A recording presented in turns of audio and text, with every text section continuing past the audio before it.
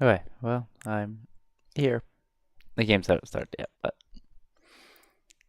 or well, the broadcast hasn't started yet, I guess I should say. But I'm not gonna like jump on any game.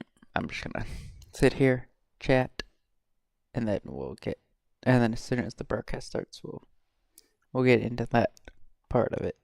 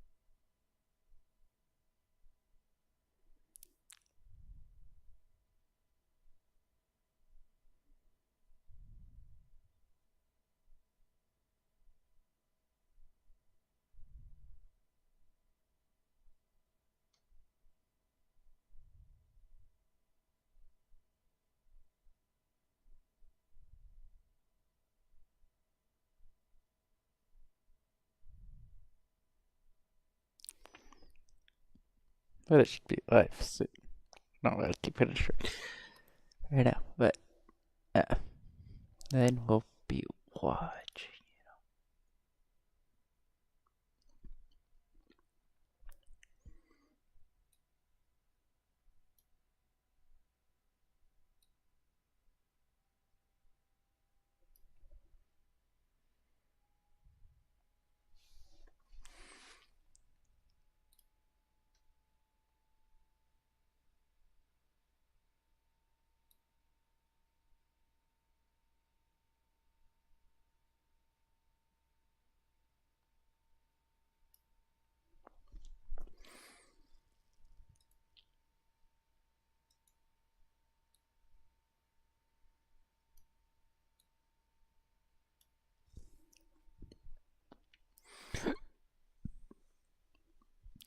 Should be live in like 1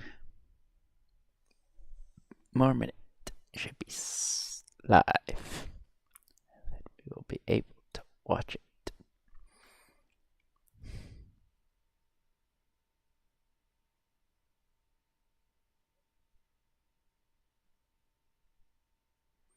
It would be so nice to watch the.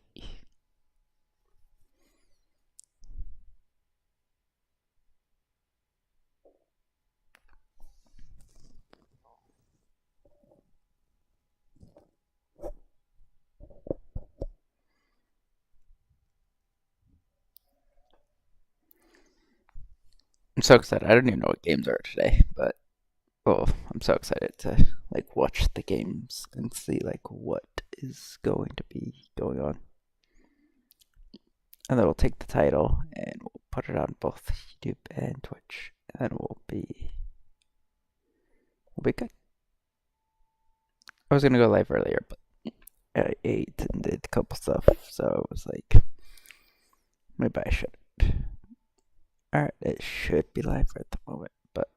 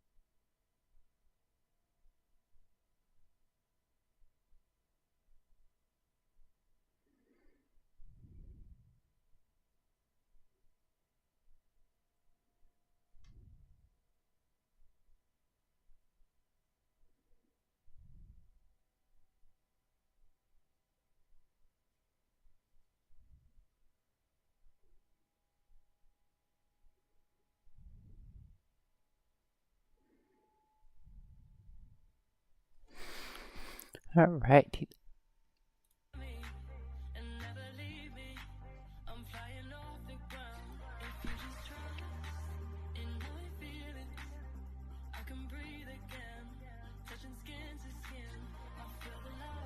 Wait, I didn't even put it on full. There we go.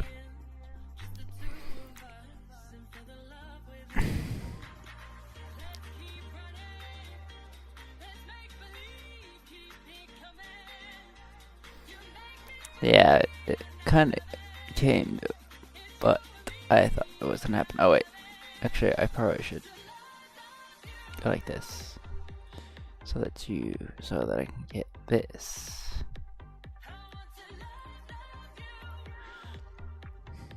And then go like this. Change the title from co-stream Overwatch to co-streaming. Boom. Don't get that. Oh.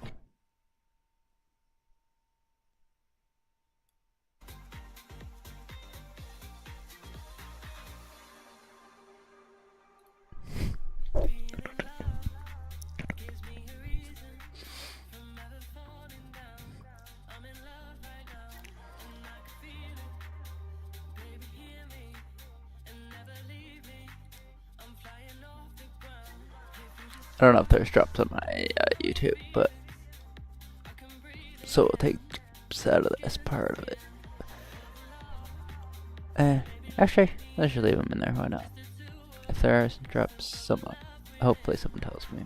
I don't know if there are or not, but and then run an ad real quick.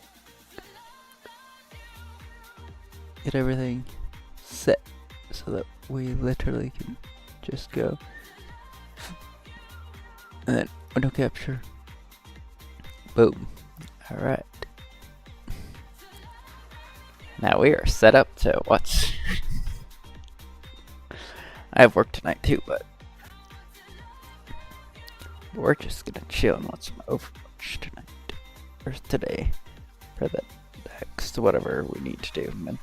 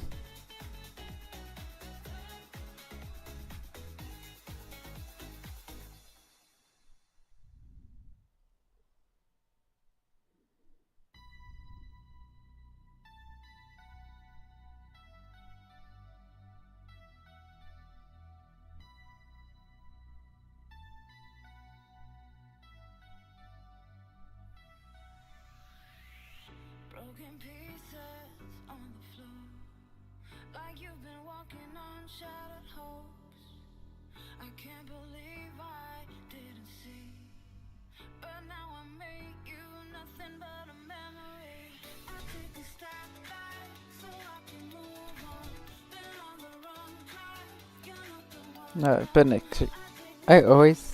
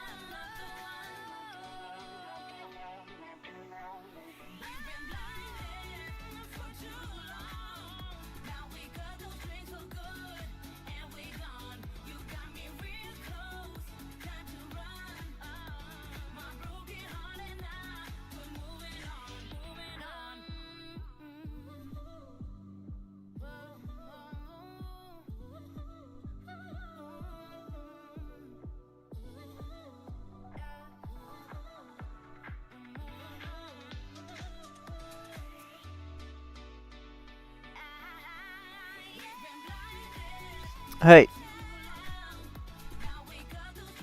how's it going?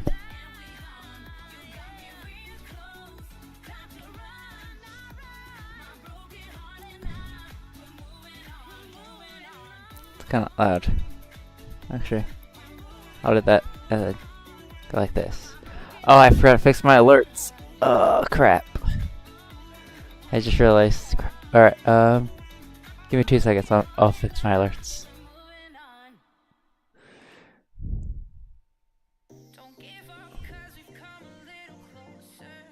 Hopefully you don't follow this one. Hopefully you stay on that one.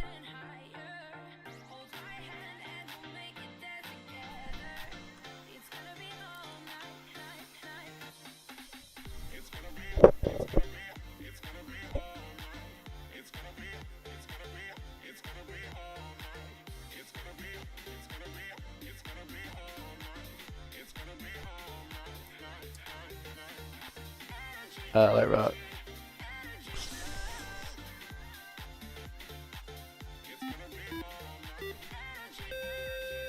Oh, Yoshi can see it on here.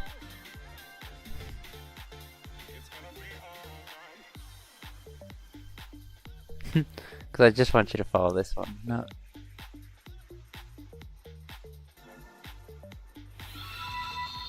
Oh.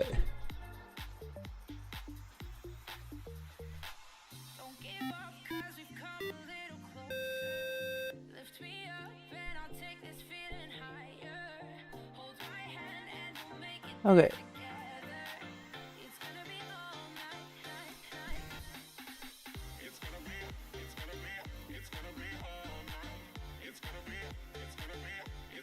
Okay. Alerts should be fixed again.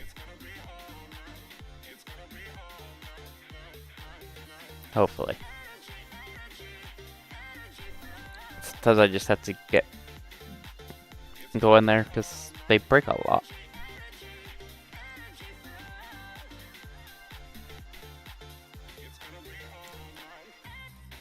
My alert box is on there. Okay. Oh wait. There we go. We're all good. We should be good for that now.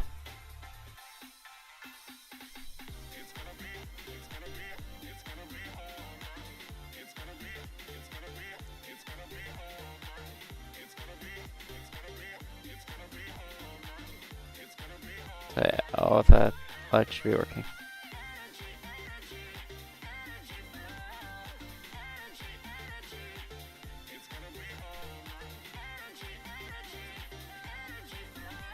Oh wait, I don't even have YouTube's chat open. Man, I am failing really bad at the stream right now.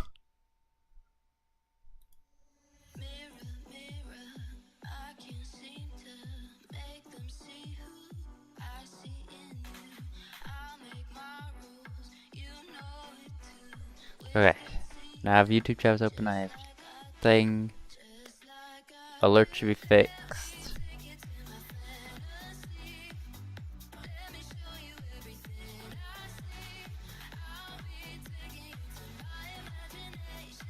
Okay, I think I caught up everything. Are you guys excited for these games I am today?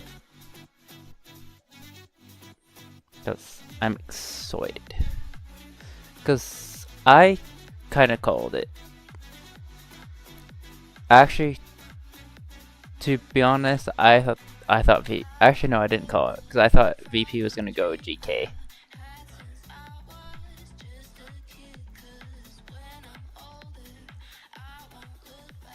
But that didn't happen. SSG I knew was gonna pick Lunex though.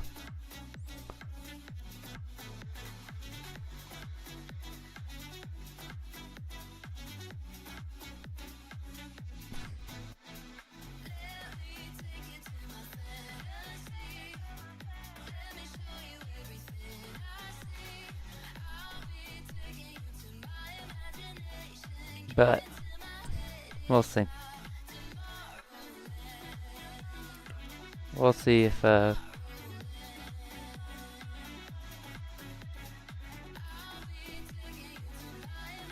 don't think it mattered which one GP picked, but I just thought they were gonna pick GK.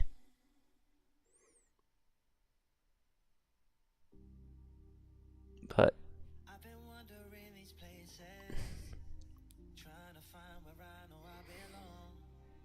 I just wonder what their thought process was to pick Katsuya instead of GK though.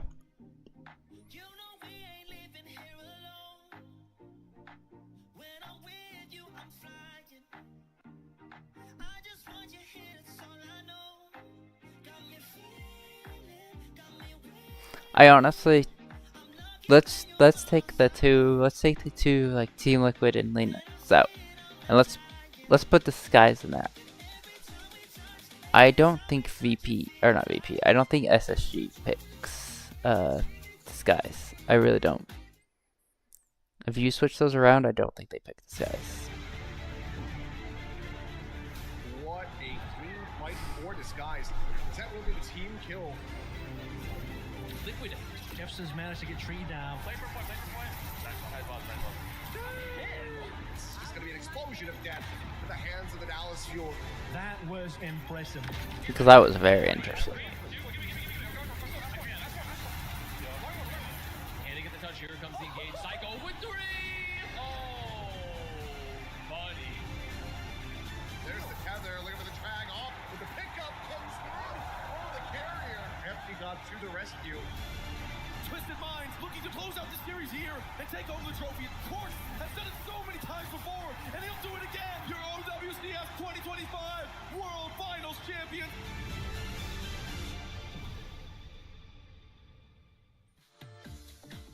Hello and welcome to the OWCS Stage 2 playoffs. At the end of this very weekend, we got 3 EMEA and 3 NA teams punching their tickets to the mid-season championship in August. Now, Zoe here, joined by Jake and Matt. Friends, how we doing? Are we ready for this? Yeah, I mean, look, I think we have a lot of great games. I'll turn it up for you. I think it's going to be really close to determine, who the top 3 going in are. I've never been more ready, Zoe. I mean, EMEA has been such a fun region to cast this stage. It's been incredibly competitive between these top 4 squads. I mean, maybe there's some early favorites here, but with 3 slots to play for, I think all 3 of the teams qualify out of EMEA are going to be able to put up a strong performance here on the world stage. I'm excited to see what they have in store for us in playoffs. And we don't have to wait too long. We will be covering EMEA here in the first half of the day. So let's jump right in. As you can see here in our standings, Virtus Pro topped the EMEA standings. And they were just absolutely dominant. They really just dropped 2 maps against Katsuya, and that was the only team that took anything from them. Now, in the middle of the pack, though, Twisted Minds, Katsuya, and Geeke, they had to battle with a 3-way tie. And then there was also the explosiveness of 1, 2, 3, 4, which made it so very close against all of these teams, pushing them to map 5. Unfortunately, they are finding themselves in promotion or relegation. No doubt we'll see them again, though. Oh, this is crazy, Jake. The last 3 Twisted Minds games have all gone to 5 against 1, 2, 3, 4, Geeke, and Katsuya, right? So they finished 4-1, but you know how they got there is obviously down to the wire. Where EMEA, you know, that 3, 4, 5 really competitive all throughout. And like VP, they picked Katsuya to face in round number 1. That's a game that went to 5 as well, right? No real easy opponents here in EMEA. Yeah, Jake, what are your thoughts on VP picking Katsuya? As we already mentioned, Katsuya was the only team that managed to even take maps off of them. Why would they identify Katsuya out of all teams as the quote-unquote weakest team, or was that even the point here? I mean, you only have two choices, right? It's them or GK, who I think have continued to really level up through this stage and look like a fearsome competitor. So for me, it's less of a statement of the weakness from Katsuya and more about the strength from GK. So VP obviously think that's the pecking order. They think Katsuya is going to be the team to knock out and eliminate from playoffs. And, you know, with 3 of 4 teams going on, you start to feel like as a team, like, okay, we made it to the playoffs. Come on, surely we can like win 1 game and make it there, but it's not going to be easy, right? Somebody is going to be falling out of this playoff 2-0, not going to the midseason championship, and really regretting this stage, considering especially how hard they had to fight just to be here, just to get this chance. Yeah, I mean, Geeke has gotten better really throughout the stage here, Zoe. NTM just played Geeke last week in a 5-gamer, so I was about to say, that was a map 5 brawl though, so honestly, that second match today could go either way. If you're one of those teams though, like, all you really want to do is win that first match, and you already got your ticket to the mid-season championship. 3 teams of each region will be making it to our next LAN event, so you just don't want to be the first one out. I mean, yeah, you just need to win once. Not just one. We're not asking for a ton here, right? Just get one on the board. Where, yeah, I think if you're Twisted Minds, right, like, you know, to potentially win this first game, right, would be huge. Like, just kind of get that qualification over with. It's a rough stage. Maybe the meta changes by time we head over to Paris, and you're in a much better position. Absolutely. I'm just so excited for all of these matches, and also just to see how the teams will be performing, because I feel like other than VP, a lot of our teams were on a bit of a journey this stage to like figure out their footing in this meta, figuring out new pieces that were implemented into their respective rosters. So yeah, let's talk about our expectations though, because especially for teams like TM, look, VP is definitely on course to take TM's regional crown, but TM, I mean, they're still the reigning world champions. Have they looked shaky this meta? Yes, but they are still the reigning world champions. So we would expect them to place fairly high. Yeah, I mean, very nearly went back-to-back in Japan, which is something that I really didn't expect, given that they came into that tournament looking a lot weaker than usual, looking very beatable. They flipped the script, they brought UB back in, and that was almost enough to get them over the line for another global championship. So for TM to come into this stage and look so beatable really was out of left field. I don't think anyone saw that coming, but they've been back in the lab, and they've also been grinding through the stage, and it feels like they're kind of back on their feet for playoffs. I expect that match between them and potentially VP coming up later on in the bracket to be maybe more competitive than people might think.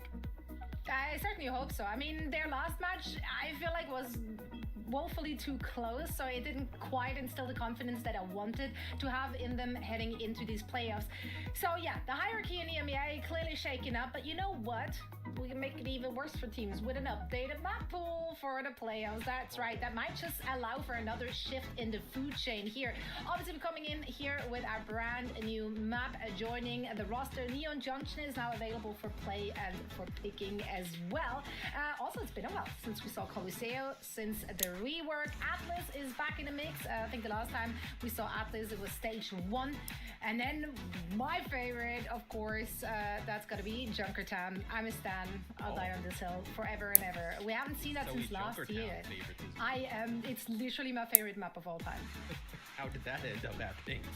Don't ask any questions. Okay. Yeah, I think it's interesting, right? Like Coliseo, New Queen Street, like, you know, no Esperanza or Runasapi in the pool. That's kind of brutal for, you know, some of the push maps. And then I know Neon Junction, like our newest map in terms of you know, adding to the game, right? And Hybrid. I think it'll be interesting to see if anybody decides to go there, right?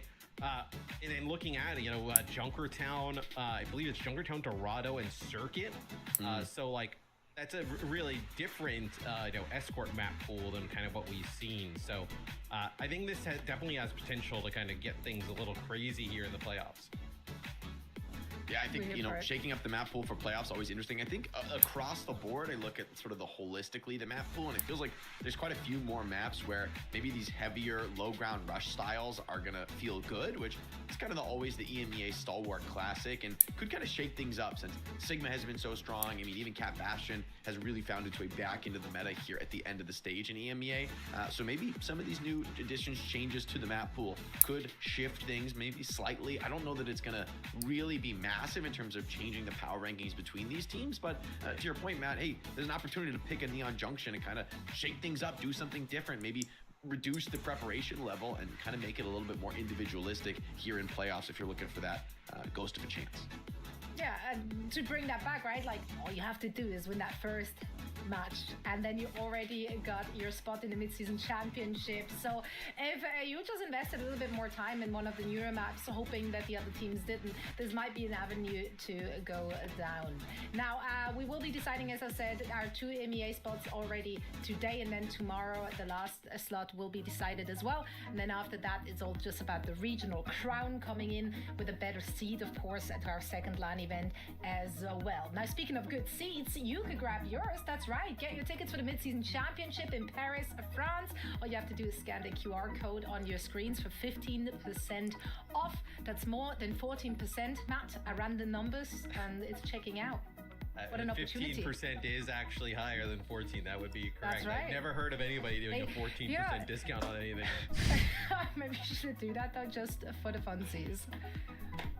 No, because 15 is better. Like 15 is just objectively better than 14% you know what? on a discount. And as a woman of the people, I will be asking for a 16% discount heading into our next LAN event. I'll do that just because I love our viewers so much, Jake.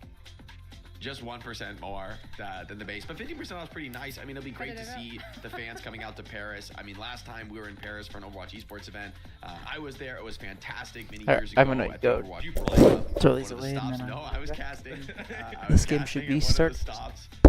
In Paris, and the crowd was incredible. I mean, the engagement of the fans, the French fans in esports is really strong, and so I think this is going to be a fantastic year for the Esports World Cup. And for the mid-season championship, I feel like the global competition has never been tighter. I mean, yes, Twisted Minds did go down to the grand final, but we had, I think, our best grand finals yet, maybe in Overwatch history in Japan. So I want to see that clash of regions, see if NA can somehow maybe find its way back into some global competition. That feels like a bit of a long shot considering their performance in Japan, but maybe the Esports World Cup could change that.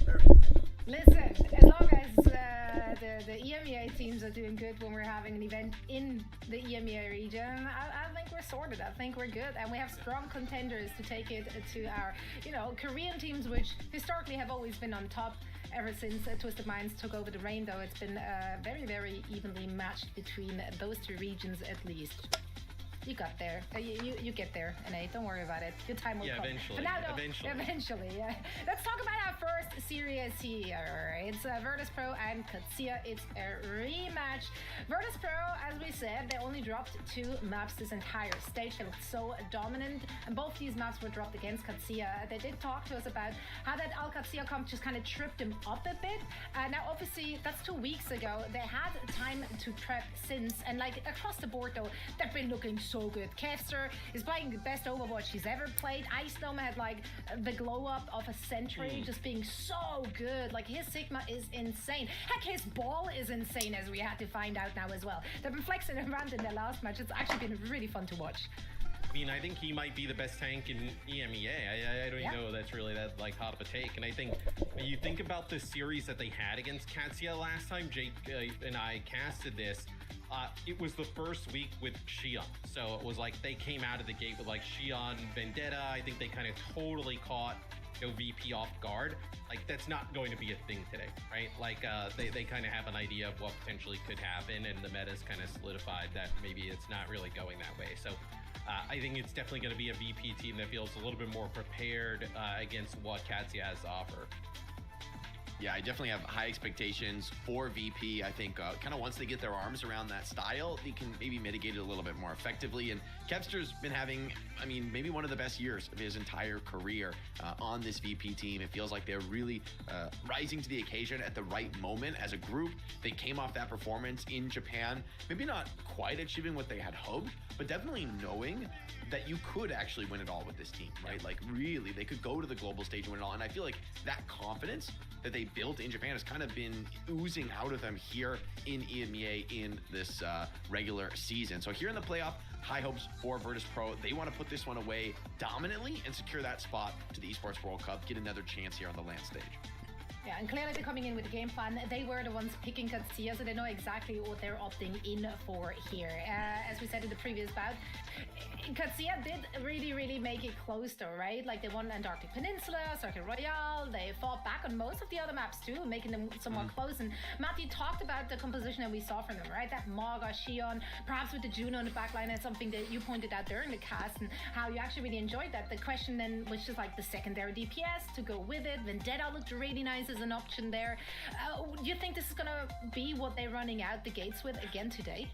I don't think they're going to try and run it again today. I mean, I think they could. I just think there's going to be a much stronger response from VP over it, right? Where if you kind of look at how Katsia's stage has gone, so right, they beat Telesi and then they beat GK in the first game of this stage. Otherwise, like, you know, against some of our top teams, they haven't really been able to pull out some of these wins, although in close series. So I think if you're VP, you still feel really confident, although Aiden and Taejong have looked really good in terms of the damage dealers in this stage. I've been a big fan of the Vendetta out of Taejong. I feel like his execution on it has been really solid. This team, it feels like they are at least finding some sort of, comfortable style for them in playing this like all-out aggressive rush. And while VP might be more prepared for it, it might have the answers.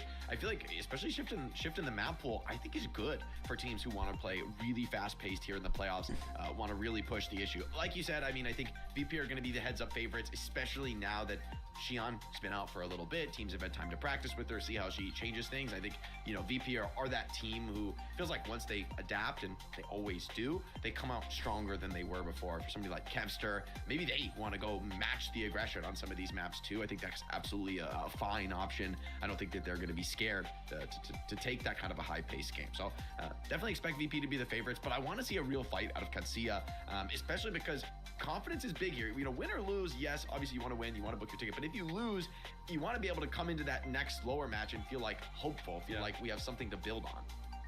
Yeah, and I mean, we know that all these teams have played it so close, like looking at everyone but a VP. So that lower bracket match is gonna be a brawl as well, like rest assured. Now, if we're looking at predictions for this one, I have to give this one to VP. I do think that they've been just so very dominant. No real cracks in the armor. Yeah, Katsia tripped them up for like just a few maps, but over under, like they still closed it out very confidently. They had time, they picked their opponent. And last week, really, like, it's not like they had to play against the teams where they had to invest a lot of like brain power into preparing for them. So all eyes on playoffs. They were able to really just work on themselves versus having to figure out other teams. And I think that will be paying dividends here in the playoffs. Yeah, I mean, EMEA has been very hard to predict so far this stage. I mean, some incredible upsets taking place in the regular season, but this one, I don't think it's going to happen. I think Virtus Pro have got this all the way. As you said, Zoe, they're prepared for this match. I mean, VP's dropped 2 maps all stage. Those are to Katsia, and those are, you know, games where we spoke to VP and they said they were kind of caught off guard, where I think VP has been clearly the best team in EMEA throughout this stage. So VP seems like it's going to be my pick for this one. Pretty clean, I think.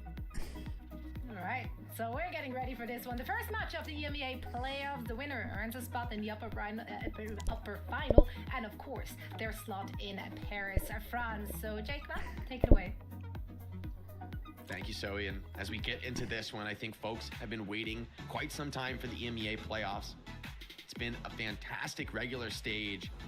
And with Nepal in the map pool, VP say, no thank you. We're going to go with Ilios and the dive style. I mean, I will say, actually, the way Ilios plays in this meta, it feels like flexibility is really what's being called into question with, you know, ball feeling good on some maps, some, you know, very vertical, you know, mobility-centered maps. Are they going to come on ball again? Really good, they could. It's been a real comfort for Eisnom, especially this year. I feel like he's kind of leveled up on that hero. And the team I'm actually curious what Katsu is going to come out on. I mean, he's just kind of leveled up. Actually, in MVP, terms of, like, because his hero pool as well they could throughout the come year, out right? on I mean, ball think again. back to last year, they bring him in, but it's more like, But maybe they won't. things along those lines. But now playing stuff that Vestola would have played for this roster at like a higher level, so it'll be a Maga ban here for VP off the rip. So I know we saw a lot of highlights of Vestola kind of playing that Maga. It'll be a Tracer ban here for Katsia. So I think that's a little bit interesting in that, like, you know, Psycho now, right, would probably want to play something like a Tracer, but maybe now kind of forced over to a Sim or something else.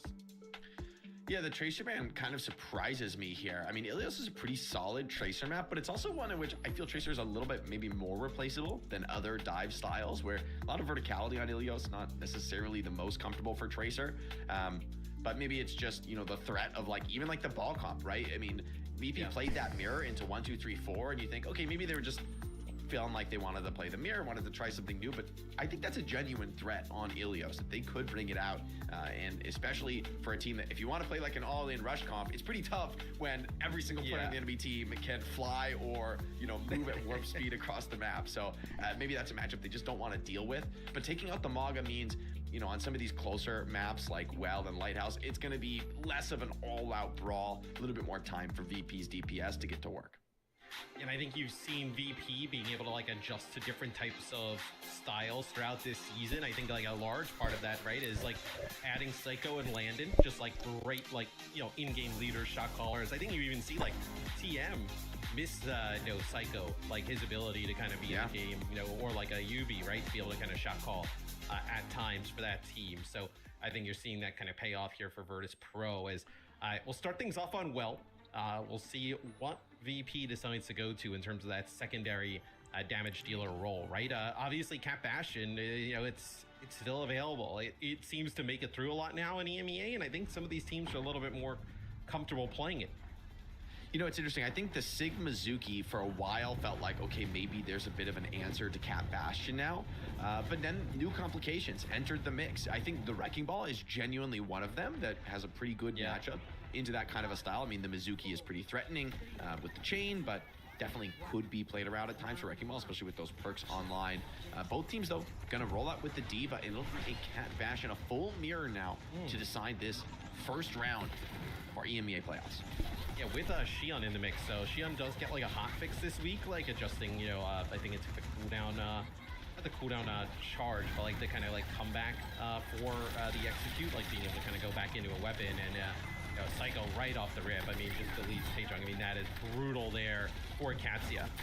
I mean, this has been, I think, the biggest change in the Cat Bastion mirror is it feels much more doable to kill the enemy Bastion. Teams have been willing to get aggro first, and with a player like Psycho, his experience on DPS, this has been, I think, another strength for Virtus Pro as they move from strength to strength in this stage, is the fact that they can easily swap their DPS. Like, theoretically, Kevster's the hits gain on this team, but between Kevster and Psycho, they can each independently play the entire hero pool in Overwatch. And so for Cat Bastion, they feel like they want to lean into Kevster's flexibility, and Psycho, I think one of the most talented individuals when it comes to the raw tracking needed in this mirror, although Taejong is going to give him a test.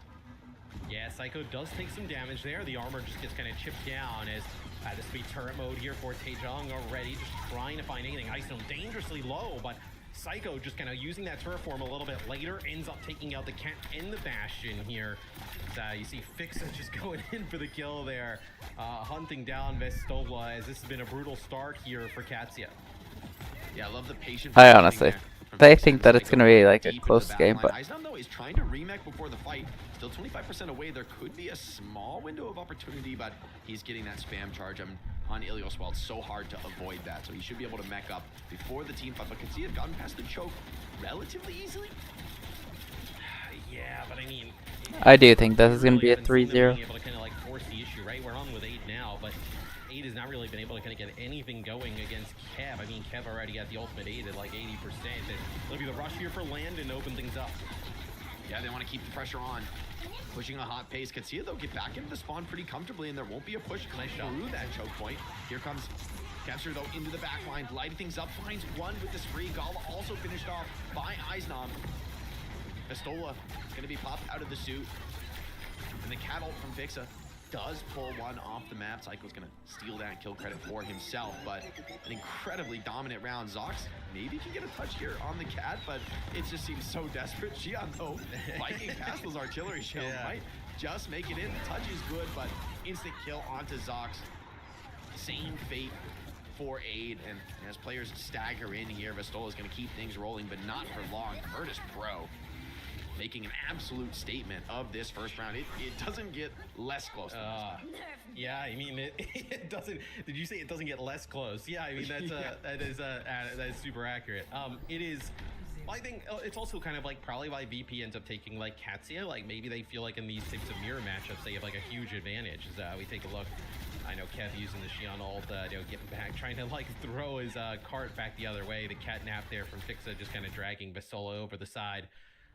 In a fight that was commandingly won by Virtus Pro, and around that is just you don't need an analyst to tell you this. I mean, look at the scoreboard right here. I mean, absolutely nothing from the Katsia side.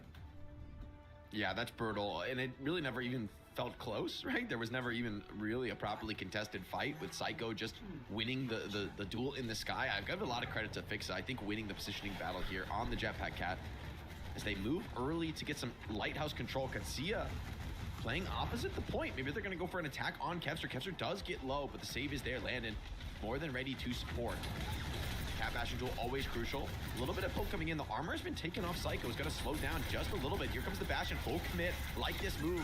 Oh, well. Backed out, but the damage is good. Taejong cleans that one up. And finally, an opportunity for Katsia to get into the driver's seat in a team fight. Some nice. Whoever has the Bastion is the one that wins. For Kevster just has to back out of this trade. Aid's looking for more. Few times, Jake, where they've gotten Psycho like basically like no armor, and they've kind of gone in and went for the kill, and they haven't been able to get it. And then that's when Psycho's able to kind of use the turret form and come back, take out Taejong when not in a great position. But that time they're able to make it work. You already see VP kind of like back into the fight already. Taejong once again senses an opportunity to get aggressive. Virtus Pro committing to the point, and they're not even going to get the flip. Beautiful touch from Katsia, making sure VP don't find anything back in this round, and feels like a mirror image of well. Taejong winning a couple duels. Eisdom does grab a kill here, but feels like he's just delaying the inevitable. Don't think there's much of a genuine chance for a fight win, although wait, hold on. Eisdom has stayed in the suit. I almost can't believe that. I thought he was dead so right. Yeah, Fix is still here actually on the Jetpack Cat, so kind of keeps him alive. This is one where VP is actually now able to flip the point.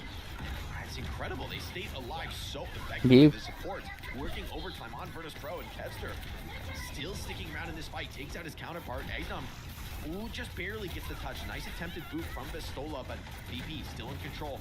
Can Vestola repeat what the opposition did to him? Fix is running this one down. Wants to be sure that this diva loses her suit. Vestola needs a little bit of ult charge to get that self-destruct up. He's going to back out for a mega, but that means Eisdom now free That's a to rush work. from Gala. And he's already down, not even able to use the benefits of it. Cat up in the sky as well, can't follow through. And even Psycho beams down Taejong on the retreat. Virtus Pro look to be knocked down in that round, but they are absolutely not out. Although Psycho maybe goes a little over aggressive with Vixa. Somehow they're in the lead. It feels like this has been a round that Katsia has definitely had their number. But VP able to kind of like stay alive for an extended period of time. Thanks to doing a great job there. Yeah, I don't even know how they're in the lead. They just have got the point flipped, and that's... Anything there on the point as VP wins yet another fight. Zox gonna have to take a quick reset onto this one. Ultimate's coming in for great effect for VP. Katsia committed pretty hard on that fight too. They don't really get much of anything. Abe now called upon to find something with the Setsuriku spree, but feels tough here on the retake. Maybe Taejon can be the standard bearer. This duel in the sky, always crucial in the mirror. Vixa playing it slow and steady, does not want to lose his Bastion early in the fight. And just a really nice sight line there for Psycho to play from as well. But now they start to get a little bit more aggressive here. Going for the kill on a Taejong. Dangerously low, but now they lose Aiden. That's going to be no ultimate from the Xion as Kev just takes out 2 up on the high ground. Massive performance from him. Catnap, if he catches the enemy Bastion, it's huge. Pulls him off, gets him away from the enemy Cat, but not even needed to actually get him off the map with Zox there. The damage follow-up is just too good. And Virtus probably one of the quicker control maps I feel like I've seen. Absolutely run through Katsia. There's a couple players coming back in for a stall, so wait, hold on. This fight might just be in contest, but yeah, surely it's asking too much. Taejong artillery from the spawn puts a little bit of damage down, but no real impact felt. VP go up 1-0 with a bullet, and that well round is gonna sting. I mean, that is something you want to put in the rear view mirror and quick for Katsia. Yeah, I mean, the well round was brutal. I mean, they battled back a bit there in round number 2. I thought Katsia looked better, but in Kev 24-0, no, just dominating the Xion matchup there between him and Aid is Taejong started to put some pressure on the Psycho with obviously the help of Zox, but just not enough in that second round. Yeah, I mean, I feel like Kevster is making all the difference in the world here. Deathless on the Xion, and there were some hotly contested fights on Lighthouse. Like, that was not a free win. You know, you had to battle at times and make some comeback plays, but it feels like Kevster just has such a sick read on this character. You know, we were talking about Xion as she was released, like, is this going to be, a hit scan hero? Is it going to be a bit of a flex hero? And I mean, who better to answer that than a player like Kevster, who says, who cares? Like, it's my hero. Bit of both. I'm taking over. Bit of both is, and that's Overwatch 2, right? Is the ability for these DPS to flex across roles and to play these, new school compositions. For Kevster, for all of his veterancy and all of his experience, he's always been a player that I think people have looked up to for that kind of a role, right? Somebody who can just play everything. I'm curious where Katsia finds that they can get an advantage here, right? At least based off of map 1, it's not with like a Camp Bastion, and with how good VP has been with Sigma, maybe it's not there either, where you obviously don't want this to be a super fast series because we have some new drops. We have drops coming here. It's 2 loot boxes we got now, but double the loot boxes. We had 2 Maga skins. I mean, and those loot boxes are back to back. That's tough there at the end. So you got to make sure that VP extends the series. You got to be locked in here for the playoffs. I mean, we're delivering for the people, the Overwatch esports team. We doubled up, baby. 2 esports loot boxes. A lot of good stuff coming your way. So make sure your account is linked. Check out that link. You'll be able to get everything connected. Start earning these drops. We got some Maga skins, man. Bro, skins for the summer. I'm here for it. Neon Junction selection here from Katsia. Yeah, I mean, and also like, you can earn the drops like from us. There's a bunch of people co-streaming. I was in a Flies chat last weekend. We were just hanging out, just having a good time. So make sure you're just gonna connect your Battle.net, get those drops. But Neon Junction, I mean, that is a different pick. Obviously, it's the first time that the map is in the pool. If there's one way to kind of throw your opponent off a little bit, maybe it's for a map that they're not as well practiced on. So let's see what kind of Katsia has planned here for this map. I've been playing a ton, and I'm sure you have as well. And we cast this in Japan. What's your sense on like how this map plays? Like, what kind of comps you think we'll see here? My view is that really, I think Dive is pretty weak. Maybe Camp Bastion. I don't feel like it's a Camp Bastion map. I feel like there's a little bit you know, not the best angles, a little bit too much vertical cover for that to work. So I don't think we'll see dive, but I do think we could see a very aggressive rush look from Katsia, which I think, you know, has been what has been their most successful style this Pretty stage. good sim map, I think, potentially. Oh, I agree. Sim looks pretty good. I think the Sigma poke styles could also look very good. So I think this ban phase is going to be pretty crucial. And Katsia, they ban away the Sigma. So they're worried about that kind of a threat. And this signals to me they want to go aggro. VP are going to kind of take some wind out of the sails, though, by removing the Juno, where you can still play the Lucio, but, you know, for me, in this Maga style, the Juno just feels so powerful, so much direct healing when you want to rush and overwhelm your opponents. Yeah, so it would tell you that they want to play some type of Maga, right, with the Sig gone. And I love the Juno ban, right? You know, Juno, the orbital ray with, like, you know, and obviously the speed in combination with a Maga, just like a great tool to have. So we'll see what VP decides to go to in terms of tank now that the Sigma is gone and Maga makes it on through. Yeah, without the Sigma, it's interesting because, you know, conventionally, you might go to Ramatra as the backup for Sigma, but Maga can give some trouble to that matchup. So for Ice, definitely a bit of a question now where he wants to go. The Sigma has been maybe his most comfortable pick this stage, but that's not even what we got to know Eisnam for as a player, right? I mean, he was, I think at first it was Diva, Hazard really felt like his bread and butter. It's been a long time since we've seen him on some of those high-paced heroes. Although it looks to be a bit of a Maga mirror here. Maybe Virtus Pro saying, hey, look, without the Sigma, maybe we're better off just matching you and bringing the pace. I mean, this is kind of what they did to 1, 2, 3, 4, right? You want to run the Wrecking Ball comp, be cheeky. We will just do it better. Katsia, you've looked great on the Maga so far this stage. VP are not scared whatsoever and committing to both the Reaper and the Xion. I mean, there is not much more aggression you could bring. Yeah, as we'll see what Katsia decides to do. He's got the sled emote out, just kind of 3P in there. Chilling. Yeah, some tech 3P around the corner. That'll be a bike tucked into the spawn. So we're actually going to get a mirror matchup from these two teams where, I mean, look, if Katsia has hopes of winning this series, a mirror Maga matchup is kind of a map they need to win, right? Yeah. Must win. You'd even say Taejong now looking to poke a little bit here. Try to posture on the statue. Neither team wants to make the first move. No one wants to make that mistake. Everybody's looking for that little bit of extra damage.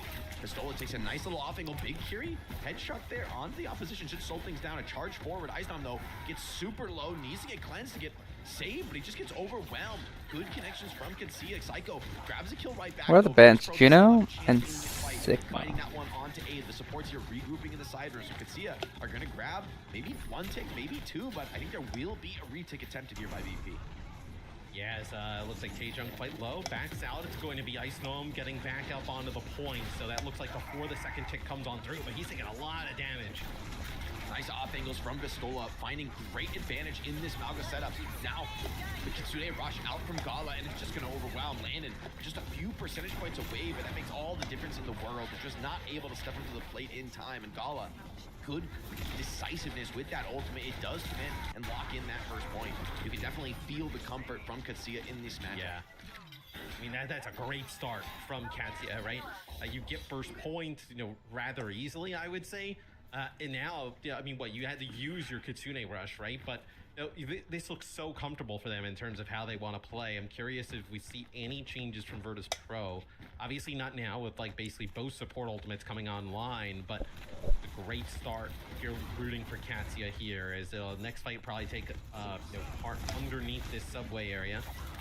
Don't you ult here? Probably. Psycho, though, right off the rip. That looks like just being like a double headshot there. Maybe Oh, execute guess on an not. off angle. Because you have. They're still going to fight with the rush. They refuse to back down. But without the Reaper, your aggression's a little neutered here on the rush. You put a little bit of They damage back down, but out. there's no real threat for a kill. Here comes the repush, but Eisdom wants to double down. Pushing the pace into the enemy backline. Satsuriku's free is out. B comes in as well. Virtus Pro throwing absolutely everything into this fight. A did pop the ultimate. Well, they won that.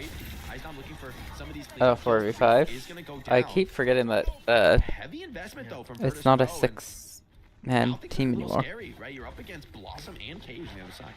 Yeah, I liked the way that Katsia played that, right? Just kind of getting out of dodge when that Kitsune rush came down. They actually got that first kill on the Psycho. It kind of allows them to get back in the fight there towards the end. But yeah, it was a huge investment there from Virtus Pro, but it felt like one they absolutely needed to make. Psycho trying to brawl, but the beat comes in over the top. Ketsia tripling up in the ultimates to close that one out nearly instantly. They beat it as well. I mean, I don't think he needed the beat, right? I agree. I think that was kind of a wasted beat from Zox. We would have loved to see him hold that, have the double support advantage. They do still have Rush Edge, so you still feel good about them closing out here. I mean, maybe they thought that Psycho was going to end up using the Blossom, that like he has it as well, right? So while they're inside of the cages, now that Ice Gnome drops his cage as well, maybe there's that Death Blossom that comes in from Psycho in response. You have the beat to make sure you absolutely win it, but no, obviously, hindsight is everything, right? It looks like they most likely didn't need it at all, as it'll be Kitsune rushes from both sides here, as Taejong takes a ton of damage, backs on out. BP getting the better end of this trade. Icenom gets so low, but they can't quite finish the kills. Kevster, though, will do just that. Dashing forward, trying to clean this one up. Bikes in.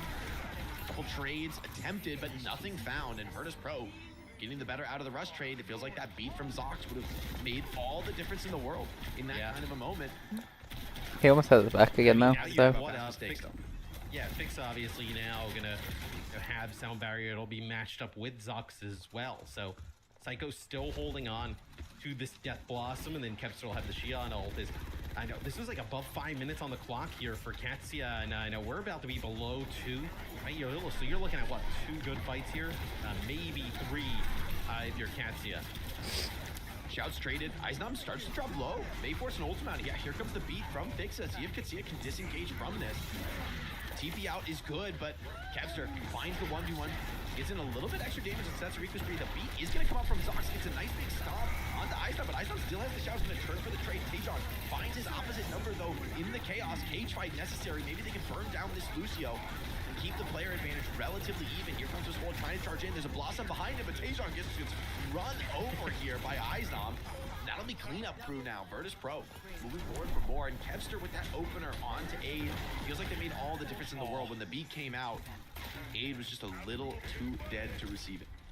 Yeah, now here's an interesting fight that's going to be coming up, right? You know, Katsia, they will end up having like Rush, Death Blossom, Cage.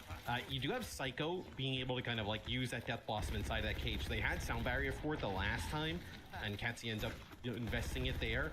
I wonder, how they kind of weather this storm here, if that's kind of what comes to be, right? So a minute on the clock. They're probably just gonna cage Death Blossoms. That's what they. Katsia just kind of over by that subway area. Stop connects, cage fight as well. Heals struggling to come through.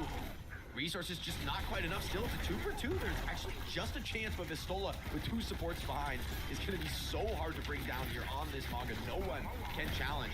And he chases down these supports as well. Touch needs to come in, of course, to keep the overtime rolling. Kevster doing God's work in that sense, but Zox does find Vixa and just escapes with his life. She's looking dangerously close to a capture. The Tracer is in. The mutual knockdown keeps Izdom from getting too close to the payload, but hold on, Psycho keeping this fight in contest. Izdom does drop Pistola in a desperate attempt to cap. Is going to fall short. Time. I mean, they have not been able to kind of track down Landon. I mean, that is sick plays from Landon being able to stay alive that long, and then also Psycho and Kevster to contest for Ice Gnome to get back into the fight. You'll have Sound Barrier here for Virtus Pro, looking like in a great spot to hold before second point. Yeah, it would be the dream to end things here. The Reaper touch comes in, but Raid Form is out. He's going to be so vulnerable now in the trade. Shout is out. Beat is in as well. Kevster, it's inevitable that he's going to claim kills into this one. Setsurico's free finds 2, and it's just the dregs for Katsia. The beat just barely comes online for Zogs, but hopeless in this scenario. A 5v1 now for Gala, and that quickly turns to dust. Virtus Pro, quite a few clutches necessary to make the hold on second after losing first point in as many fights. I mean, that is such a sick contest to keep that alive there by that second checkpoint for Virtus Pro. I mean, like Katsuya got that early. Just being able to kind of like first point early. Constantly. Vistola was aligned with both supports, man. I mean, the Maga with both supports, that is so difficult to deal with. And they're able to make it happen towards the end. But we take a look yeah, at some it's of the stats just with another good it starts selling out. 15 and 2, almost 10k damage. You see 8 on the other side, 11 and 7, 6,500. As Kev has just been on fire, really from Tokyo on. It has been unbelievable. Yeah, the new hero, the new map, it feels almost too perfect for Virtus Pro as they're just charging forward to locking in their ticket to the midseason championship right now. I mean, it's been obvious, I'd say, from their performance this entire stage that that's absolutely where they're headed. But I will say, I didn't expect this match to be, you know, I thought they'd win. I thought they'd be favored, but they're kind of running through the opposition. Like, Katsuya are getting taken to task in a lot of these just pure deathmatch moments where it's up to a DPS to find the first pick. Feels like it's always Kevster coming out on top in the duel. And, I mean, Aidis had a great stage in his own right. This guy's no pushover. Yeah, no, that's true. It's just this game. It's, and look, I mean, we've talked about it. Like, Kev has looked really, like, rejuvenated with this version of Virtus Pro. They've been awesome this year. So I didn't even know there was a high ground exit to the spawn here. Okay, Virtus Pro showing me something new here. I get your no spawn camp. It's built like somewhat like King's Row, it feels like, at least from the attacker spawn side. So, big attempt from Vestola. he's in trouble really low. What a cleanse, nice though. Suzu, yeah. Beautiful from Gala. I think the fight would have been done in that moment. If the connection comes in, Vestola, though, still goes down. Psycho finds a second trade. Still an opportunity for Landon to fight alongside Psycho. The cleanse beautiful from Landon this time to turn things around. Psycho's finding so many kills in the chaos. And Yeah, but they're losing a lot of Zox players. and Aid left to defend the point. Might be an opportunity to put some cap pressure on with the close spawns. Yes, I mean, almost everybody back here for Virtus Pro, right? I mean, Landon's going to be able to TP back into this fight rather quickly, so see what this results in here. It's going to be first tick for VP already, as Psycho going pretty big in that fight. Nice Suzus and stuff from Gala, but it's going to be a stomp there from Vesol onto the point. Does take a little bit of damage, as VP's going to back up just a little bit. Huge pressure onto Eisdom and Psycho. Front line goes down. Eisdom had to fully back out of that trade. Katsuya getting through even the shout lifesteal onto Eisdom. Great focus fire from them to be able to bully back that Maga and secure themselves a fresh start really on first point and with a ton of ultimates to bring to bear. This next fight's going to be pretty impactful, right? You're going to have Kitsune rushes for both sides. Zox with a nice early lead, though, on Sound Barrier. Could be the difference, but really a lot of ultimates. It's going to be an early cardiac overdrive there from Icenom as he decides to charge on in. Yeah, beat comes in from Zox, and that should seal the deal in this team fight. Is that good for VP, though? Like, the fact that, you know, you end up using Rush, and in exchange you get Rush, the Shion ultimate, and beat out? Yes, is extremely good, right? Like, in the end, VP, as long as they cap first and get to that escort section of the map, they are going to be perfectly happy, and they're charging right towards that. I mean, this is the fight to win, though. They've got beat. Vestola has to be very clean with the cage. Reaper has already raised for him, but here comes Vestola. They're going to go very deep in the spawn. Here comes the cage trap, but the beat gets in exactly where it's needed, and Vestola just overwhelmed inside of his own cage. Just a little bit of stagger and stall. Zox just knows there's no winning this fight, is going to just go right back to the spawn. Tejon to Tracer? Okay, I was going to say touching is... I'm pretty skeptical of that in this moment. I don't think you're... you may be able to make it. I don't think anybody else will be joining you, but... 1v5? I think... look, I mean, Vestola, you have to kind of, like, probably take that fight, like, really aggressively, right? And maybe try and catch them off guard, because you knew that they just had a ton of ultimates to work with. I'm a little bit scared here. It's okay now, right? Everybody gets charged up. I know, he'll back up, by Gala and co, but... it's going to be, what, 3:30 on the clock here for VP. They probably need 2 to 3 fights to be able to take it. Nice knockdown. Shout heal necessary, but Eisdom gets overwhelmed even with the rush coming down. Virtus Pro go up the most powerful ultimate in this composition, and they're just getting kited out. Jason even in the back line can see a opportunity to progress. It might not be a 3-0. They have to back out. Losing the rush fight, that is They're not doing very good on their attack. They played a very good defense, but they're not playing a very good attack. As Katsuya now ends up with both support ultimates yet again, so in another fantastic spot as Isom goes on in, and somehow they get Gala there. As I say that, they just kill him. There's no support in this fight for Katsuya, and they're not long for this world without sustain. Players dropping in the backline. Vestola lives for quite a while, but he's beset by attackers from all sides. And Kevster, I literally don't know how you do that. Yeah, that's Killing crazy. Both supports first as Shion in the backline? That's absurd. I guess he flanks over the top from behind, but I mean, you just cannot allow that to happen. Katsuya now, we're in a one-fight territory. I mean, when you had both support ults as well, right? I mean, you're not able to get any value out of either of them because Kev just kind of rolls in with Ice Gnome and it ends up killing your entire back line. So it's going to be the Kitsune rush. Oh, huge damage there with the bite. Matt, it could just be game. I mean, they still holding double support ultimate. No kills, though, found by Katsia in this fight. Vistola in his own cage fight, but she doesn't have the support needed. Okay, the Blossom does produce 1 kill of profit, but Katsia with the Man, rush that is and the just- beat are gonna drop out of map 2. As soon as I said I that, mean, like they just this guy's they gonna just play out kept. of map. Have we? Is there a mercy rule? Because this is brutal. They never get it used to the beat, right? I mean, Zox has that beat I mean, they for didn't- the entire. I said that, and then First Bro just stumps on him again. I don't So think he gave Yeah. Curie any, like, he rushed to try to touch an OT. I mean, bro, Like, that is- when you're rushing I- for the speed boost, you're in, it's rough. It's really rough. Yeah, Kev just kind of absolutely dominating there. It feels like that second part of the map, Katsia started to get like a an advantage in terms of like maybe the ultimate economy, and then like not a crazy amount of time left on the clock for VP to kind of play that slow, and Kev's really just the difference maker there. Just really started to take over on the Xion. Finds both supports in the fight before the final one, and then towards the end just comes up. Huge splash damage with the bike into the spree, and that just seals the deal. I mean, a tremendous game from Kev. Yeah, he is so solid on this Xion. It feels like the team overall. I mean, for Virtus Pro, it's really hard to pin them down for me as a team. I mean, typically when I'm watching teams, I'm thinking, okay, what's their identity? Where are they the strongest? Where do they want to go? And for Virtus Pro, they're like a chameleon, right? You just don't know. They have a crazy dive look. They are insane on the Sigma, as we well know. And then here too, okay, Maga, Xion Reaper, that's going to be an important strat in the meta. Okay, we'll play that too. We got Kevster. We'll be okay. Well, what do you try and play now? I mean, Junkertown. yeah, Junkertown. Yeah, sure. Do you try and, it's would you brutal. There's no ban- pick. Like, could you just ban Xion at this point? Like, Kev's just clearly like kind of farming, but then it sends him over to the Cassidy. It's not like he's been bad on the Cassidy. I mean, Kev just looks unreal there. So, VP looking to kind of secure their spot in Paris to our mid-season championship. And hey, if you guys want to come by, I mean, we got the tickets. Those still available here with that code OW15. Just scan that QR code for 15% off. It's gonna be a good time.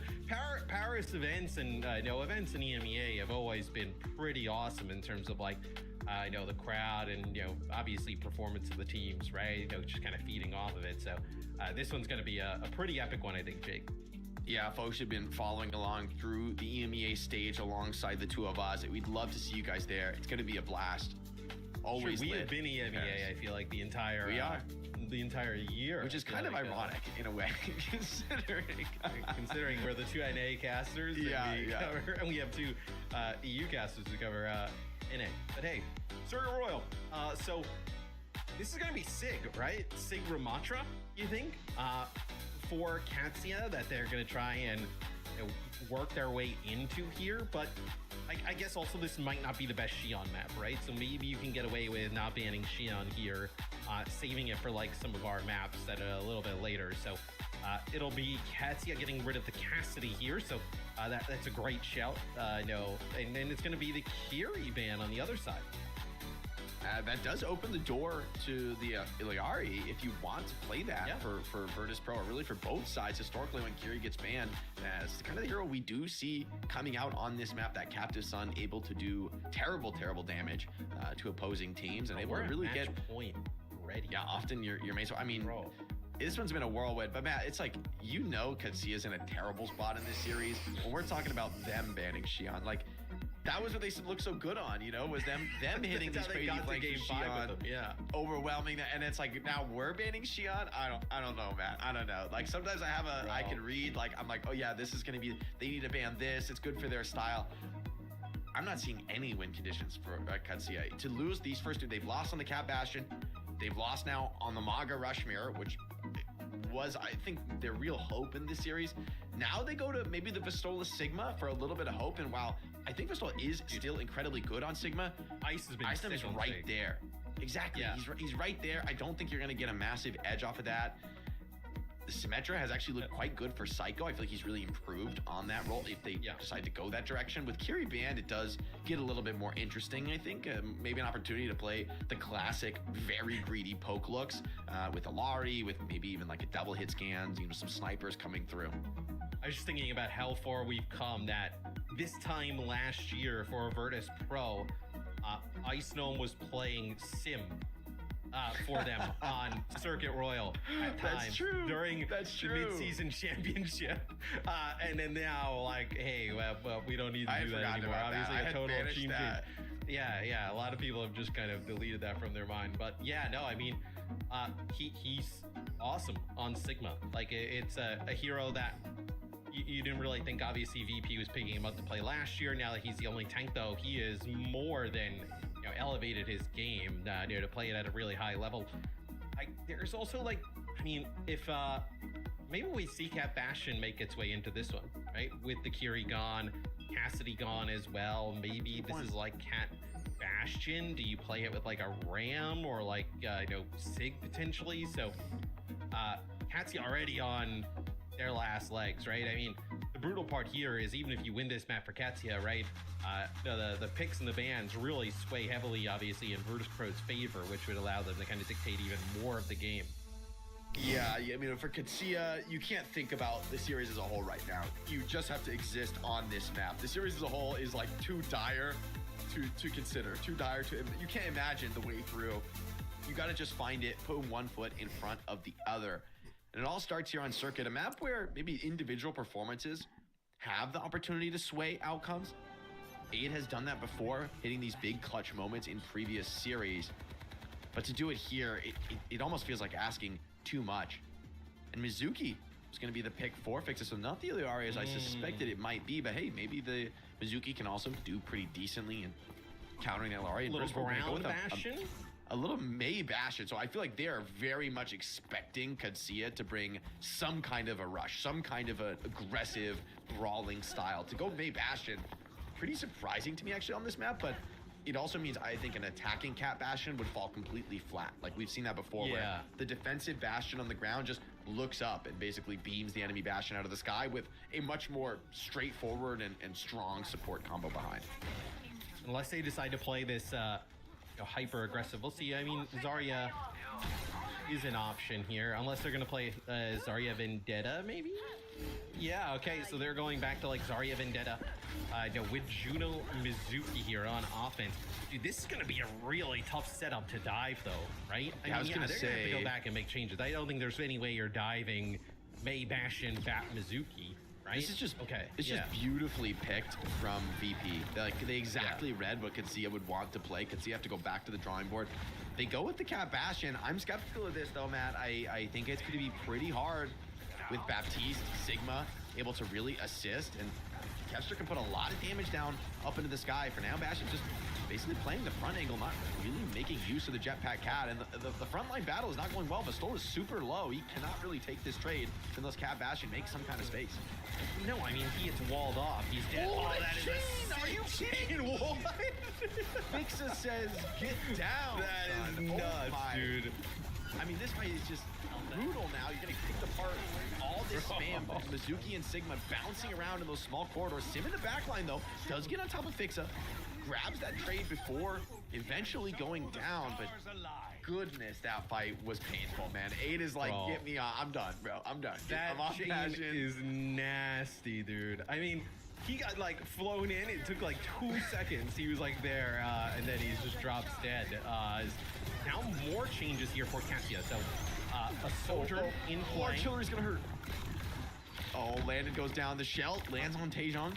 Dude, and we're seeing Wu Yang Juno here with a Sig. I mean, it feels like they're just kind of searching for anything right now, is Katsia. I don't totally mind the Wu Yang. Here comes Ultimate though. Pistola finds the lift. Baptiste, though, is going to be so valuable in this moment. Immortality ensures that nobody actually goes down despite a big flux connecting from Pistola. And just once again, Virtus Pro clean house. Katsia struggling, limping along here as we are past the halfway mark, and the cart has not turned this second corner. I mean, it is rare to see a hold at this point, but it's starting to look like a very realistic possibility now. Yeah, and I mean, what, you have Raid playing right now, right? So maybe we're gonna get like a TP high ground. Yeah, maybe we're gonna see being forces to the low ground and then Ray. So it's gonna be the Orbital Ray already.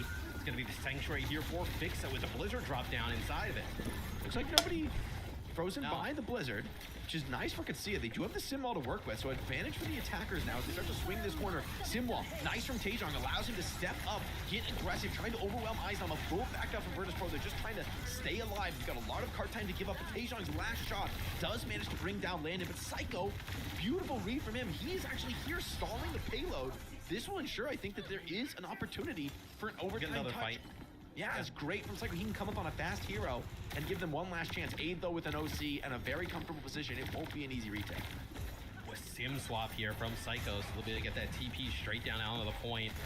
You're also going to have an immortality field available from Landon up on that high ground and an Amp Matrix. So TP comes in, they get rid of it right away. It's going to be the OC as they just overwhelm Icenom. So there'll be an Amp Matrix used here. Kev was the large source of the damage that was being pumped through that E-fall. So yeah, this should be Aid kind of cleaning it up. Yeah, it should be. Sim's still kind of cooking on this one. Okay, eventually does get overwhelmed. Ultimate's just a little bit too much there. The OC forces Landon to drone himself around the corner so he can continue to heal. But that means Eisnam just gets overwhelmed in the front line. So Katsia, they do get it over the line at first point. Yeah. I mean, they're not going to be going down so ignominiously as it seemed that they might with some of those opening fights. But VP still on a very comfortable look. Sim Bastion, monstrous damage to come in. If you get caught by an accretion from Eisnam, you are going to be deep struck.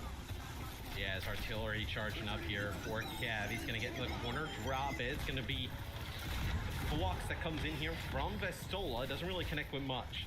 Doesn't even force the Immortality Field. Good hold from Landon. Recognizes there's no incoming damage, no threat.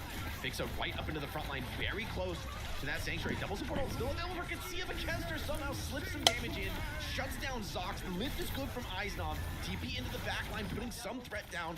Desperate for a trade, but seems that they won't find anything. Kevster lives to support. Keep him online, and VP stepped right up to the plate now, poking a little bit aggressive on this spawn. And I mean, this walk-up is not free. No. I mean, you weren't able to really kind of follow up on Vestola's flux, right? Because they have the artillery from the Bastion just kind of coming down, right? So you can't kind of turn the corner, walk right into those artilleries, or like use movement cooldowns to kind of try and chase some of those kills. So in terms of anything you can get there, it'll be 2 sim walls in play. And Amp Matrix used here early, and Taejong just explodes from the damage. Oh my God, this is unholy, man. The beam comes through, everybody evaporates. Nice tracking from Kev. Punishes Zox. Once Everyone again, evaporates when Bastion's in play. Still hold these incredibly aggressive forward positions. I feel like the support from Virtus Pro, just do not make mistakes right now. They are playing on a level.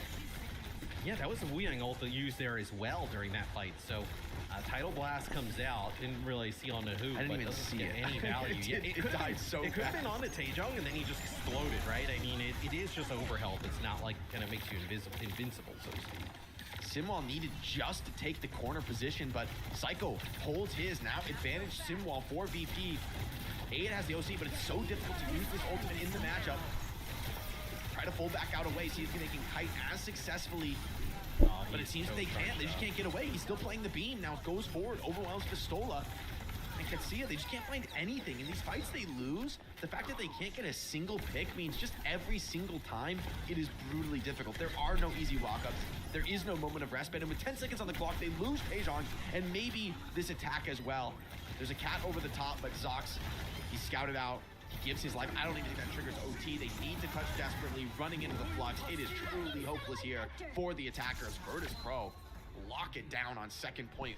What you see is what you get. The cart not even getting close to the end of second point. And I mean, they avoided getting full health on first. That's the hopeful sign here, but VP set the win con, and I have a feeling, Matt, we could call up the travel agency. We could start booking the tickets to Paris because Virtus Pro, they are playing so well right now. Yeah, they look awesome. I mean, they just seem to have all the answers, right? Whenever there's a swap or something from Katsia, they just have the right responses always. Kev continuing a really strong series. The same with Ice Gnome. So VP in a great position to secure this series and then obviously kind of move on to the midseason championship, where I tell you, they're going to be tough on the international stage, right? They were really good in Tokyo. I think surprised a lot of teams. I think they've just gained, I think they've gained even more confidence from that event, right? They're now moving on forward. Yeah, I think they came into out of that event still feeling like underdogs, still feeling like a team that had some of the pieces, but was struggling to put them together, right? Maybe, you know, a few months ago, that's what we would have said about Virtus Pro. And now as the picture starts to coalesce, as the team starts to find their footing with some of these new additions, they start to look like world beaters. They start to look like a team where we're talking about a top 3 place in an international stage. We're talking about beating some of the best teams in the world from some of these other regions. And they're showing that strength here, not holding back whatsoever versus OWCS. And OWCS need a solid hold on first. They need to run this clock down because second point does not present many opportunities to make mistakes. See what Kev decides to go with here in terms of you know, kind of hit scan. So it'll be a Xion. So they'll actually just kind of almost mirror. It'll just be the Baptiste for that little bit of extra damage and survivability, right? Instead of the Juno. And the Juno, some speed ring aggression, but less heals, less sustain than the Baptiste. Aid goes down, the cart rolling forward, some players on and off and using that teleporter, but I think wisely they elect to just jump in and sack, getting another chance to fight on first point. But I mean, feel like a broken Matt has record, always Matt. he's always been sick with Sigma as well, right? Like, you know, I don't like this the Juno, honestly. I I'm like not the a Juno fan. if it's like a Maga, you're going to be quite aggressive, Of right? course. With the Sig, it doesn't really play as nicely, I would say. No, and the drone, no, Okay. Taejong just dead to spam? Are you kidding me? Okay, first point's just done. I don't think you fight without Sim. There's some last second touches coming in. Landon trying to beam down the enemy support. Pistola feels like he has to take this trade, but without a Sim, you just can't play the game. I mean, you're just going to get beamed down and overwhelmed. There's no question of it. And this one is very close to done, Matt. There's going to be a huge old fight to end the game for VP. I can't imagine them messing this up. Well, you can also play close here with VP and use like an Amp Matrix on the walk-off, right? Like make it difficult for them to even get out of the door here. So a lot of options for Virtus Pro and how they decide to play this is going to be the TP back on out. And then they're going to go right into that Amp Matrix plus the Fluxes. That is a lot of unanswered damage here. Is Ogala just trying They're to keep literally it so stuck in off, the but he will corner. fall as well. That immortality field comes in, nothing you can do to ice, and that might be it, Jake. I mean, you do have Aid here who's going to kind of try and fike his way to the point, but that might be all, as that would be a blowout here from VP. It doesn't get more dominant than this, and in disgusting fashion, Virtus Pro. Yeah. I said it was gonna be a 3-0, and I thought it was gonna be. Then I started pushing it once they started having a little slow attack on that side, but To really feel like you're gonna go out of this playoffs quick, Virtus Pro send a message and qualify to the mid-season championship. Yeah, to use the words of a wise man who said it about an hour ago, doesn't get less close than that, Jake, 2026. Now, this was rough, honestly. We all wanted to see a much closer affair than this. On the other side, though, I am so happy to see VP dominating. Obviously, they came prepared for this one. They just showed that you can't really ban out Ice Gnome. Caster on Xion is insane. You know, if there is a pick to be found on the server, it will be finding it. Overall, they just look like on another level. And that's not to take anything away from OWCS. I genuinely feel like if OWCS performed like this against any other teams in the MEA, they might have gotten a dub. It's just VP picks everyone else look like scrubs. When we had the post-match interview when VP played OWCS in the regular season, and I want to say, was it Eisnam we were interviewing? I think he said like, yeah, you know, like we lost a couple maps, but we were such a better team, you know, we just messed up, like we shouldn't lose a map. Usually when I hear a player say that, I'm like, yeah, okay. If you could have won in 3, you would have won in 3. Now it's like, okay, that's been very much validated here. Virtus Pro with an opportunity to adjust a little bit to Xion, to some of the new map pool, and I mean, there's levels to this. This is one of those series you could probably play 100 times, and I think you always get the same result. Just that margin of victory is out of control. I mean, it's just no chance for OWCS today. It's just rough, so because a lot of the things that OWCS would like to play and probably feel like they're the stronger team in against a lot of other opponents, like VP was either able to answer it in terms of like a mirror and just play it better, or just kind of counter pick at times, right? And I think like when you're not able to win the Maga map, I mean, that's kind of rough if you're OWCS. Like those are the maps you absolutely need to win. And then I know even here on our final map, right? I know going over to Circuit and playing like a Sigma based look, that's something they also probably feel pretty strong about. And VP just says, okay, fine, we'll just play it as well. And able to kind of dominate in that way. So I think it's just really kind of displaying like how much they've leveled up Virtus Pro, and that like, you know, they are the top dogs in EMEA right now, right? I mean, they lose 2 maps throughout the regular season, both of those to Katsia. They bounce back 2 weeks later and just absolutely run through them. So just, you know, really a team on the rise, I think, with Virtus Pro. Yeah, there's just really no visible Achilles heel for VP. It's not the composition, it's clearly not the maps either. So you kind of just have to rely on VP making like really devastating mistakes here, Jake. Like what's the win condition against them?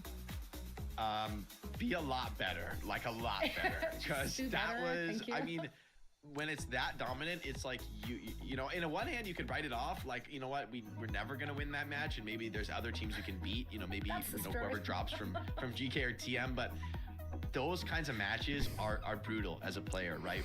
For Katsia now is going to be a huge mental test of just recovering, because you guys are right there. I don't think there were really any hopeful signs for them. The Maga. Yeah, like maybe we get NA.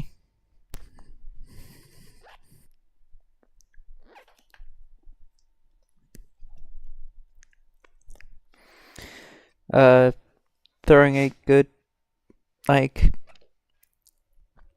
a good comp against Virtus Pro, but I don't know.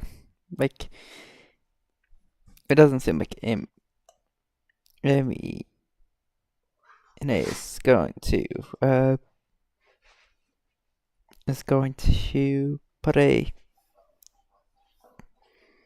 put it on.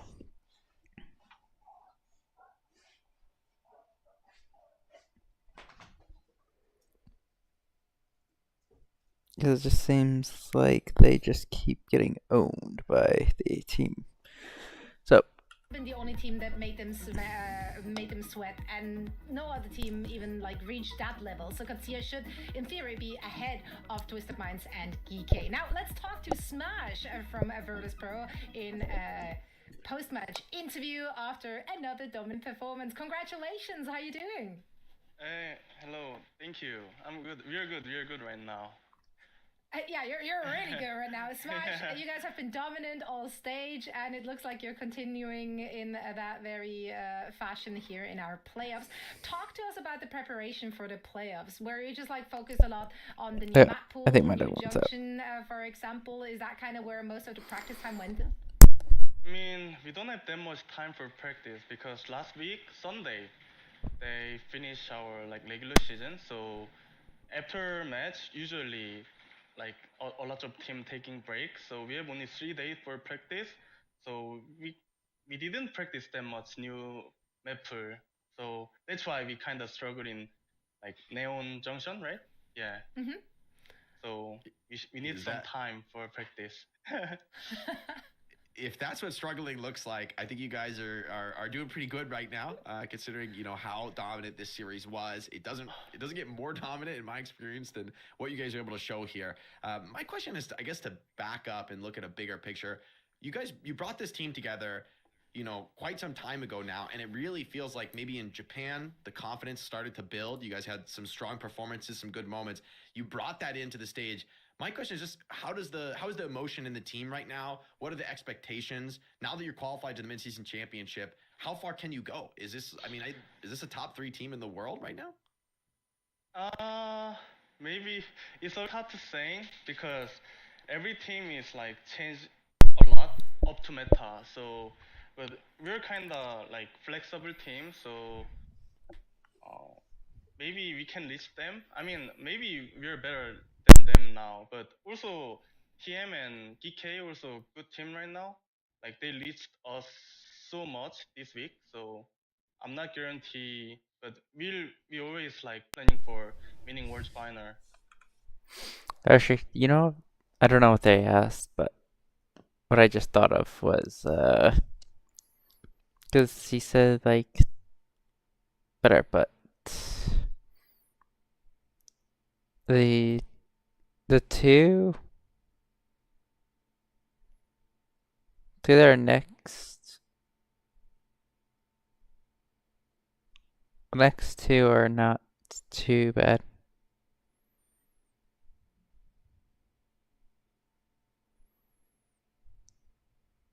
But they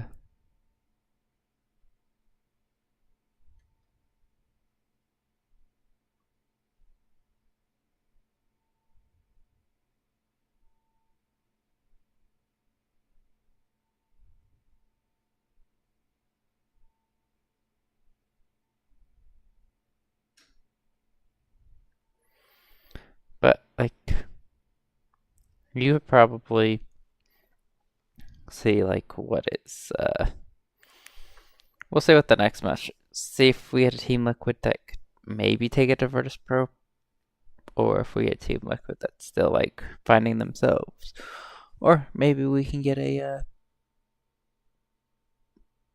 Dallas Field that's playing pretty good.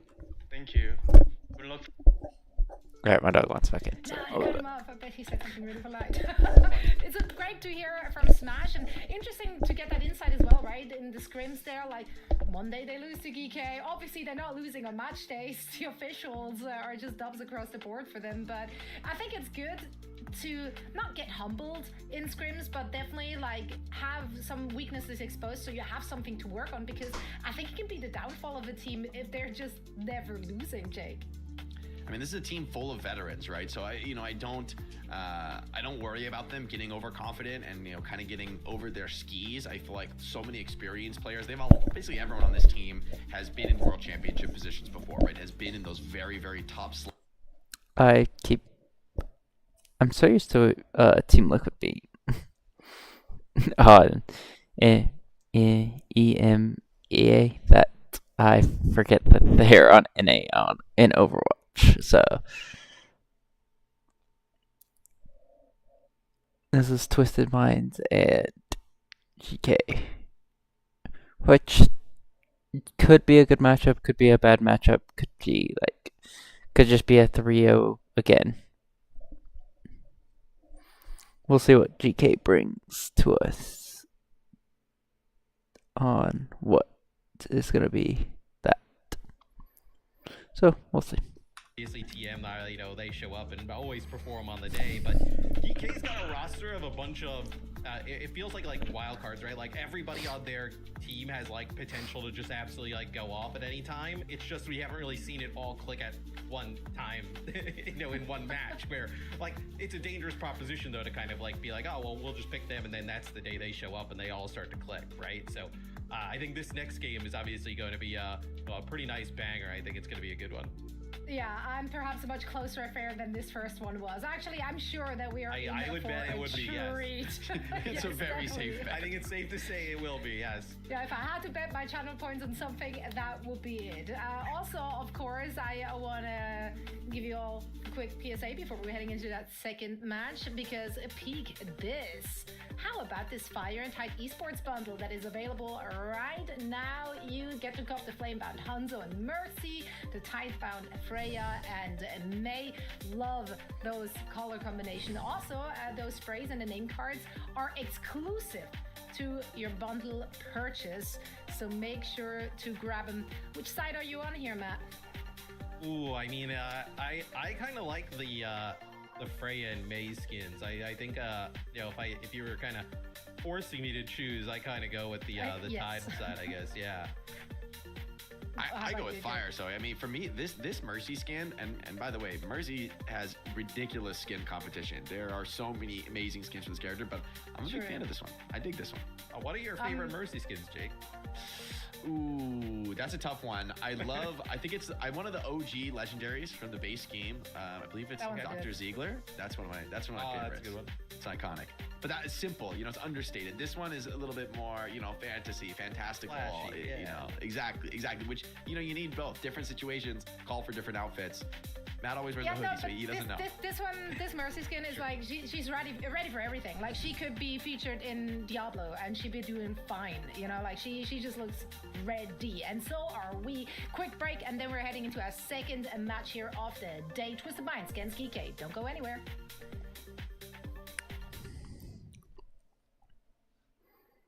Start your climb to OWCS with Faceit League. Compete for $50,000 every season to sustain your team's competitive journey. Progress through skill-balanced divisions until you hit the Master Finals broadcast and get scouted by the best teams. Your climb to OWCS starts here. Join at fce.gg/FacetLeague.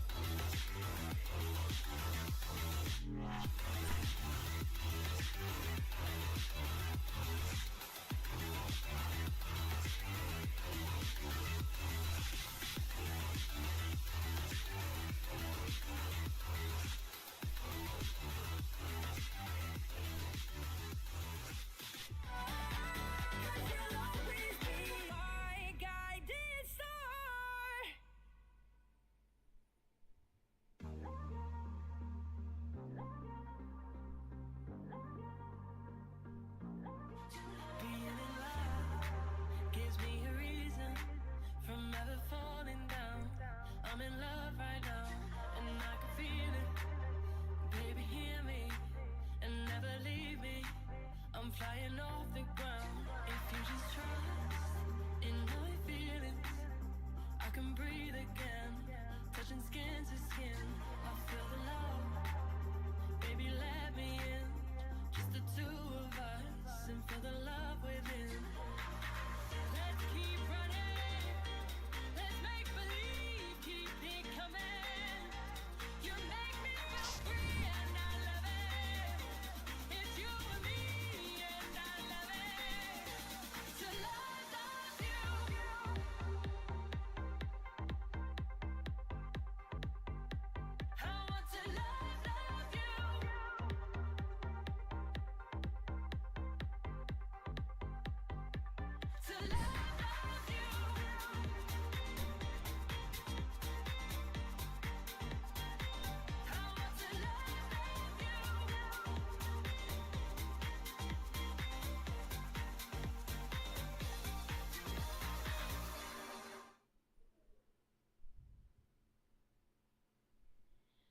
Welcome back, one and all. The Stage 2 playoffs are in full swing. This is Zoe, joined by Jake and Matt. And friends, let's get into our second upper bracket semifinal. Twisted Minds will be taking on Geeky. They literally just played last week. It was a 5-map series. If we're looking back on it and kind of remember how that series went, like Control looked one-sided, first for GK on OWCS, which made us really worried, but then Twisted Minds kind of came back into it. They closed it out fairly dominant on Suravasa. Overall, for Twisted Minds, obviously high expectations. It's the reigning champions coming into the stage and just dropping matches, dropping maps left and right. But they started to find their footing after making some changes. Newbie is back into the mix. They made changes to their composition. Is the faith restored? Do we have faith for them to make a deeper run here in the playoffs? I have faith, Zoe, but there's a very serious opponent on the other side. I think Smash is actually right. This is a really challenging series to call because these two teams are actually so different. You know, I don't think you can say that there is a meta really when these two teams are clashing. It's also interesting still that, like, you know, they kind of bring back UB into the lineup, right? We saw them do this in Japan, right? It was kind of like their like last ditch like kind of surprise effort, and it ended up paying off. It just feels like you kind of, you know, he has like a great like strategic mind and just kind of like understands the game really well, that like maybe you kind of need that presence in the lineups to be able to make it work here at this stage for TM. Yeah, that really took us on a bit of a journey. It's like so many back and forth. There's just a few constants currently in the team, like Quartz, whether on Bastion or Soj. Like Quartz always seems to put on a clinic for them, win or loss. But overall, yeah, it's difficult. It's especially difficult since they're going up against a Geek roster that, despite having technically a negative map record at this stage, they did look strong, right? They were off to a slow start, but also they had really tough opponents in their first week. They had to go up against OWCS and VP in week 1, and then obviously they had to start implementing new pieces. They added Kellex, which is a phenomenal player, definitely an upgrade. Like, anyway you like you spin it, but it did require them to like make adaptations. Yeah, but we've seen this core do really well in the past, right? Like Ziad, Labda, Kellex, like we've seen them obviously have success. You know, last year, right, with that Katsia roster, and then Finn and Alfie are two really strong additions, right? So I think this is a team that, like, as they've started to get Kellex into the mix more, right, wasn't on the team in stage 1, now they're starting to hit a little bit of a stride, and I think that's, like, kind of where I think teams would be scared to maybe play against them, right? It's like, you have a few explosive players on this team that can get, like, dominate a server in, like, multiple roles, right? So to kind of see them, win and get in type of scenario, I think it's pretty dangerous opponent. Yeah, they will not be going under the radar. Like the way they played in their last meeting, it was just fearless aggression that Twisted Minds really struggled to stop and put a hold on it. Like the Shion, the Vendetta, like all of that really seemed to be working well for GK. I'm interested to see where both of these teams will take us with a new map pool and perhaps some changes. So if we're looking at predictions for this one, I'm gonna give it to Twisted Minds, but it's not a confident vote here. It's really not a confident vote. I think this might just go the distance once again with Twisted Minds, perhaps having more of a clutch factor based on the individuals in the team, but again, I say that with zero confidence. You know, I was gonna pred TM2, and that's for sure the graphic we have for me, but I'm actually, the more I think about this matchup, the more I like GK's odds. I actually think they are gonna come out on top here, because I think TM need to really leverage these, you know, oddball styles. Maybe with some really good execution and some really smart drafting, they can get there, but I think GK, you know, getting a chance to do some review on their last match and just come back better prepared, I think they maybe have the more solid team right now. I'm kind of flipping the script, but I actually think GK are going to come in over the top. Did you just reinforce and pick both teams? No, I'm going to withdraw. I'm withdrawing. You can screenshot this. You can screenshot this. I'm withdrawing my TM. I was thinking TM, but you know, for whatever reason, I think it's GK today. I think it's GK today. So I'm taking TM. I don't feel 100% confident. I think it's a lot of that's Jake just flip flopping the predictions. Yeah, just turn that into like a video. Half of each logo. For sure, right? I think the series is long. I think it's like a game 5 type of series. The one thing that I would be a little bit worried about is like every time Flashpoint would come, we would go to Surabasa. That is no longer available, right? You're going either like Atlas or New Junk City, which may not play as well for TM. So that would be a worry if you were Twisted Minds. I think they want to get this done, obviously, like, you know, within 4, right? Not going to another 5th map. Ideally. Well, it's not up to them. I'm sure both of these teams are bringing their A game, because if they're winning this first match here in the bracket, that means that they will be punching their tickets to the mid-season championship already, and the rest is just proceeding and on top of that. So we are ready, the teams are ready, you guys are ready, so please take it away. Thank you so much, Zoe, and set this one up well. Twisted Minds, though, are going to take us to Nepal, one of our new control map in the pool for playoffs. So I mean, I'm not surprised. I think TM have reinvented themselves this stage as a team that injects chaos into the series, right? That wants to bring things into these more murky waters where they can maybe drown their opposition. Jetpack Cat is going to be out of the mix, but honestly, I don't think TM are going to be mad at that. I don't love Nepal as a Jetpack Cat map. Maybe it's a decent one. TM And they banned the Vendetta. Yeah. This is a great way to ensure that, you know, Symmetra has a little bit more of a comfortable game. Same for Diva, which are two of the picks that, you know, for Twisted Minds are not exactly fixed, but they certainly want to be playing those characters as often as possible. And Vendetta having a great matchup. Both totally understandable why she cops a ban on a close range map like Nepal. Yeah, and I mean, dude, I agree, you know, joking in the predictions. I do agree with you. I think it's going to be a very close series, and I think EK, like, you know, people may be sleeping on them a little bit, right? Because, like, the core of this roster last year was, like, basically the second best team in EMEA, right? You know, the entire route. So, you obviously do lose Landon, you know, in that mix. So, a huge loss there in terms of the back line, but no, I think it's still a very competent roster that can put together a really tough game for TM. So for me, the matchup I'm really looking at is like, you know, Labda, and then on the other side, not exactly the hit scan counterpart in Quartz. I think Quartz is going to put together a really good game. It's like, I know, how do they play with Yubi here? Is it looks like potentially we're going to get a good old Sim Rhine scenario here. Is Simple will switch over and play the Kiri.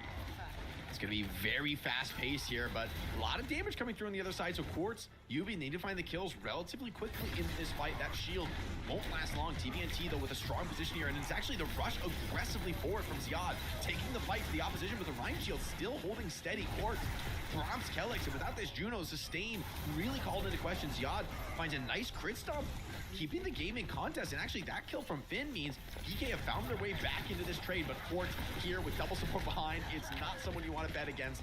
Funny Astro finds the first, and more to follow. Cassidy, perfect for the cleanup crew. Yeah, really interesting, you know, scenario there, right, where nobody's actually gotten the point just yet.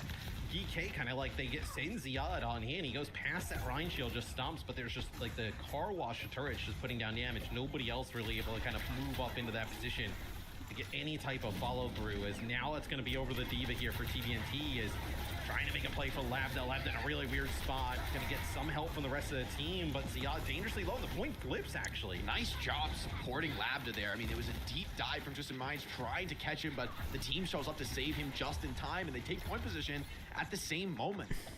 Twisted Minds trying to get creative with the TP. That's their calling card as a unit. They have some powerful ultimates, but although they won the first fight, it sure doesn't feel like it, Matt. Yeah, and I mean, the Juno Kiri very strong with the Mog. It'll be Kitsune Rush already. Bike hits them all. Oh, that's a bike. Yeah, the bike nails the TP. That is a nice play there from Labda. Labda, well prepared. Deadeye, though, being channeled in the room. Ziad just cannot get out. The Simbal, though, keeping this fight in contest. Geeke gonna triple down in this fight. With the Setsurico's free, Alfie bringing in additional damage as well. TBNT threatening the cap on this point. Yubi will get the flip, but maybe only barely, right? Geeke coming back into this fight. Ziad gonna be coming off the spawn post-haste. TBNT out of soup, not long for this fight. Really well played there from Geeke, right? Even though TM flips the point there and it gets a little bit hairy, Geeke just takes. Well, I want you to stay on the point and get a little more percentage. Is this not worth it? And they're able to flip it right back with only giving up maybe like 2-3% as TP comes through. No bike connection there that time, as everybody, you know, It just might not be worth it. For Twisted Minds, as they'll get on the point here first. It's going to be the wall here. They're going to be playing it into the cage in the orbital ray. Oh, TBNT in trouble. Does get teleported out, but still going to have to pop that self-destruct to get back in the suit. Still, zones players off the point. Gets the flip for Twisted Minds. If they can win this fight, they're going to be right back into this round. Maybe Quartz can be part of that. Found an isolated target, but Labda maybe just slips away perfectly here on the Shion. So right back to the point. TBNT trying to hold this one down. Ziad with the shout, doing what damage he can. Now he comes in, swings in, dives on top of the Cassidy. The support, though, so clean from TM. They come in, bail Cassidy out of trouble. I cannot believe how is the Maga still alive? The Maga mentality reigns supreme in Twisted Minds. The last members have to hop off the side in hopes of a recontest, but I don't know if they're going to get it. Geeke could go to the spawn right now. I mean, dude, no wonder why we put a Maga skin in the drops. As you just see how crazy the Maga can be. That's the rush use as well here. It's going to be a Deadeye from Quartz. Gets up in the sky there, and he actually does find Labda. So Kitsune Rush traded out. Who can touch, though? It'll be TBNT who gets on it here. They're going to force Twisted Minds is Diva has to stay on the point. They're going to look to get the kills in the meantime, but Paz comes in at a crazy moment, man. Quartz is going to die, right? I mean, look at where Alfie is at the moment. Surely Quartz goes down because the problem is TVT has to cap. If he gets a point, round's over, right? There's no fight to be had. So they're going to force the fight without Diva into the mix. And this one's extremely contested. Like, I think this is the right move from GK. If they just get these kills, that point cap is not going to matter. Ultimate's not looking great really for either side, so it is going to come down to the deathmatch. But surely Quartz in the corner, surrounded by enemy players at 50 HP, even he cannot play his way out of that one, especially off of the pause. No cheating, no looking at our Discord. What do you think the chat predictions were for this one? I already saw. It was devastating. It was devastating in favor of TM. I'm surprised. Only 17% believe in GK, where this obviously very, very good series from last week, but let's take a look here at a replay. So this is where we were. This is like just off the pause. I think we're at. So he's got no roll. He is dead. He is dead without roll. No way. Yeah, he's gonna be. I mean, what you have the Kiri and the Sim right there. I don't know if the Suzu's out. So maybe he could get Suzu'd, but I mean, you need a miracle. You need more than a Suzu. You need an act of God to keep Cassidy alive. Maybe he could get a kill during the pause, just bashing the Suzu button, just getting ready to get back in the game. Yeah, I mean, Maga is going to be able to run through this fight. The TVT is going to cap in the next few seconds and then be able to come in and try to save. So there is like some chance if the cleanse is still available. It seems like we're able to get back into the action. And Quartz is dead before we can even get back on. Ziad, though, going to try and brawl this one out. TVT gets the cap and back into the deathmatch, finding 2 kills for his trouble. That'll be a beautiful fight now from TM. Quartz maybe learns his lesson to switch over to the Sojourn and add a little bit more mobility into the mix. Yeah, so it'll be Twisted Minds here playing behind this sound barrier, right? But GK, I mean, what? You're going to have Simwall, you're going to have Xian ult. With Xian ult plus Cage Fight could be quite nasty. I can't believe GK no TP used just yet here. Ooh, Labda gets scouted though. Didn't lost that. But it's so hard to chase down Xian. Out of there, yeah, the bike plays around the TP really nicely. Twisted Minds without that crucial cooldown. They're going to commit Simwall, both traded on the point. It's allowing Twisted Minds to hold on to the control, but only barely. They really can't afford to step up this point. Twisted Minds knows they need to rally this capture time, but they can't quite do it. Here comes the beaten. Quartz always finds something when the team needs. Cage Fight though from Ziad means there's still something to play for, but I think TM have done enough, unless Labda has something to say about it. Comes in, the Snap 3 finds 2. Kiri's still alive, the clutch. So too, in contest, Ziad healthy. What a comeback into that fight from GK Esports. Labda. Oh, that's insane. I feel like Labda, he has been in the lab for this map, right? He was ready for some of those TPs, ready to throw his bike in and punish, like knew exactly how Twisted Minds would want to approach this map. And also being able to rotate away, like we've seen so many hit scan players try to get cheeky against Twisted Minds and just get obliterated by TP, Diva, speed boost, free kill over and over and over again. Labda is almost, I mean, I don't think he's ever caught that way this game. Like the Xian has this unique utility of, hey, the bike is one of the most insane ways to escape in the entirety of Overwatch. And so when you go for this heavy commit with the TP, you really risk a lot if you don't find that kill. Well, and also like with the bike, there is no way to like really mitigate that, right? Like it doesn't get eaten by like a defense matrix. So like it's kind of like you know, where teams are worried like with a Vendetta, right? Like going into the TP and Vendetta like being able to kind of like swing or then do like the being able to kind of like use the blade kind of like rotating to kind of go in and put some serious damage on the opponents. It's kind of the same type of scenario here. Is Kellex will end up playing some Lucio here. Is going to be a push right on in behind Ziad, getting the Suzu there, going to be able to kind of keep him up for a little bit longer, but a lot of damage there focused out onto Ziad. Is I think maybe the Sojourn in the mix has kind of changed things a little bit, right? That burst damage being able to be put down onto the Maga. Quartz cleans up 2 here at the end. Yeah, one of the best Sojourn players in the world here for Twisted Minds. And Ziad maybe feels like the Mauga's the best tank for the matchup, but there's going to be cost to that, right? And that cost is going to come in the form of the railgun. This guy is too clean with it. You can see why Ziad needs to get aggressive, but it's also hard to do, right? Again, Diva, Sim, these characters are really good at stalling the game out. Labda takes a lot of poke, though, on the off angle, needs a bit of sustain. Got to be able to come into this fight and contribute. Quartz already close to that OC, and Ziad just getting boxed out of the point. Even uses the over already. What a TP from Yubi puts Quartz on a crazy off angle, snipes down Kelix, and without the Lucio speed, the aggression, it's going to be neutered. Ziad still finds an overrun kill onto Yubi, but doesn't feel like there's much hope for them in this fight. Formation completely smashed here from the attackers, and Twisted Minds showing real fight back. Somehow the flip comes in. OC needs to come out from Quartz to close out this fight. But I mean, these are just statement kills. Like Quartz, this is just what he does. He finds kills before the fight even gets going. And D.Va here? I guess I would. I think it's probably better. Yeah. I think that the Sojourn is just giving you ridiculous problems right now. Well, because like unlike the Cassidy, right, where like Mauga, you know, without the roll, there really is no mobility. Like Soj can just slide out of the way of the Mauga and just like nail with a railgun shot, and he is very close. I know to leaving the game. So we'll see here. It's going to be a Kitsune rush from both sides. Advantage for the sound barrier from Twisted Minds. A huge sound barrier advantage at the moment. TVNT will get D-Max. We're going to use self-destruct to get right back in. Nobody dies from the bomb. Funny Astro, maybe he'll bring the beat. Is holding it 4 now, playing deeper into the late fight. Here comes Astro with the beat onto 4. Keeps Simple alive, but TVNT doesn't get the benefits of it. Of course, Simwall still being up makes that difficult. Alfie finds 1 kill and could be a key clutch factor in this team fight. Lucio comes in to rejoin Ziad. A beat comes in later from Kelix this time, providing all the advantage that the team needs. Beautiful support from Simple, though, keeps Yubi in the fight. Astro plays his way out to the extremities. Twisted Minds, although they lose the flip, they're still in this engagement, Matt. Yeah, they're just dangerous. I mean, they have to use every resource here to try and get Ziad anywhere near healthy. This is going to be a cage fight here. Ran onto the point by the Mauga. Ziad just trying to do everything he can. It looks like a TP out from the players there of Twisted Minds. Is now Ziad going to back off of the point. TM just need a little bit more to be able to flip this, which they do. Labda called into question. Alfie already down. Kelix grabs a kill back onto the sim, actually, and that's crucial for keeping EK into this. But Finn eventually overwhelmed Quartz with another OC in what, just a couple minutes on round. Disgusting performance from him on the Sojourn, and he will close this round out. Definitely GK gonna have to think about how to deal with the Soj. Maybe not something they expected in the game planning phase, but clearly an issue as Quartz just, I mean, he lights them up this round. I'd love to see the stats just from this round because, I mean, I feel like Quartz had, what, 12 final blows? 10? Something I mean, absolutely ridiculous.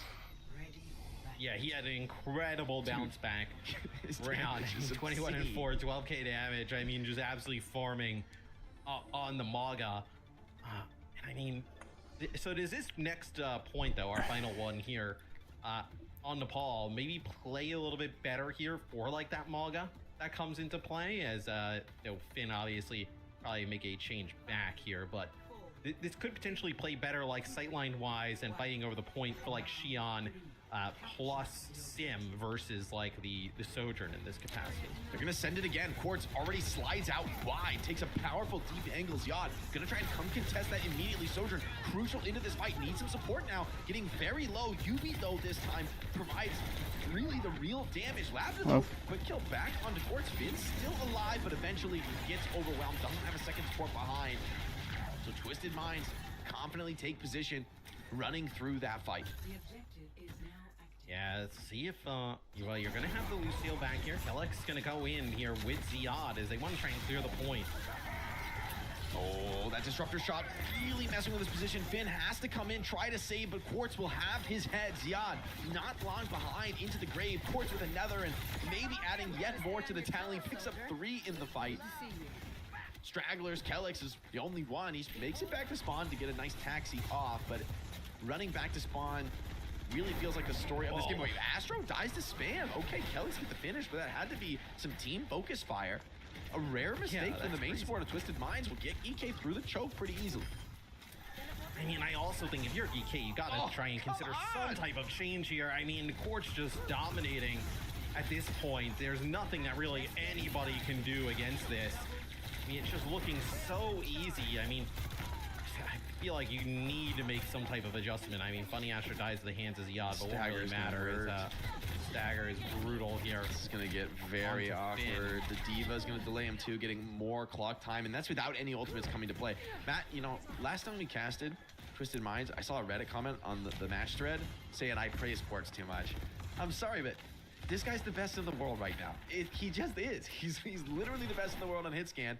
And for me, I don't know how close it is. He just takes over every single game. It is disgusting. Yeah. OC once again available for him. See if he can close out this fight. He rips it.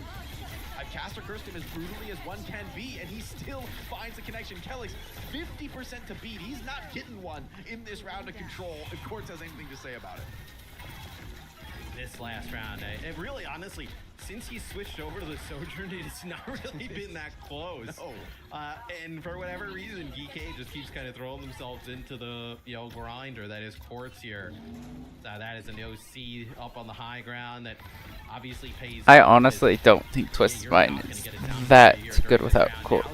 Switches over to the Diva, trying something a little bit different. It's going to be a rush here from Finn. Back in the spawn here is Ziyad's not going to be able to stay in mech. Does look like Kellex will get to the objective to get it into OT, but it is just a matter of time here as Twisted Minds, Jake, they take our first map. I mean, that was brutal. As a team, it really looks like these two teams are so evenly matched, and then Quartz just finds 1 to 4 kills per team. I have to really go to the bathroom, so I will be back. It is insane. How does he do it every single time? I don't know, but it certainly looks like a team that's ready for LAN, that wants to book their tickets to the midseason championship. Quartz 34-5. Okay, sure, why not? I mean, it's just a silly game. I think you see, like, obviously on the cast, it was much easier, I think, for GK to kind of, cause some problems. Get on top of him, for right? Twisted Minds. Yeah, you just you were able to collapse on top of him, and like even the Shion's really good at kind of causing issues there. Once the Sojourn swap comes in, I mean, it's just kind of game over. It feels like without and it's game over with no adjustments made from GK. So I think if you're GK and you want to kind of continue to play that same way, obviously the Sojourn going to be maybe at the top of the list in terms of bans, but it feels like you could have tried maybe something else in terms of comp to really give him some trouble, because like the second part of this, once he switches over to the Sojourn and we're on board with them, I mean, these are easy shots for Quartz, right? I mean, nobody really in his face the entire time, the ability to line up railguns, so nothing too concerning there for him, but once that swap comes through. I mean, I see the vision, to be honest, from GK, right? That I think the Maga, I think the Xion, they both look really good at crashing into UB and putting massive pressure on the Symmetra. But then they just bring out this additional threat in the Quartz Sojourn. I mean, and they show no mercy here on this first map of Nepal. Twisted Minds, they want to book their ticket post-haste, lock things in, prevent any kind of shenanigans in the lower bracket. You don't want to deal with that. This is a team that not only wants to go to the midseason championship, but wants to pick up that trophy once again. Yeah, and I know obviously the winning team here goes to the midseason championship, and if you want to go as well, hey, get 15% off. Why not? I saw you mentioned earlier, 15% is better than 14%. So why not? Scan the QR code, make sure you kind of get over to Paris. It's going to be a really awesome event. I think competition globally for Overwatch has really never been closer, right? So going to be an awesome opportunity to see that. And we're going to get Neon Junction yet again. So back-to-back selections here of our newest map in EMEA. I wonder if teams think this is like a pretty good aggressive like Maga type of map. I think so. I think people are really reading this as a rush map. Question in my mind, though, is do DK want to deploy the sim ban here? This seems like a moment you could go for it. You could also just think, though, hey, maybe we can bring incredible pace and overwhelm you and not necessarily need the sim. I think Alfie was good on the sim, but in the mirror match, Twisted Minds are just so drilled. Like, it's not just Yubi's ability to play the sim, it's the entire team around him. They really understand the matchup in a deep way, and they're really great at making hay, you know, while the sun shines, or while they have the opportunity to play the sim comp, they will leverage it. Question is, how does it work on Neon Junction? I would think this isn't the best sim map, because what about some close range? What about banning Diva? What about banning Diva here if you're GK? I like a Diva protecting the Maga, forcing them to maybe even play a like Maga Sigma kind of like of their own. I think you'd rather have that, I think, if you're GK than the Maga gone and then you're kind of playing a Diva head to head. I think it's a good shout. I think the Maga is definitely the more comfortable look. You can tell from how long Ziyad stuck to the pick that this is really what they've drilled, this is what they've practiced, and I think teams underrate just how significant TVNT is to the success of this squad. But So In fact, it's a deferred first ban. ban they gave up. Yeah, so they deferred over, and it's a Ramatra ban. Interesting. So I guess the Ramatra ban also kind of protects D.Va in a way, but I would have thought that a fallback for Twisted Mind potentially could be like Ramatra.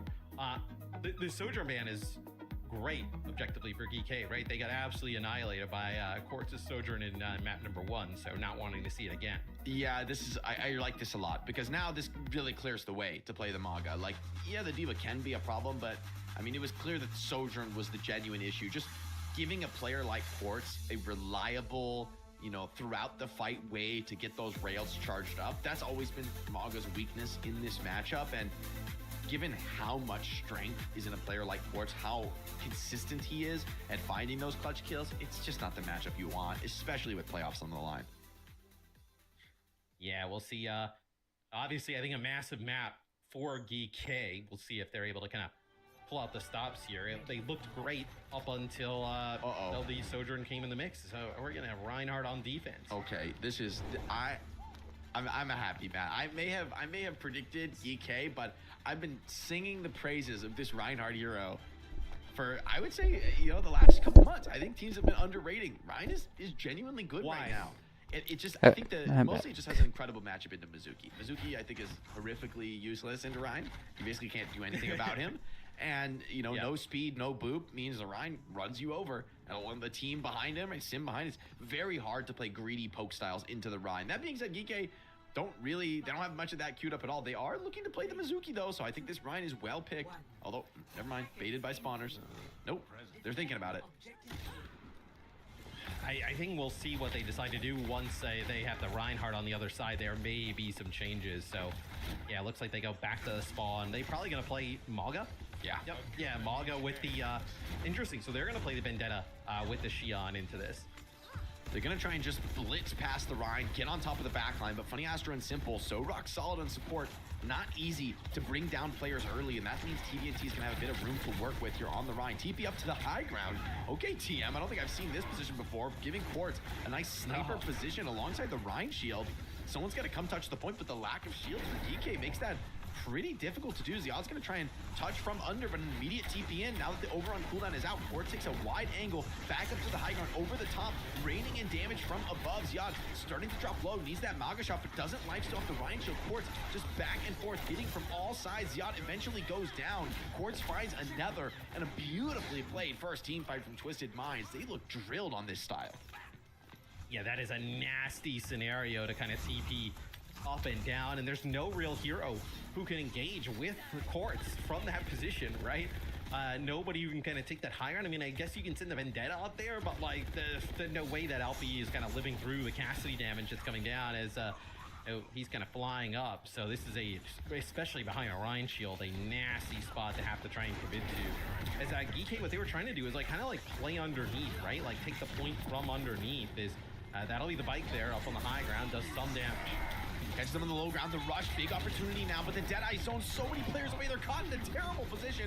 Funny Astro cleans up one Quartz, starting to get low on this high ground, but there's no one here to punish him as he drops. A pin does come in, but Ziad just doesn't have the health to keep the fight rolling, and the rush trade goes the way of Twisted Minds without even a tick to show for it. GK, they're caught flat-footed by this. They just don't know what to do against this style, and I don't blame them. This is such a sick look to bring out in a playoff series.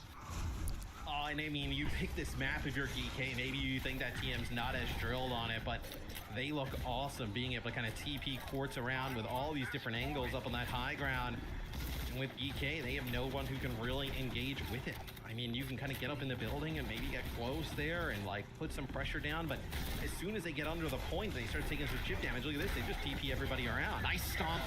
Mike is good to drop Simple. Shatter is decent, maybe enough. Finds 2 kills off the play. UV finds 3. And actually, the beat from Astro is enough to overwhelm.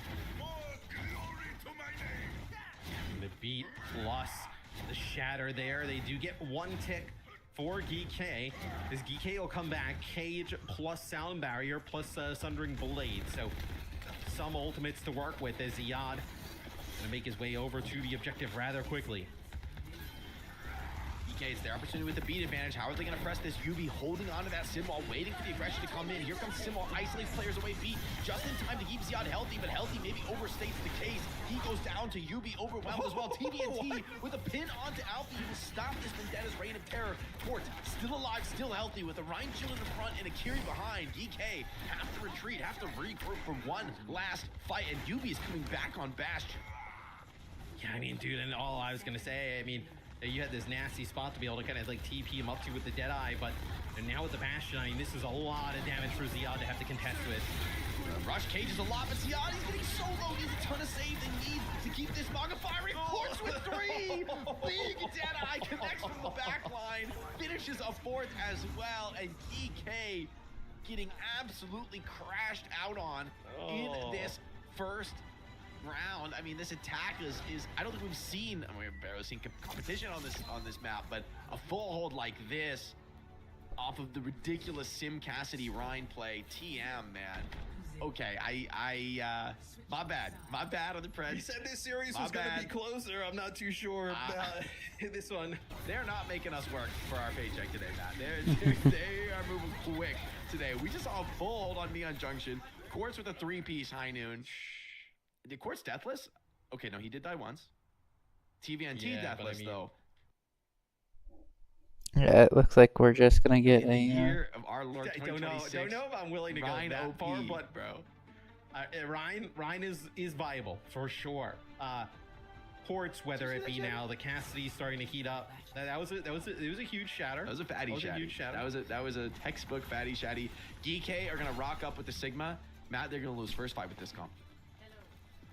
I think it's going to be I very think they're difficult for gonna them get to hold with this run comp. through by 'Cause, Reinhardt right like, now. what? They'll just TP the Ryan on in, and Sig can't really do, like, you know, grabby hands with Sig doesn't really do anything there. And also you're getting hit with the beam. I think you're in a really rough spot. This is Jover. This is the comp that the Ryan exists to counter. And I think EK, they're between a rock and a hard place. I mean, like, playing Rush on defense feels so desperate. Like, eventually the economy is going to go against you and you just lose a fight. Poke maybe is the only way to win. I almost want them to play, like, I don't know, some crazy greedy heroes. Maybe the Sim from Alfie can change something, but this TP from UB is going to be able to break the choke point pretty comfortably, get them deep into the back line. They fake TP and just run it down mid. Ryan Shield's starting to get low, but Sigma getting dangerously damaged in this team fight, although the poke hold on is pretty sick. They're struggling. They're trying to just regroup and stay alive. The heal's coming through from TM, but it's not quite enough for now. Still turning this corner. Feels like a bridge too far. A rock does connect onto Astro. that's a Lab will nice finish rock, that yeah. off. They want to keep peeking for more. They need every kind of a free cleanup kill they can get. And okay, my prognostication was deeply mistaken. The poke overwhelms. Twisted Mind just with the fake TP, they just can't cross the distance in time. I think I mean, the fake TP obviously, causes a little bit of panic from GK, but I think you need to get the Rhine position with, like, you know, a fully healthy shield, like, right away, right? Like, not really kind of having this, like, long walk up. I think that's kind of why you need the TP. The TP gets dropped on the point yet again. They're going to walk up, the Sig getting dangerously low.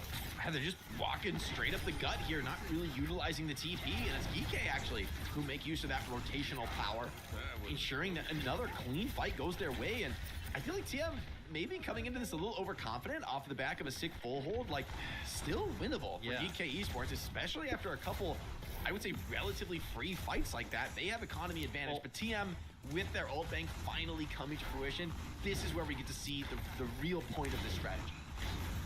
TM, I think, though, like, trying to, like, if you're TM, I think this is, like, kind of dangerous because you're not going to go over and play, like, a diva into this, right? I think it would be, like, pretty disastrous against, like, the Sig plus the Mizuki. This time they actually take the TP. A potentially huge flux. The sound barrier that comes on down from Astro keeps everybody topped up.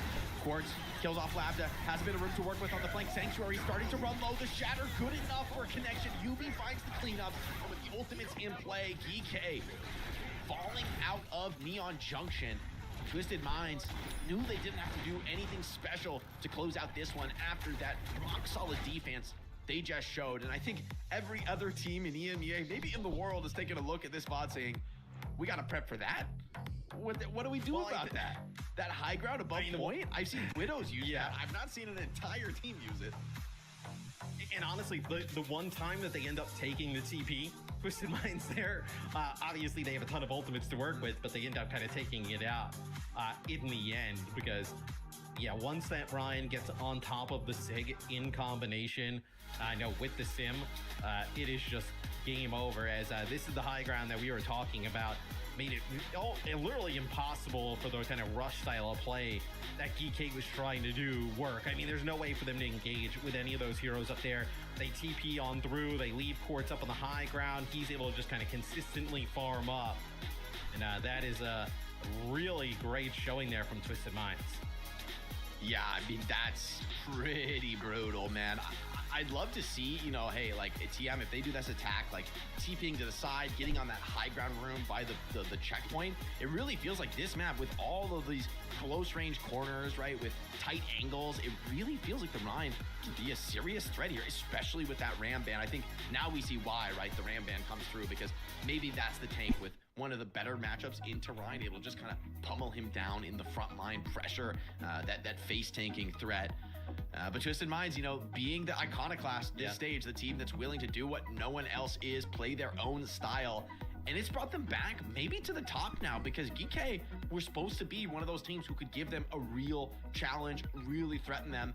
Map 1, Quartz because of the Sojourn, feels like that completely answers all of the preparation from GK. And map 2, you thought, GK, you were bringing, Twisted Minds into your lair. Turned out the Rhine, very well practiced, very well prepared. TVNT already has brought this out a couple times previously, and when he does, I think it's always successful. I don't think he's lost a map on Rhine yet. And so I say again, Matt, Rhine OP. What now? Yeah, I mean, hey, what now? Rhine looks pretty good here, on Neon Junction, but as we move forward, I mean, it's going to have to be a reverse sweep from GK, and it's a pretty easy read here for Twisted Minds on what they want to play, right, on the GK side of things, and pretty easy scenario maybe for them to play in the rest of the series. Guys, if you don't know, we have that new Fire and Tide esports bundle in the shop. You get the Hanzo, the Mercy, the Freya, and the Mei skins, and the sprays of the name cards. So those are exclusive to the bundle. So just get the whole bundle. Don't buy like the skin individually, right? You gotta make sure you get that Fire and Tide. Now, we already heard from Jake, what his favorite skins were, just overall. He's more on the Hanzo Mercy side of things. I think the Mei and the Freya look pretty sweet. So we'll see. Hey, Jake, are you rocking these skins yet or what? I rock the Mercy skin, man. I'd be grinding the Mercy. Get a little, I actually, Matt, I've been playing tank. I've been in my tank era. I hit champ on tank. Isn't that when you throw like a Juby in a ditch to play Mercy and Owl back in the day? Whoa.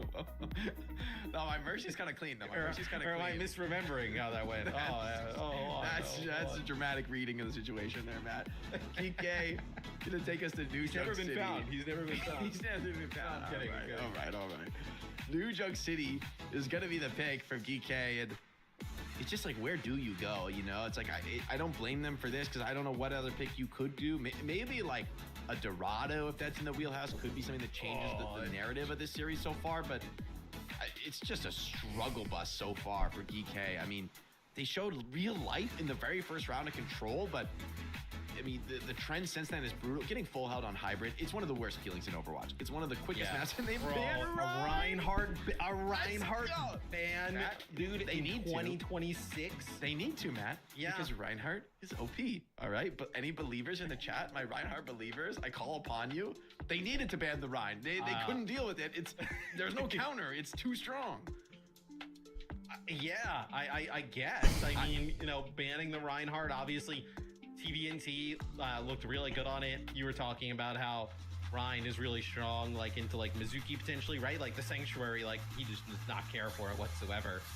The Xion ban, that's obviously something that we've seen Lab to pick up a lot throughout this series, but Twisted Minds, Jake, on the verge of a really great showing here at 3-0 after this series last week between these two teams went the distance. So Twisted Minds always kind of showing up when it matters, it feels like. Absolutely. Coming into playoffs, Quartz and UB side by side, raining down terror. They take away the Xion this time, which I do like. I think the Xion is really nice into Symmetra. I mean, the That ultimate is great at clearing out clumped up enemies, breaking teleporters in the meantime, kind of following along even if the sim does try to kite away and slip past a shield or two. But taking it out of the mix, Lambda is going to be taking the Soj mirror. Alfie considering a vendetta look here, and is Yubi not on sim? Do I have that right? Okay. It's gonna be a Reaper rollout. I don't mind this. I think Reaper is pretty good in this setup, and that means Alfie may struggle on the vendetta to find a vulnerable target. Yeah, not a great matchup, right, for Vendetta into Reaper in those close quarter engagements. So we'll see how EK goes about this. It'll be Alfie going on it, and that's like all the movement cooldowns, and he is dead. That is not really going to be able to kind of live through that. The Malga not there like at the same time, right? It looks like a little bit disjointed, so like no cardiac overdrive there. Rolling to try and help out the Vendettas. That is not what you want to see if you're EK in that first fight. I mean, he got there, but I think TM just basically comp gapped them. GK were fully expecting a sim. They were going to try and just overwhelm it, but running headlong into Reaper Juno like that, it's just not going to work. Alfie using instant swap to the Reaper, recognizes that he needs a little bit more of that frontline power. Should be a more comfortable matchup, though, for Alfie. The Juno provides so much consistent heal throughput. TVNT matches the overrun here. Trades coming in. Quartz always finds his man. This time it's Kellis. A TP into the backline for Alfie. Does create a bit of chaos, finds a connection, but Quartz is indomitable. Drops Lambda. Alfie finds another in the fight, suggesting that there's just some shred of possibility, but with Quartz, with Astro behind, there's just too much stability here for Twisted Minds. And DK really starting to feel the pressure now. It feels like these fights have just been over in an instant, and the kills keep coming in from Quartz Sojourn. And it's rough for GK, right? Because these are the types of comps that they probably would want to play. I feel like maybe they even have a little bit, of the edge in against Twisted Minds, but that could not be any farther from the truth here early on as Yubi will get back over towards the rest of his team. It'll be the cardiac overdrive used here by TVNT. It's going to be the orbital ray that comes in from Astro. This could be massive. Oh, the Ray Blossom is so powerful. Alfie, great burst from him, though. Shuts down Yubi and finds some damage of his own. Quartz on the high ground, though, uncontested for the moment. Finds 2 kills, a third, and surely a fourth. No Lambda does stop it, but there's just no resource left. And Kellick's just not able to get the sound barrier in time. Those early picks that Quartz able to find on him in previous fights now come in. The consequences are clear. Twisted Minds up 1-0 on Flashpoint. GK, this is a do or die map for them. Twisted Minds charging towards the mid-season championship in Paris. I mean, GK with a tremendous scenario though here, right? Obviously they lose first point, but Cage OC sound barrier is going to be an early cage here from TVNT. It's going to be the cage plus beat in response for GK. GK not able to come up with any kills here though, Jake. I mean, this is brutal if they were to lose this fight. Quartz has a nasty angle. He'll find Finn as well. That takes out a lot of the sustain. Another connection onto Alfie, and the last remaining players with just little bits of HP. Quartz will have them all. Deep commitment from TVNT in that fight into beat Cage. The supports from TM doing crazy work to keep him alive so long in the fight. And that time is all Quartz needs. He produces so consistently, has another rail coming into this next team fight, waiting for the proper moment. That fight though may end up like this map may start to snowball for Twisted Minds, right? As Lambda does end up finding Quartz on an off angle, Kellick's dropping his OC as well. Okay, good connections from Lambda. Crucial, needed this to stabilize the game. The headshot on the TVNT should just finish the fight on its own. Ziad find the finish on Yubi. Lambda connects another one onto Simple. And so Lambda finds a nice way into that fight. But Quartz has his ult now too, so it's gonna be easy. Right? You lose Quartz early in the fight, it's a very different story, but so hard to make that play happen consistent. I mean, that is a massive play there from Lambda because it looked like this was starting to get a little bit out of hand, right? With the last fight that they're able to win. It's going to be a overclock here for Quartz. It's going to be also the Kitsune rush here that comes in from nice job of Alfie just kind of running down that Sojourn. So now GK starting to pick up the pace a little. And Simple even responds with his own rush there. Alfie makes a huge difference so far on Reaper. I feel like this has been maybe the one massive massive change that has changed the tenor of the series so far, is that he keeps finding these kills in the chaos of the mid-fight. On first flashpoint, it wasn't enough, but oh, he's undetected here. This Blossom could be deadly. Here it comes into the front line, traded. The raid, though, comes down from Astro before he falls. Maybe that'll be enough to keep this team fighting contest. The odd getting so low, but Kellex comes in, finishes off Yubi. A sweet little hiding play from Alpha Yi, drops the Juno before the fight can get underway. That'll be enough to earn GK a flashpoint. TVNT gonna just delay the inevitable here, touching for the overtime, but he came back into this one now. Yeah, they played that really well after losing that first fight, which I know they had that sound barrier cage OC available for. Now they bounce back in a huge way. They get to this next flashpoint first, right? So you're gonna force Twisted Minds, kind of battle through this choke. He will have the advantage in terms of like sustain, right? With that sound barrier, nothing available like that on the side of Twisted Minds. So GK, oh, it's gonna be Lambda. Finds Funny Astro early on, so really rough now for Twisted Minds is Kellex doesn't even feel the need to end up using that sound barrier. Lambda called upon in this moment of the match to really match one of the best Sojuns in the world, and I think he's been rising to that challenge. Gonna get a quick taxi up the spawn, and Twisted Minds are gonna make a heavy swap to a Cat Bastion look here. Try to disrupt their opponents, try to change what's been a comfortable battle for YK. Quartz up in the sky is not going to have much contest into this team comp, but the low ground players are going to be potentially hurting if Bastion can't produce some serious impact in this fight. As TVNT trying to get back to the rest of the team, it's going to be some damage put down from Quartz up on the high ground. Kite the rush. Finn doing a nice job. Yeah, they kite the rush, but everybody kind of doing a nice job, just kind of staying alive on the GK side of things. Is Isuzu there? From Simple keeps himself alive. No way he gets TP on out as TVNT loses the mech. So GK really started to figure things out. I think, Jake, as you mentioned, once they switch over to the Reaper, it took a little bit of time, like one full flashpoint, but I think Twisted Minds definitely a little bit concerning from their side. Cat Bastion touching from behind, trying to put a little bit of pressure on. Transform is out from Quartz. What can he find from this? Some big damage on his Ziad, but Kellex holds his nerve with the sound barrier. Now the opportunity to strike Ziad deep into the backline, gets the beat at the perfect moment. Alfie finds a kill onto Simple, and now this is looking truly dire, even with the rush out on the checkpoint. It's just too much damage coming in. A Blossom from UB, but just overwhelmed. Maga more than happy to Fangs take that ultimate. GK go up 2-1 now on Flashpoint, so after a pretty brutal set of fights on the first checkpoint, they're right back into this, Matt, and a map win here would be at least some wind in the sails for the overall series. Yeah, I mean, definitely starts to get a little dicey there for Twisted Minds, as Alpha E kind of lurking there with that Death Blossom yet again, kind of hiding in a corner. UV spots him out though, so it's going to be really difficult to play that Cat Bastion into, right? That poke with the overclock coming on in. Like a really easy target coming through this choke.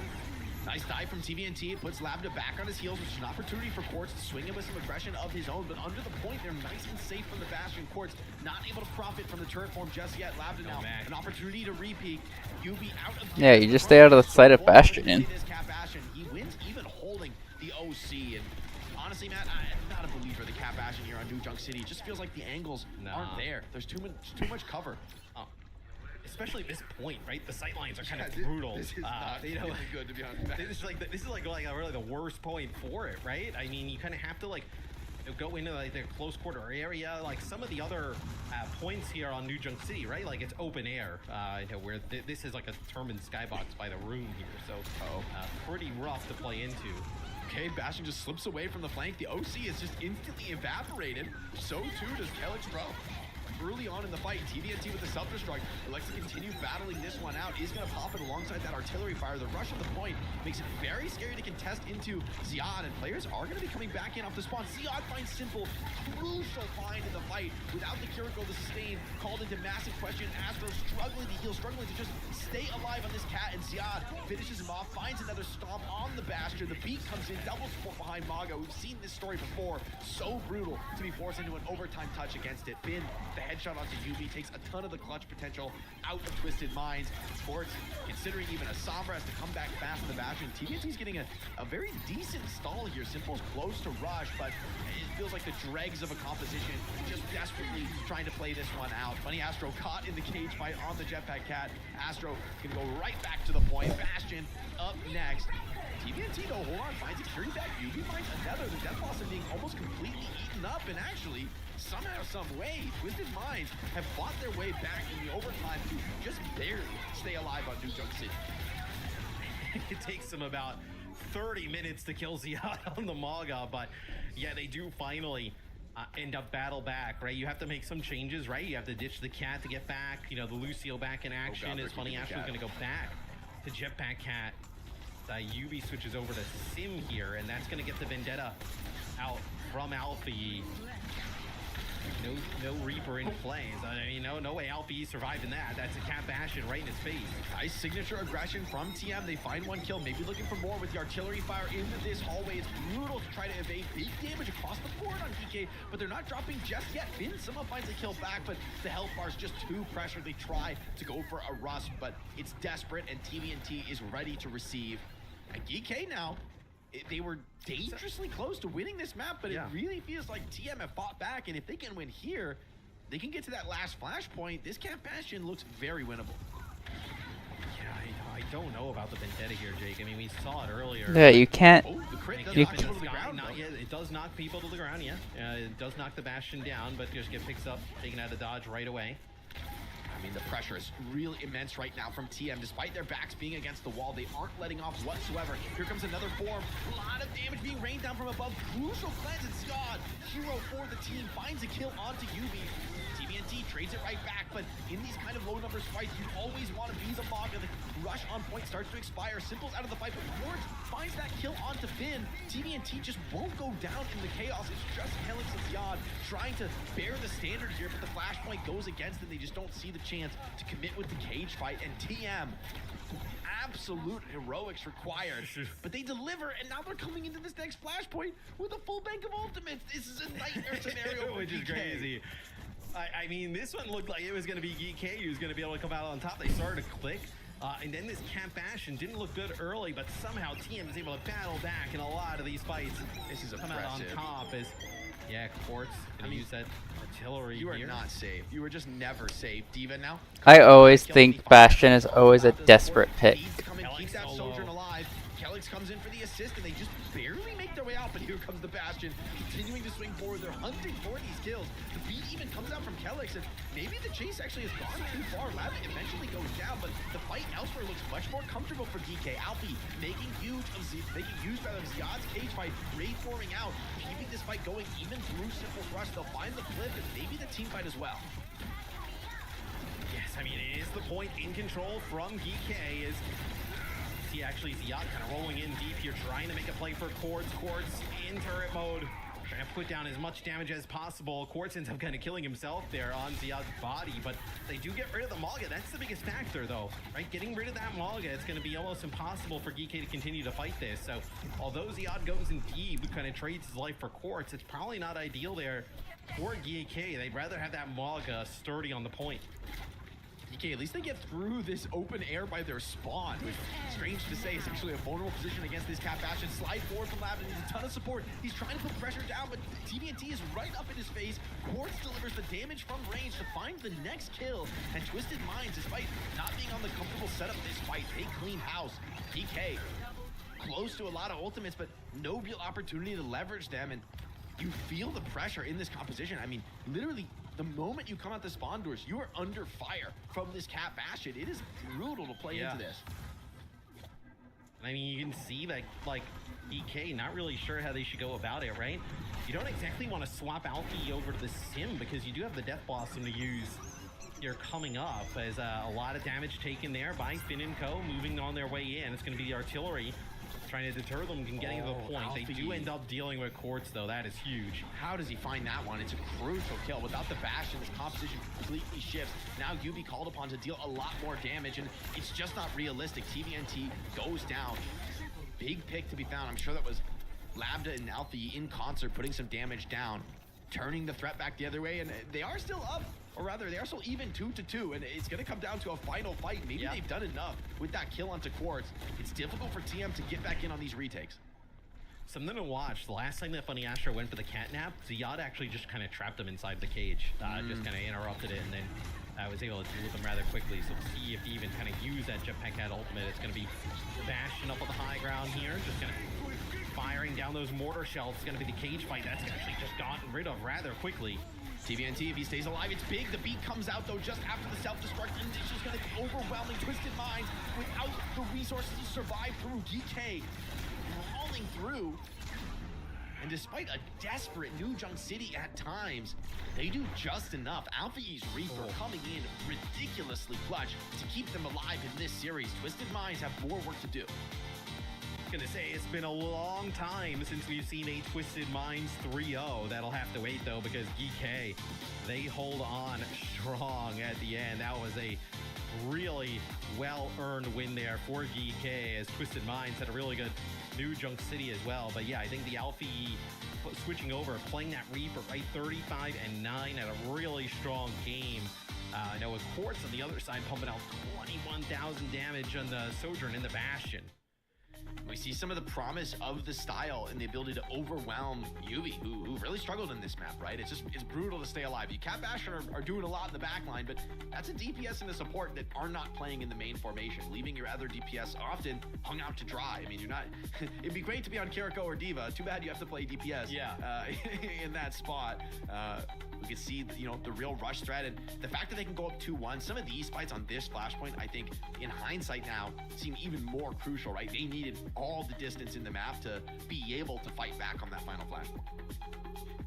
So we take a look at some of the highlights. As now it'll be Twisted Minds' turn in order to pick a map. They'll pick actually the rest of the way here on out. Is we do see, I mean, look, it is really difficult for them to get Ziyad when, in the previous maps though, Jake, like we were like watching, obviously they were doing a good job with the Sojourn, being able to kind of like slide Quartz out, but for whatever reason they started to kind of get a groove, it seemed like, there on that map. And maybe it's like the Reaper, in combination, because like the Sojourn just slides away from the Maga, but then maybe the Reaper kind of gets right up in the face of the Soj, but definitely started to give them some trouble on that last map. But the swap over to the Bastion, getting up in the sky, no way the Reaper, the Maga really engaged with that. Yeah, I do think the Reaper is actually the crucial hero here. I think Alfie, if he doesn't find some of those kills on Quartz in the mid-fight, in the early flashpoints, we could have seen a very different map, maybe an ignominious 3-0 going against GK, but they'll stay alive for now in this series.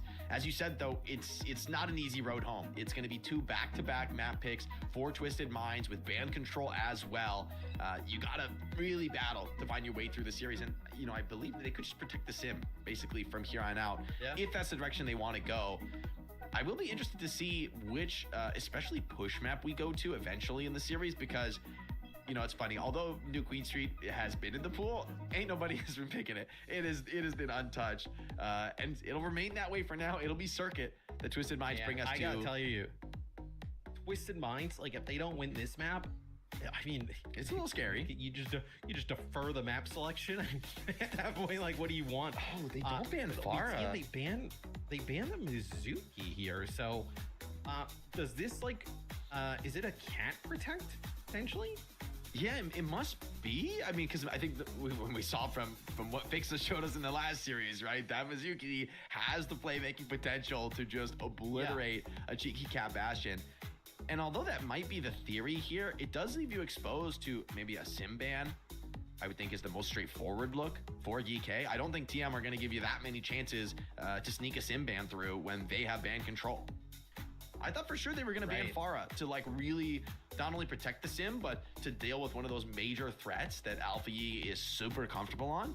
So I think it's one of his signature heroes, one that, with his big carry performance on Reaper in the last map, you'd want to put him on another hero that can really take over the game. And getting Sim out of the mix calls Yubi's hero pick into question here. Like, the Tracer, I think, has been his sort of reliable secondary, but doesn't feel like a good option on Circuit. I really wonder what he's going to go to.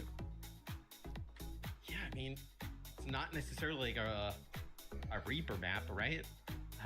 No, here coming on in. So yeah, like what will they go to in terms of? It's probably the most straightforward.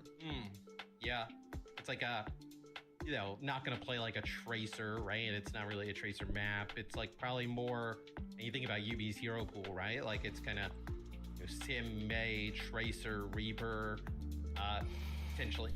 So that's probably, you know, what we're going to see. I mean, with a Mizuki ban, I mean, Mizuki Sigma Mei is usually like a pretty nice combination, right? But obviously they kind of remove it for themselves. It's also the thought, just a thought, but could be a consideration for teams to bring out an Iliari here. Maybe get a little bit greedier. There's no Sim to like TP on top of you and just overwhelm you. You're gonna have a little bit more time to poke, which, you know, it feels like it's been a while since I've seen a true, you know, slow and steady poke matchup on circuit. You know, people don't really go towards those heavy snipers anymore. The Iliari doesn't get picked that often in the EMEA. I think a lot of that comes from the threat of Sim, from the threat of these like fast rushes, swinging corners on you. Now, at least one of the major threats out of the mix, Mizuki also is pretty good against Iliari, at least, you know, from an ultimate matchup perspective. You can kind of hang out in that sanctuary and feel comfortable. So wouldn't mind seeing maybe Simple bring that out here. He's pretty sweet when it comes out. Yeah, we'll see where we start here with looks like it'll be okay at probably DK on defense here to kick things off, as you know, we haven't really seen them play like much like Sigma throughout this, but like this map probably tends way more towards like Sig Ram type of setup. So it'll be a Sigma Mei with a Bastion here combination for GK. Obviously a lot of time for Twisted Minds to make some decisions, but looking to be hovering that Cat Bastion at the moment. I like this look. It's basically a hybrid between poke and rush. You've got a pretty massive amount of damage down range, like obviously Bastion, but of course Mei is pretty impressive as a sniper, you know, like it does more than I think a lot of people give her credit for. And they have good tools to fire up into the air. I mean, this is one thing we even saw, I believe it was actually at first, it was from Twisted Minds, where to deal with the Cat Bastion, they just played a low ground Bastion of their own, and he just fires damage up into the sky. And by committing a cat to your Bastion, you really expect a lot of kills and resource to be created from that kind of a trade. A lot of his work cut out from here as he flies in over the top.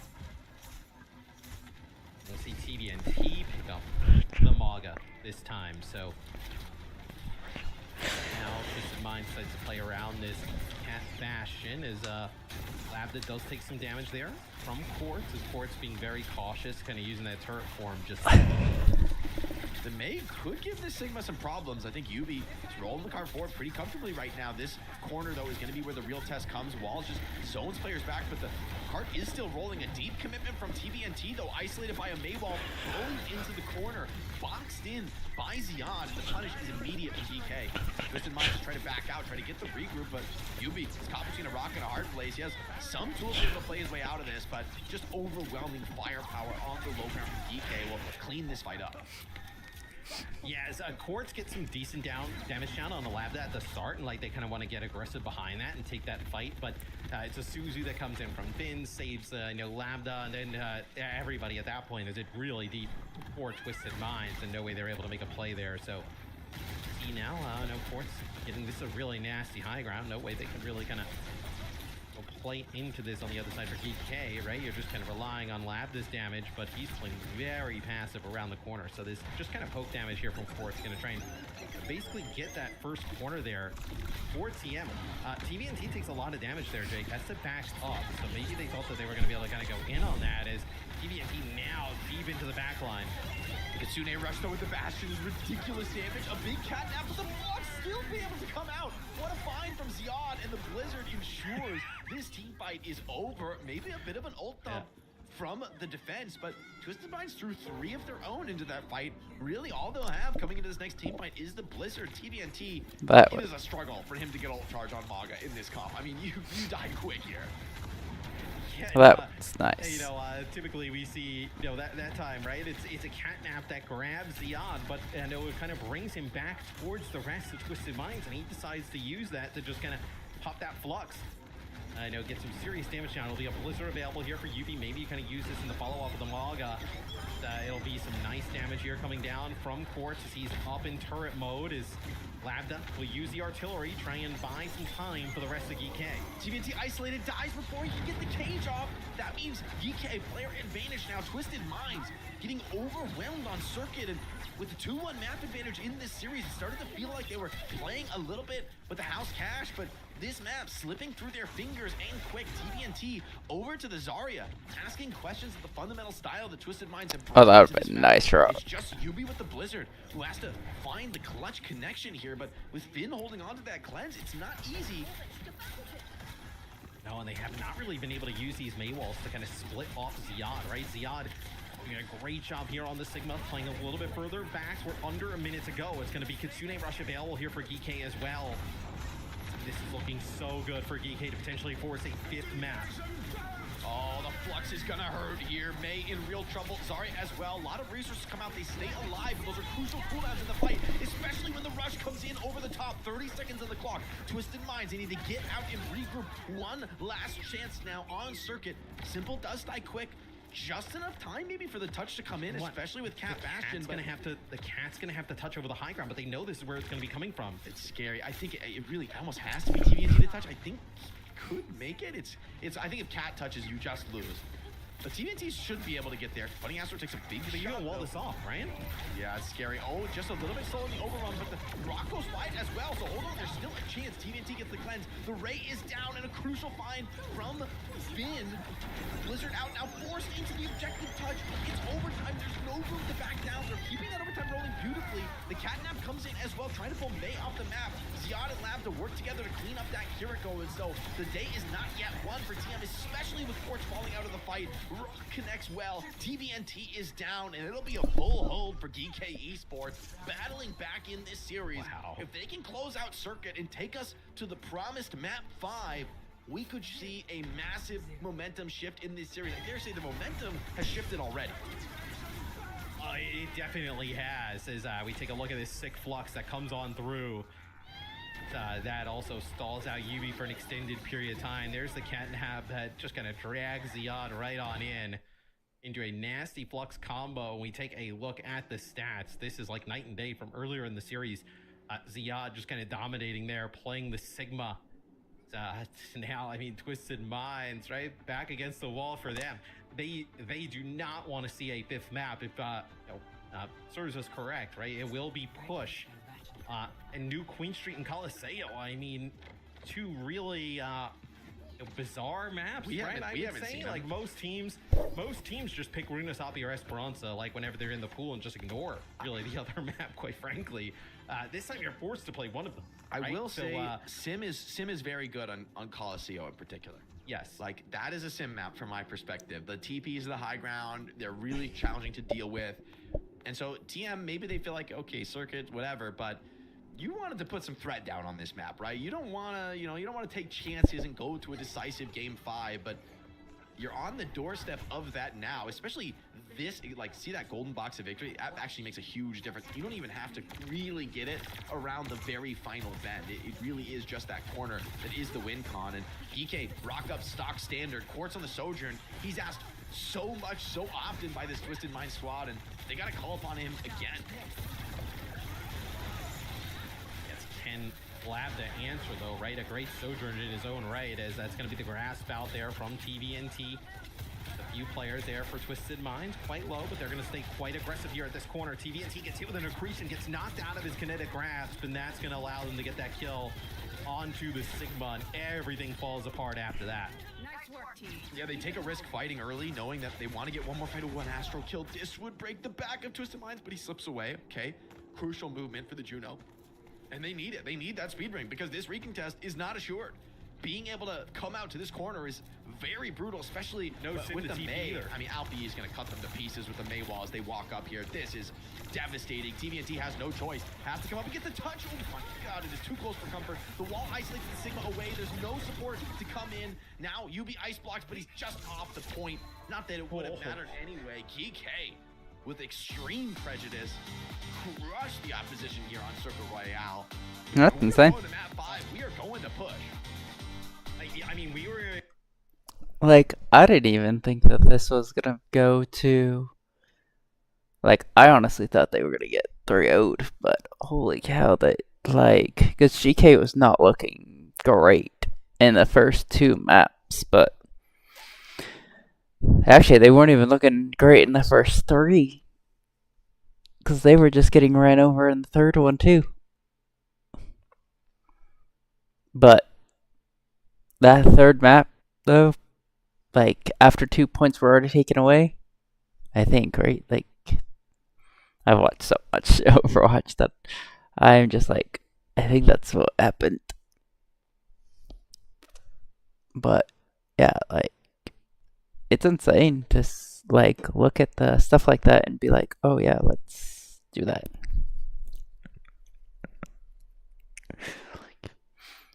Because we are, like, we're in.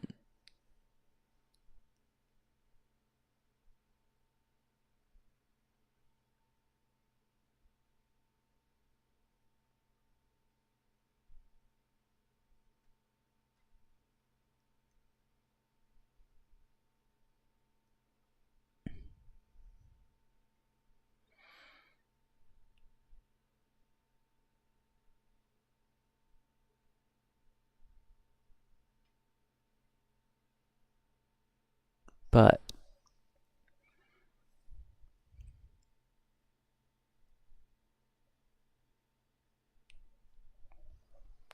I think we see another cap bastion probably. But it hasn't been working for them, so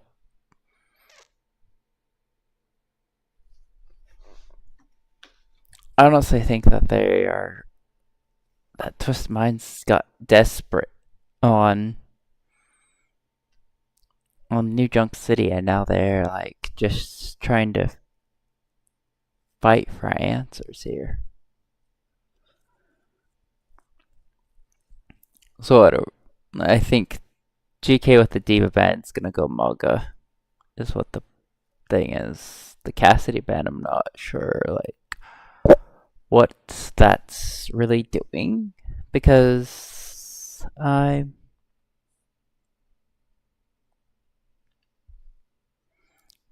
like hmm.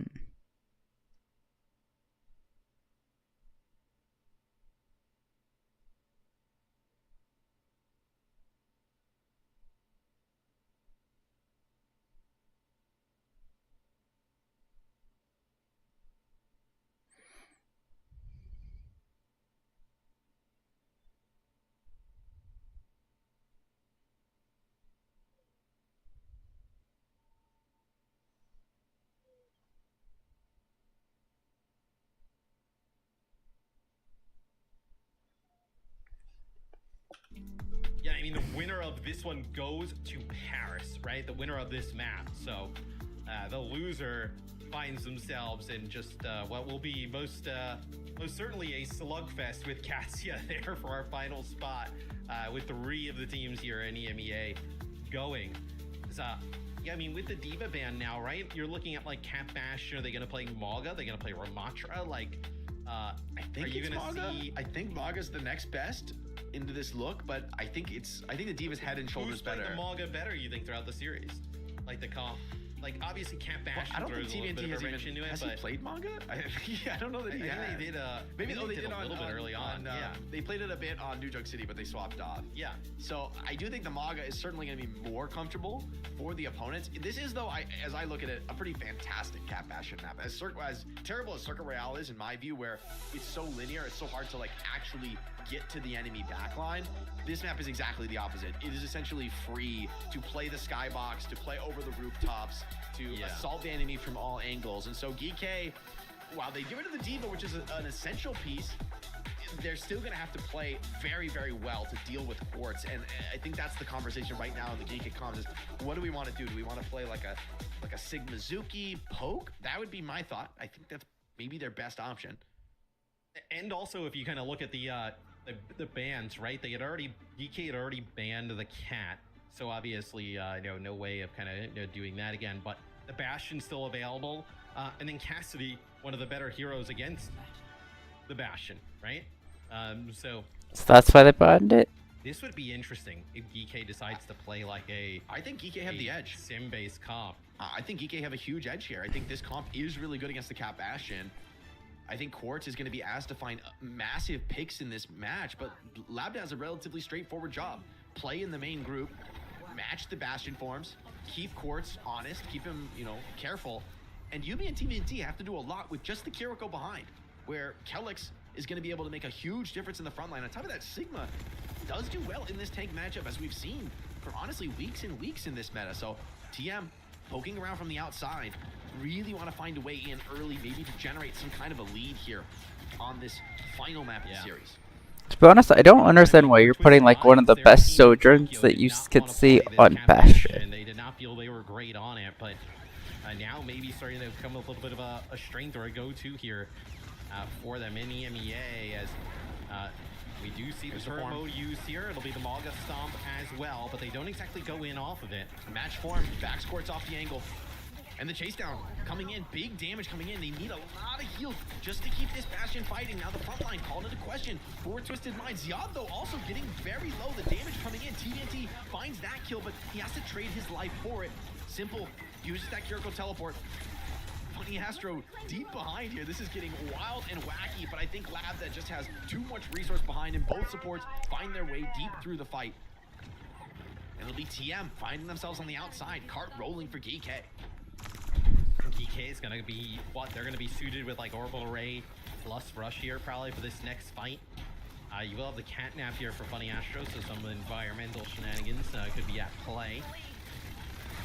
This will be Quartz going over the high ground here, and they actually lose it. Yeah, oh, he loses the cat. I mean, that is huge there.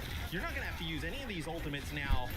If you're GK, this might be checkpoint, Jake. Oh, I think it is, man. I mean, maybe you can get back fast, but as fast as this Cat Bastion comp is, it needs time to work, to grind through these setups. But Lambda, he's the one grinding through the opposition. He's finding that cat kill out of the air. It's backbreaking. I mean, the fight is essentially over. That's not a kill we often see because it's so dang hard to consistently hit that cat. Quartz gonna drop the artillery fire. TVNT gonna run in. They're gonna commit with the rush as well. But Lambda once again drops the cat out of the sky, beams through with help of that Kitsune rush. Quartz on the low ground, a much more manageable figure in the opposition, and Sion should be able to clean this one up, even with the Kiriko assist. Yeah, Finn is there on the other side as well, and the advantage that's developing is starting to get seriously threatening.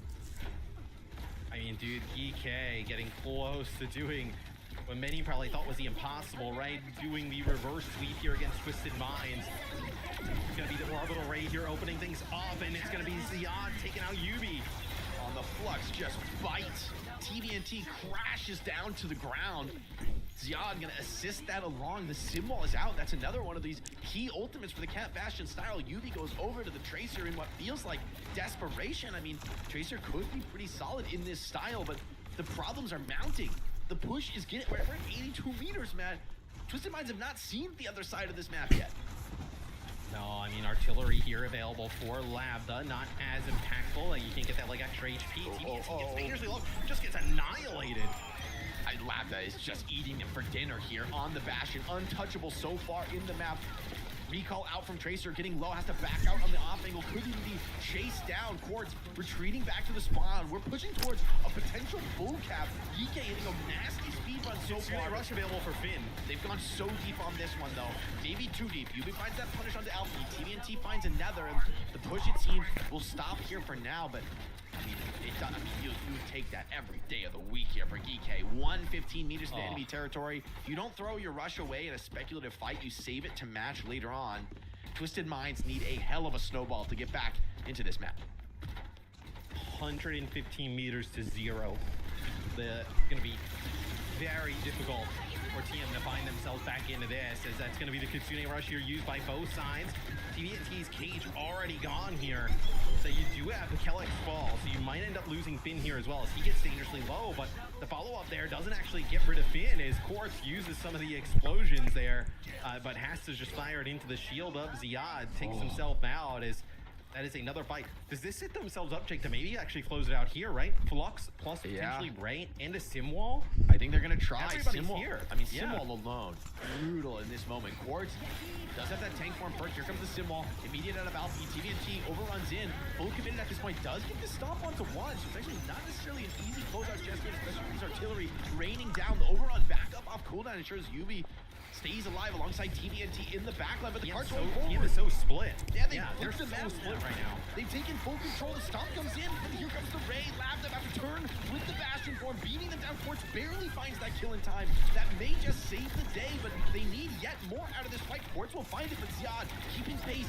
matching these kills. Kelix, Finn, staying alive deep into the fight. TDNT solo on the Maga, just barely gets the shout, but shield in front of his face. He can't find a point of damage. Kelix finishes Yubi, and with a rush down at the checkpoint, Astro and Quartz have to desperately charge back into the fray, but you're asking so much, and Ziad is giving you every single answer. Hyper Spears to the face, and DK close this one out in what, 3 minutes? Disgusting pace on New Queen Street. What Bro. a beatdown. A reverse sweep, but not just a reverse sweep. They beat them down the last 2 maps. An unreal turn there from GK, able to win 3 straight maps to send themselves to Paris. Friends, I was so ready to make some jokes about Smash, somehow, some way, gaslighting Jake into changing his predictions. Alas, look, I did not see that coming, especially not after just how dominant Twisted Minds looked on map 1 and 2. But somehow after that, the momentum shift, Alpha Yi coming out with that Reaper, and then everything falls apart. Like, this is just crazy. I mean, we're the wide mapper I've ever seen, like by far. Yeah. This is like so weird. Somehow every map is a stomp, other than New Junk City, I guess. I could, Nepal was not that bad. One side it was 2-1, but it was like so many stomps crazily in a full BO5. I mean, TM 1 flashpoint away from going to Paris, ends up losing that one on the final flashpoint, and then just gets absolutely just ran through on the final 2 maps. Just like, what, they had 2 deaths on circuit, and in this one, I mean, closer. Oh wait, it was all the way around, wasn't it? GK and then that's like a 5-minute time. I mean, they didn't even get a meter in terms of push, right? It was a 0 on the other side. I mean, this is crazy. Again, especially after the showing that we saw from Twisted Minds on Nepal, and then also, of course, on Neon Junction, right? Like, I mean, it was the Quartz show on Nepal early on in the series, completely ran away with it. Like, that Soch just like demolished the opposition. And then obviously, I got super excited. There's a Rhine 1 trick. Seeing Rhine in action. I forgot you're a Rhine 1 trick, Zoe. Oh my god. I am Reinhard, literally, and this just brought me joy. So I was so ready. I had all my talking points set up for how we're going to talk about the Rhine being the meta now. Alas, all of that gone, all of that forgotten, because somehow Geeke ran away with it. This is crazy.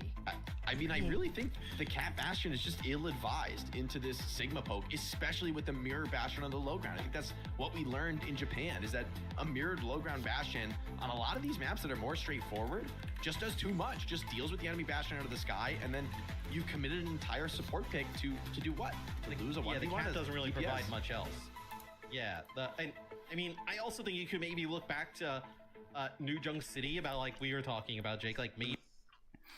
So, I also want to give my thoughts on there, but that was a great series. Like, yes, it was one-sided both ways, besides, like, map 3, but man, that's insane to, like, get everything, like, going that way. It was so nice to, like, see, because it looked like Twisted Minds was just gonna absolutely roll over GK, but then GK comes back and then it seems like it's gonna be like a close series, depends on like who gets what, and then GK just takes it over. Because Twisted Minds just tries to use this Cat Bastion, but not Twisted Minds, GK's like, hey, you wanna run Bastion? We'll just run a ground Bastion to like kind of match you, and it's pretty insane to like see stuff like that. But like, I honestly think the Cat Bastion was like a boring comp to play because they always were like that. But I think that GK has found a way to actually figure out how to counter it and make it actually exciting. Because I was actually excited in that match. It was pretty nice. All right, I'm gonna let you listen to this interview. I'm gonna go to the bathroom. And it's a win over Twisted Minds as well, which has been and maybe really a make up. gatekeeper team in this region. I mean, for a long time has been the #1 team in the region, a real challenge for any team to beat. So for you guys to get this win now, to know that you are going to go to Paris and play on the LAN, I mean, I'm curious for you, like, what does that mean to you as coming into this team as a relatively recent addition, you know, gelling with the group, to really now have a real vindication of that effort? Where do you guys see yourselves going, you know, not only here in this playoff, but beyond into the Esports World Cup? Well, first of all, I'm happy to be back at that again, because last year was actually really fun. I liked the whole event. So first, that's really nice. I'm excited to play. And I think Europe as a region, we're pretty strong. So I'm confident that our team, and even the rest of the European teams who qualify, can actually do quite well. Yeah, so, you know, it's overall just a nice, exciting experience that I'm excited to play and see. So, yeah, that's it. And obviously you guys qualify for Paris, but stage 2, not over. You still have more games in this bracket.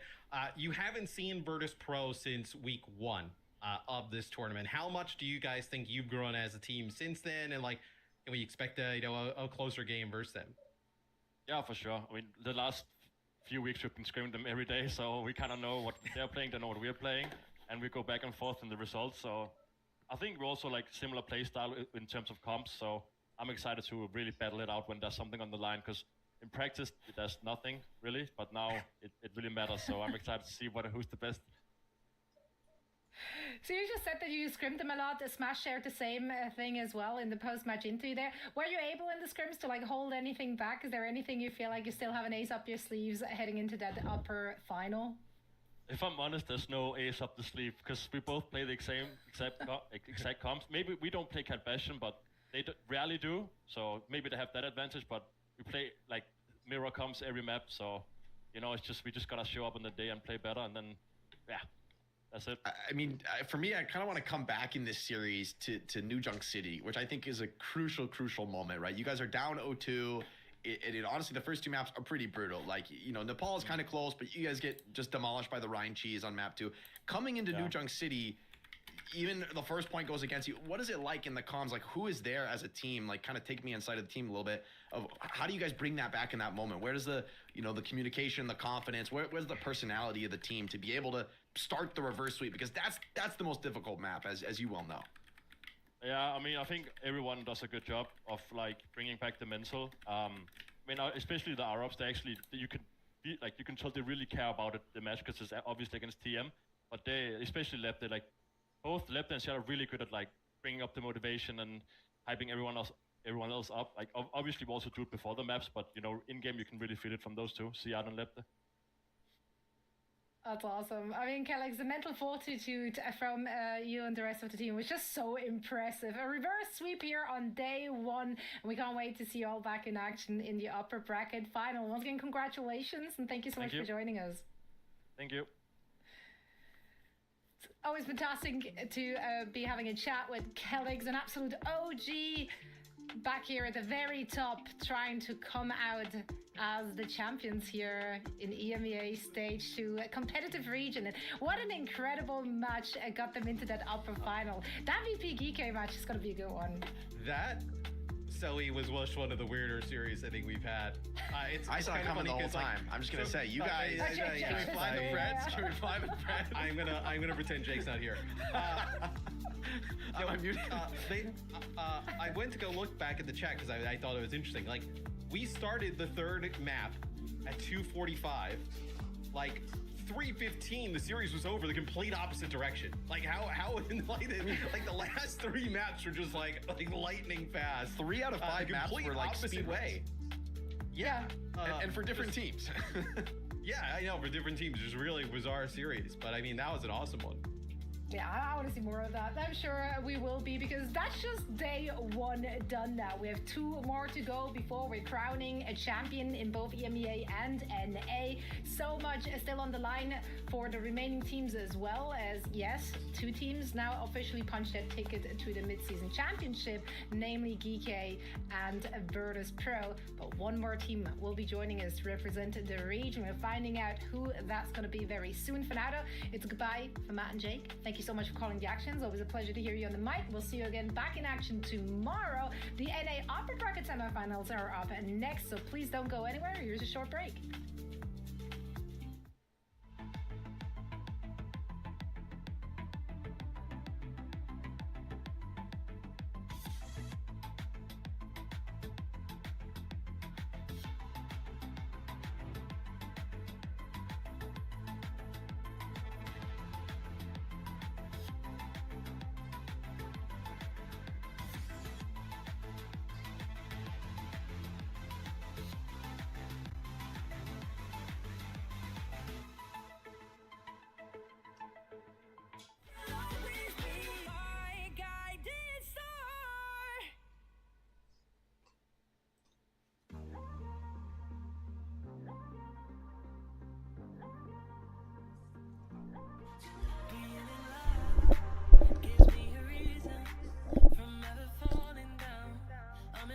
Oh yeah, now we're going into the next NA, which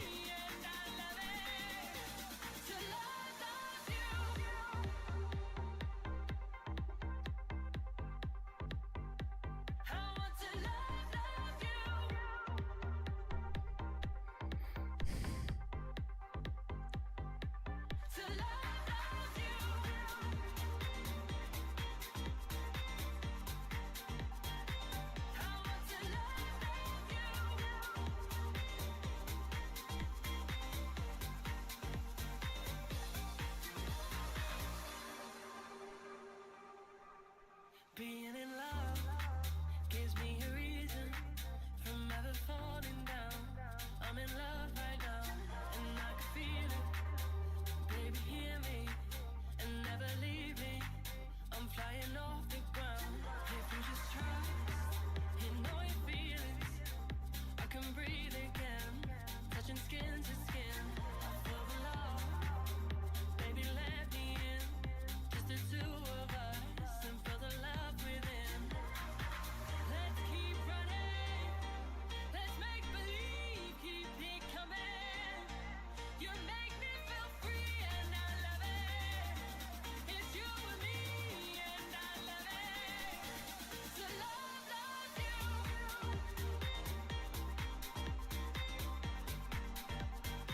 I want to love you.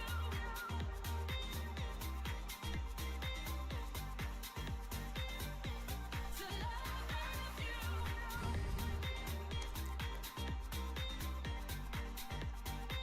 I want to love you.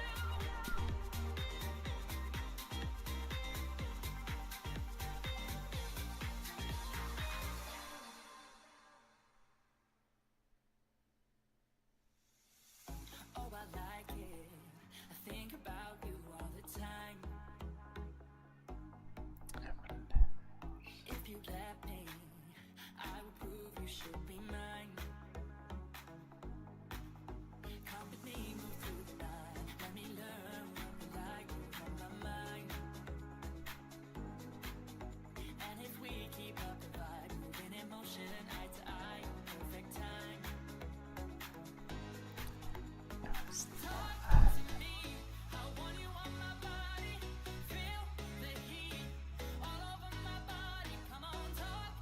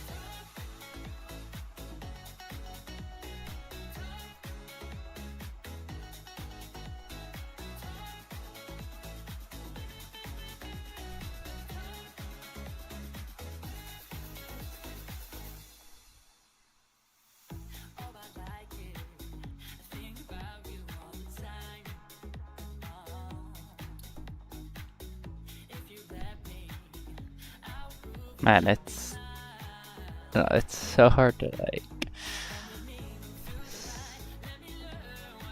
Let's see, what do we got here?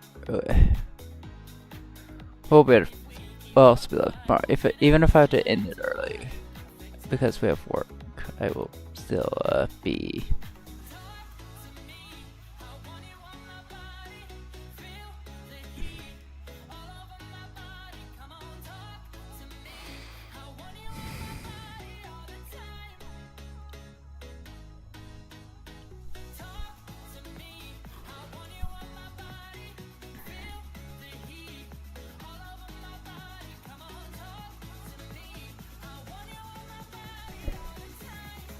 But it's nice. It's gonna be nice.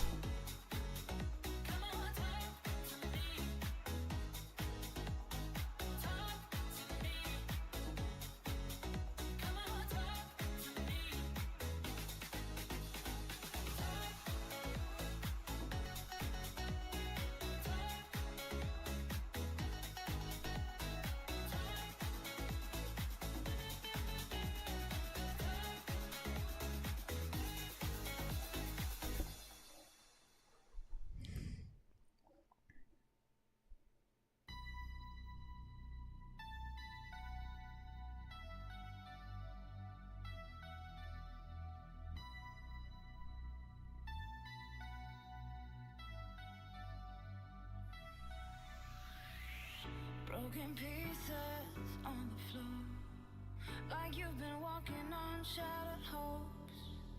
I can't believe I didn't see, but now I make you nothing but a memory.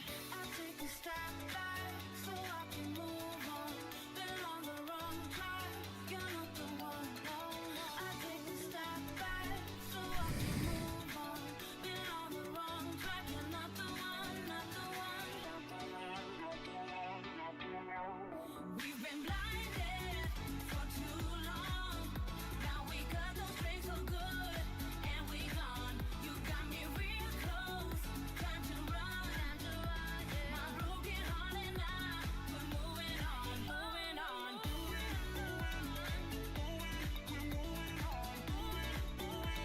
My broken heart and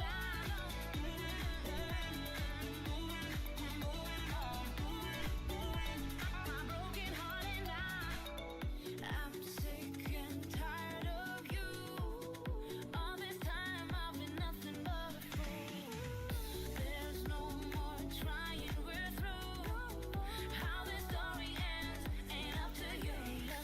I'll take a step back so I can move on. Been on the wrong track, you're not the one. I'll take a step back so I can move on. Been on the wrong track, you're not the one, not the one. We've been blinded for too long.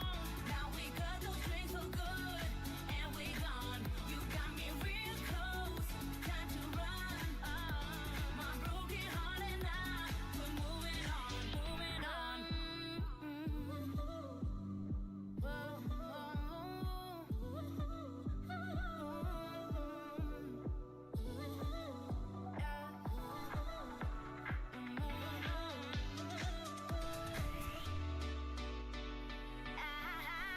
We've been blinded for too long.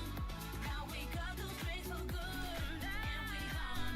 You got me real close. Time to run. My broken heart and I, we're moving on, moving on.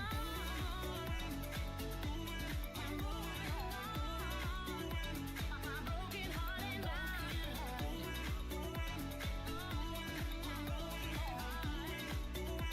My broken heart and I, we're moving on. Don't give up, cause we've come a little closer. Lift me up and I'll take this feeling higher. Hold my hand. You know what's really funny is I think these guys have to like promote this stuff because of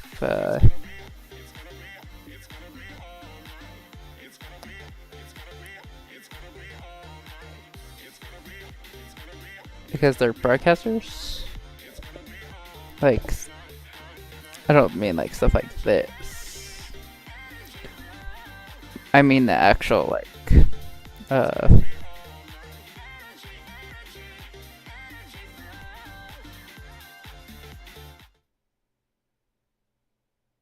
I mean like the stuff that you buy in store, but I think even if they think it's ugly, they can't call it ugly. Fight or disguise. That will be the team kill. Liquid. Jefferson's managed to get Tree down. Play for point, play for point. Nice ball. It's just going to be an explosion of death to the hands of the Dallas Fuel. That was impressive.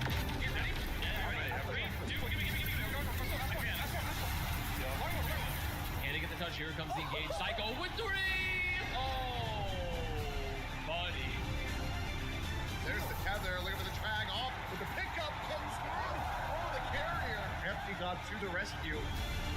Twisted Minds looking to close out the series here and take over the trophy. Of course, has done it so many times before, and he'll do it again. Your OWCS 2025 World Finals champion.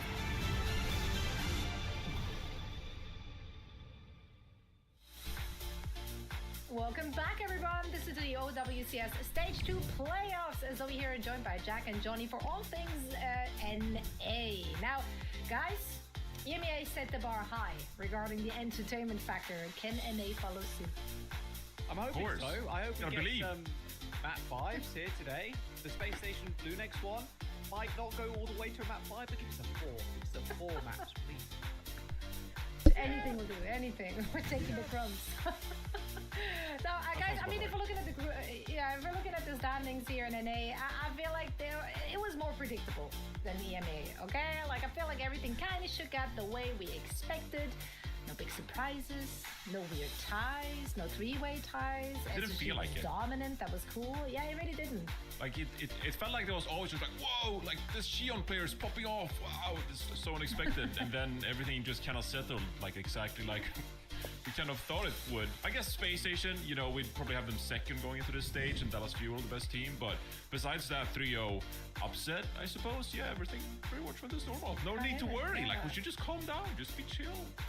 That's right. Like this is this is a safe zone. NA is a safe zone for channel point betting. Okay.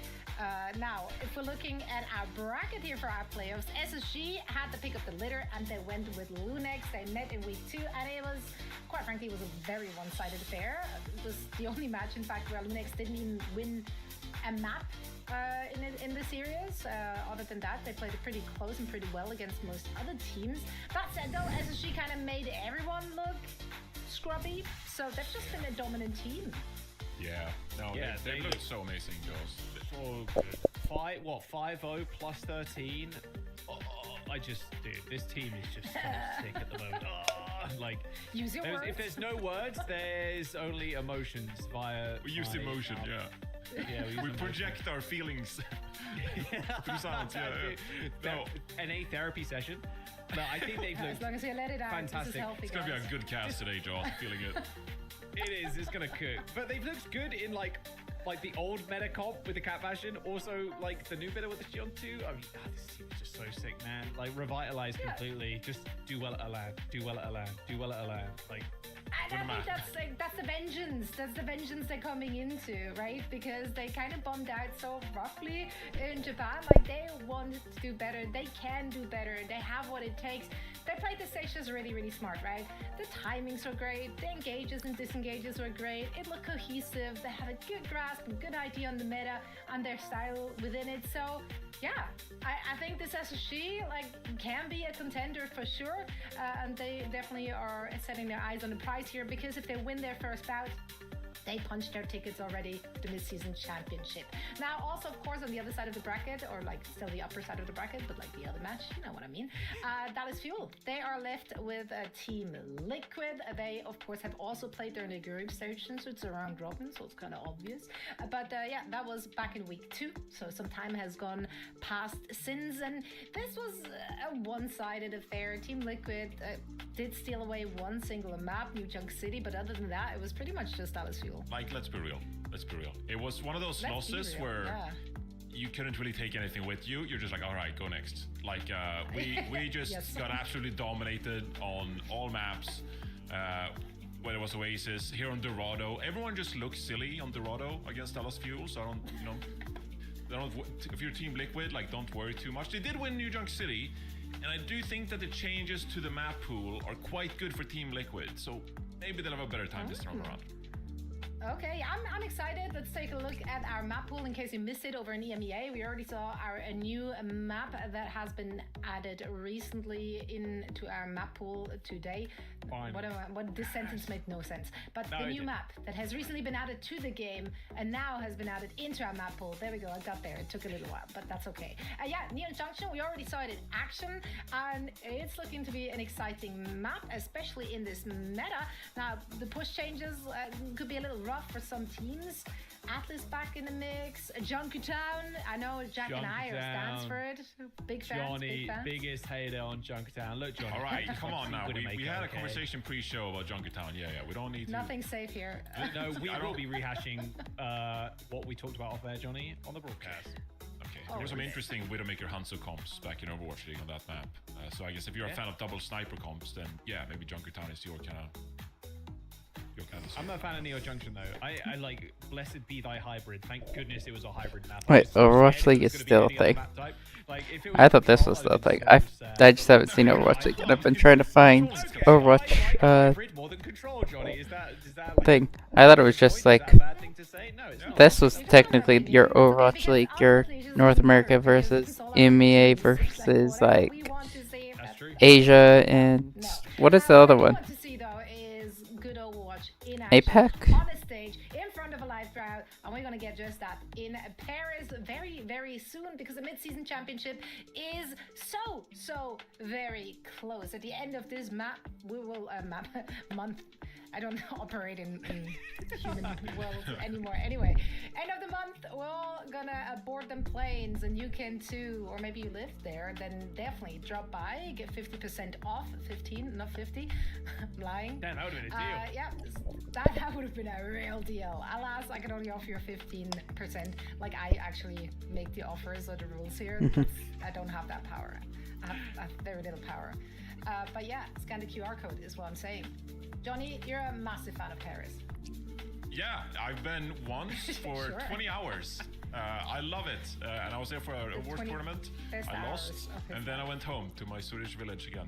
So that's been my time in France. But look, I'll say this, Zoe. Okay. Last year at Mid-Season Okay. Championship, the crowd was way more into it. They're like cheerful than I actually anticipated. Like they popped off in Riyadh. They really made it so electric to watch those games. I'd say the French crowd is the one crowd that I trust to kind of like rival that. The French crowd is always electric as well. So I'm really looking forward to the mid-season championship just to see how the crowd can rally behind some of these teams. It's gonna be great.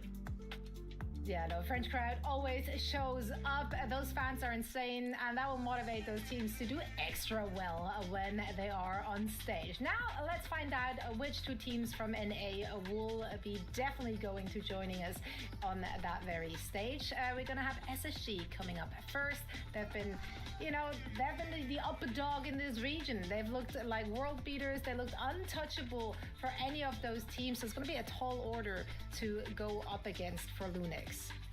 Yeah, SSG this stage have just been the team where you can't really point to them and go, okay, they're drastically weak in this position. Okay, this comp isn't very good. They've just not been tested in North America. And that, in a sense, I would say, because we've been very positive about SSG, but I'm going to be a little negative about SSG now. Ooh. That, I would say, it might be a little bit dangerous going into an international competition, because if you've been stomping a region this hard, then going into an international and playing against teams that you've not been scrimming, you've not been playing over the course of the last couple of months or so, it might be a tougher ask for SSG.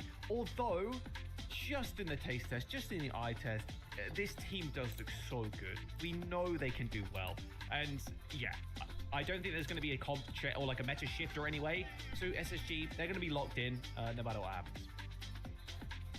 Yeah, that sounds about right. They did say in the interview, though, that they did scrim an EMEA team, and they kind of like underestimated how good EMEA was. So maybe that also helps, to your point, Jaws. Maybe that helps just like, wait a minute, like, we think we're goated, but we're actually not goated. So we gotta practice harder and keep learning even more. So that maybe set the bar a little bit for mid-season championship. But they gotta make it there first.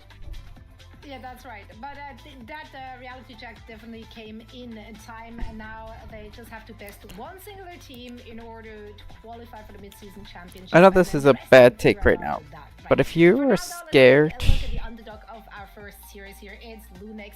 They might be the underdog, but this is the people's champion, okay? We want to see those players on LAN. They've been grinding it out for so many years. We've been part of all of their journeys for such a long time. So the opportunity is literally within reach. Maybe not in this first match, but then maybe in the lower bracket, because it's gonna be an uphill battle against SSG. Yeah, nothing to lose though, right? Right. Absolutely. I Which think makes it with dangerous. them not having LAN experience too, if they manage to make it, that's going to be such a massive blessing for them all, I'd imagine. Like, having your first LAN be like that would be ridiculous. I think, like you said, Zoe, everybody's cheering for them right now, and I hope they do well. SSG, though, might not be the series that they win. That's okay. It's just a warm-up, and then they battle through the lower bracket. I believe. I see it. I manifest it. That's the vision, okay? We want to see them But they have to- succeed. But SSG has been absolutely dominant, and that's why for the predictions, you just kind of have to go with SSG. Gotta vote with the brain, not with the heart. Yeah, same. That's it. SSG. I haven't really got too much other words to that. okay, no, that they're all gonna piss SSG. But what I was trying to say is, even if Lunex lose this game, right? It all depends on what Team Liquid we get. If we get, oh, I'm gonna. But it all depends on what Team Liquid we get. If we get like one that's just gonna not play very good, then I think Lunex could punch their ticket to, or Lunex could punch their ticket to Paris. But I honestly think if we get a good Team Liquid, like I saw them in the I saw them before they switched players, but or two players, whatever. And I was very impressed with Team Liquid. I was like, man, this team is gonna go far, but they just haven't been consistent enough to do it. Neither has Dallas Fuel though, so it's been a rocky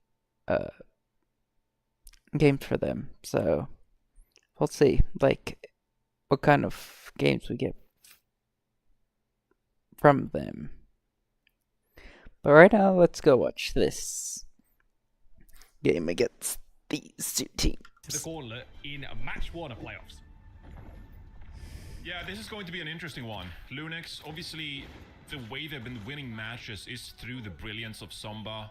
They've done tremendous work on the Xion, released ahead of week 2.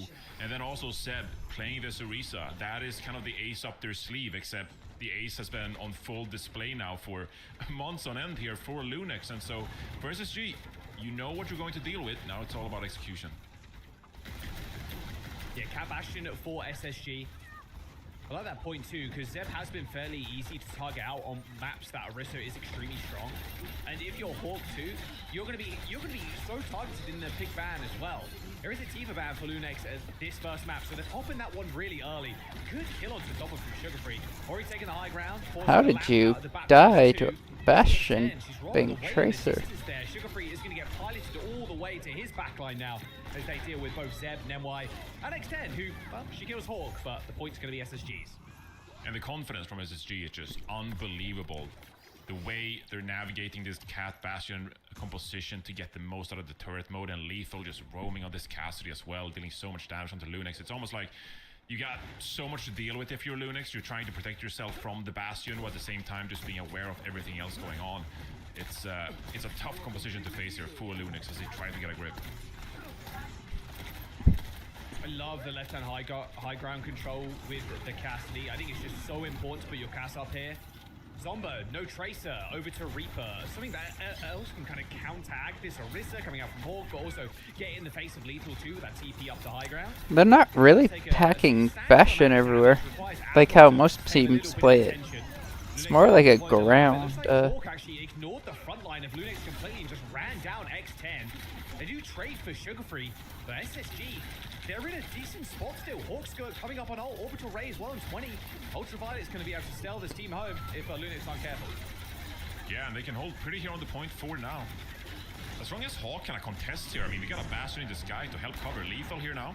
With the Deadeye, doesn't quite catch anyone here, but Lunix under so much pressure.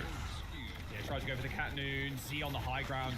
She's completely isolated away from the rest of the team. Like, the Orisa's going to be there to peel for you in some regards, but Z also wants to play a little bit more aggressive. You want to get on angles with BAP, right? You want to be almost like Ultraviolet in the way that you play Baptiste. Just go in for aggressive plays, but it's tough against this Cat comp who can just plop a Cassidy right on your face. We have 5 ults. Yeah, we Let's see what you can do with those. those. Samba almost playing the indoors of the lighthouse itself, and I feel like Lunix here, they don't really have anything to deal with all the damage coming their way. Here we go, Deadeye though. That's always an opportunity to get an entry into these fights. Cat Noon or Sky Noon, whichever one you want. X10 doesn't land the shot. Zomba goes down despite that orbital ray going off, but X10 gets flattened. But Nemwai actually, with a good catnap, kills Sugar Free. Admiral now alone, away from the rest of the team. Zomba and Zed still alive, and they do cap halfway through that fight. Preemptive push there from SSG with Ultraviolet using the ray, and that's normally a fight winner, but it found nothing. Yeah, and that felt like SG getting a little bit ahead of themselves, right? Like, they were positioned so far forward that it allowed Lunix to kind of rotate towards the point. And then, like you said, the Sky Noon made things real difficult for SSG as well. Still though, 99%, just need the one fight now to close this round out. And Lunix forced to make a bit of a move here. Try to get some value out of this Baptiste before SSG get aerial dominance with the Casbadian. They're gonna throw him on the high ground and he's gonna... Use that Death Blossom, however, Z is already dead. You saw the idea there from Nemwai, looking at Zomba, just teleporting that Reaper straight into the backline, but the fight was already done. Now Zomba just dies with ult. There's the pick from SSG, Terror Surge from Zeb. The last hurrah for Lunix on this round. SSG capped the point, only 43% on the other side. There's, I think Space Station, Johnny, they're just playing at a different tempo, like they're playing quicker than Lunix can react to. Yeah, I mean, let's be honest. Like, that was not close draws. They absolutely dominated, and this has been SSG just like throughout this entire stage. Because I talk about Sugar Free, obviously having the aerial control on the Bastion, and then we saw Lethal flanking on the Cassidy as well. But in the middle of that round, Hawk was the one going on a flank and sort of pushing around the team of Lunix and finding that opening frag. And so they're just so confident in their ability to control the objective and then also hit Lunix from all these angles. So this is a team that is playing with full confidence, and I think throughout this series it's going to be a real tough task for Lunix to deal whatever Space Station is throwing their way. I mean, this has been the same story for the whole stage, that confidence. You don't normally see the Orisa, like you mentioned, dive bomb a Cassidy. It's quite rare. Love this though. Ultraviolet on the Ana on this map. I mean, putting the Ana on this high ground too. Yeah, this is going to be tough. I mean, you can't really peek the Ana, so you're just kind of forced to put pressure elsewhere here. But this is going to be an SSG. You can sit back here and just get so much benefit of this Ana. Like, they don't want to push too far away from Ultraviolet's side angles here. But you can see how much healing and damage Ultraviolet is pushing out here. You can strafe as well if you're Ultraviolet. You can strafe hit an 8-inch choke. Looks like UV does end up just getting back down to ground, but it won't be a moment's notice, but Admiral can just pop him back up on the height if he so chooses. It's not like a sim TP, and yeah, there you go, I just said it. Well, the Tracer's gonna try and deal with Ultraviolet now, but instantly Admiral turning 180 degrees, helping out Ultraviolet, keeping him alive, and that frontline duel is won handily by Space Station. Yeah, this point is just so strong for Ana if you can get her in a spot where she's unkillable. And this is also SSG recognizing that Lunix are not playing the Cat Bastion themselves, right? Because if there was a Cat Bastion on the enemy team, like suddenly you're really thinking the Ana being played at all here. But now, recognizing that X10 is playing the Cassidy, someone's on the Tracer, trying to put pressure here, but you know that someone's gonna be here to help out Ultraviolet. Where is Admiral in a moment like this? Okay, they're pushing forward with the Sky Noon actually. And Lethal finds a pick. Yep, and oh my. That third shot was crazy. And yeah, all the meanwhile, Ultraviolet is dueling Zomba, who's extremely low. Both of them set each other low, and then UV gets healed. Zomba couldn't even use Pulse either, so Let's look at Zomba. This is the same. We've seen the same clip 3 times, Johnny. Zomba in the same spot. He's going to blink up onto this high ground. Try and pressure UV. Okay, oh, that works. The stick this time. Okay, it works when you got the ult. All right, there's a player down now. Zomba goes low, hits the recall. High noon, Sky noon for X10. Over the point. Spear's been used by Hawk. Just end up going down though. Eventually felled. That golden giving him extra resist towards the very end of that. So it wasn't a guaranteed kill from X10. That's how you start the fight. That's what you got to do, Johnny. Just kill the Ana with pulse. Just kill the Ana for him. It's that easy. It's also easier now when you have point control, because now the Ana can't really set up. Quite a smart X10 here. Okay, we're going to swap over to the Bastion. We'll be able to get back here relatively quickly too. But SSG now able to set up. Ultraviolet has this Nano in hand. I guess it's going to come out onto Sugar Free here. With a ton of damage. You would imagine so. Yeah, there's the Nano Bastion. Whoa, Sugar Free actually just pops. Oh, let's leap onto X10 in the sky as well. Catnap, and then White drags UV off the edge. But it's a 3v3 now, with Space Station still with 2 ults. Sugar Free in trouble, pops the Bastion form though. And now Zomba, a quick kill onto Sugar Free. He's gonna mean Lunex, the rest of the gang are gonna win that I fight. guarantee you switch off on now because Sugar Free tried to like parry there, because there was an orbital ray on the battlefield, and just recognizing there was a lot of damage coming their way. Yeah, well, essentially, yeah. With the added bonus. The Dark yeah. Souls parry. Yeah, but come on, I like that terminology. I like it. Yeah, you got a little No, I like it. Lethal? What is happening here? what? And then what were you guys trying to do there? Themselves into Lethal's ult bank. A little rough there from Lunex. They're just gonna get run over. Again, the idea was there. X10 and then why get a 4 position, kill Lethal, but the high noon damage resist plus the heals. Yeah, that's not working out. 9 times out of 10, unfortunately. Oh, and Zomba gets found as well. Touch has to come through for Lunex. They lost their Tracer. Yeah, they need to make a move now. X10 has to come up big time here with the turret mode, but already SSG got control of the point. Seb's got a touch here as well. Touches. Oh, an amazing Terror Surge. Contest comes in for Zeb. Sugar Free goes down eventually there as X10 is airlifted into battle. Zeb still has his Terror Surge too, so Hawk's gonna succumb to that one, drag him out into the open again, where the rest of Lunex can focus fire. The cat in the skies gets focused down by Zeb, so actually Lunex, on what was a horrible first pick there for them, they ended up losing Zomba, come out on top anyway. Why was Sugar Free so far in the front line? I think Hawk was obviously trying to do some work with the Terra Surge, holding people up like you said, but Sugar Free gets caught on the Bastion, and now 86% here. X10 looking for targets, but so tough to get value from that ultimate. Ultraviolet has the Nano. This needs to get value if SSG wants to win this round. Here they go. Nano lethal. Nano high noon. I mean, what's scarier than that? Drop straight on the cat, but the cat's a little bit too quick. Then my torch is out the way. Lethal's got to hit a couple here. All right, it's up to the supports then, I suppose. Ultraviolet kills 2 in the end. That high noon could have been the end of it all. Luckily, of course, Lethal has got the teammates to back him up. SSG 2-0 Ilios. Yeah, that looked comfortable. That looked pretty clean. Although I will say, SSG, as much as we glaze this team because they've been amazing in stage 2, I feel like every series is a little bit eventful.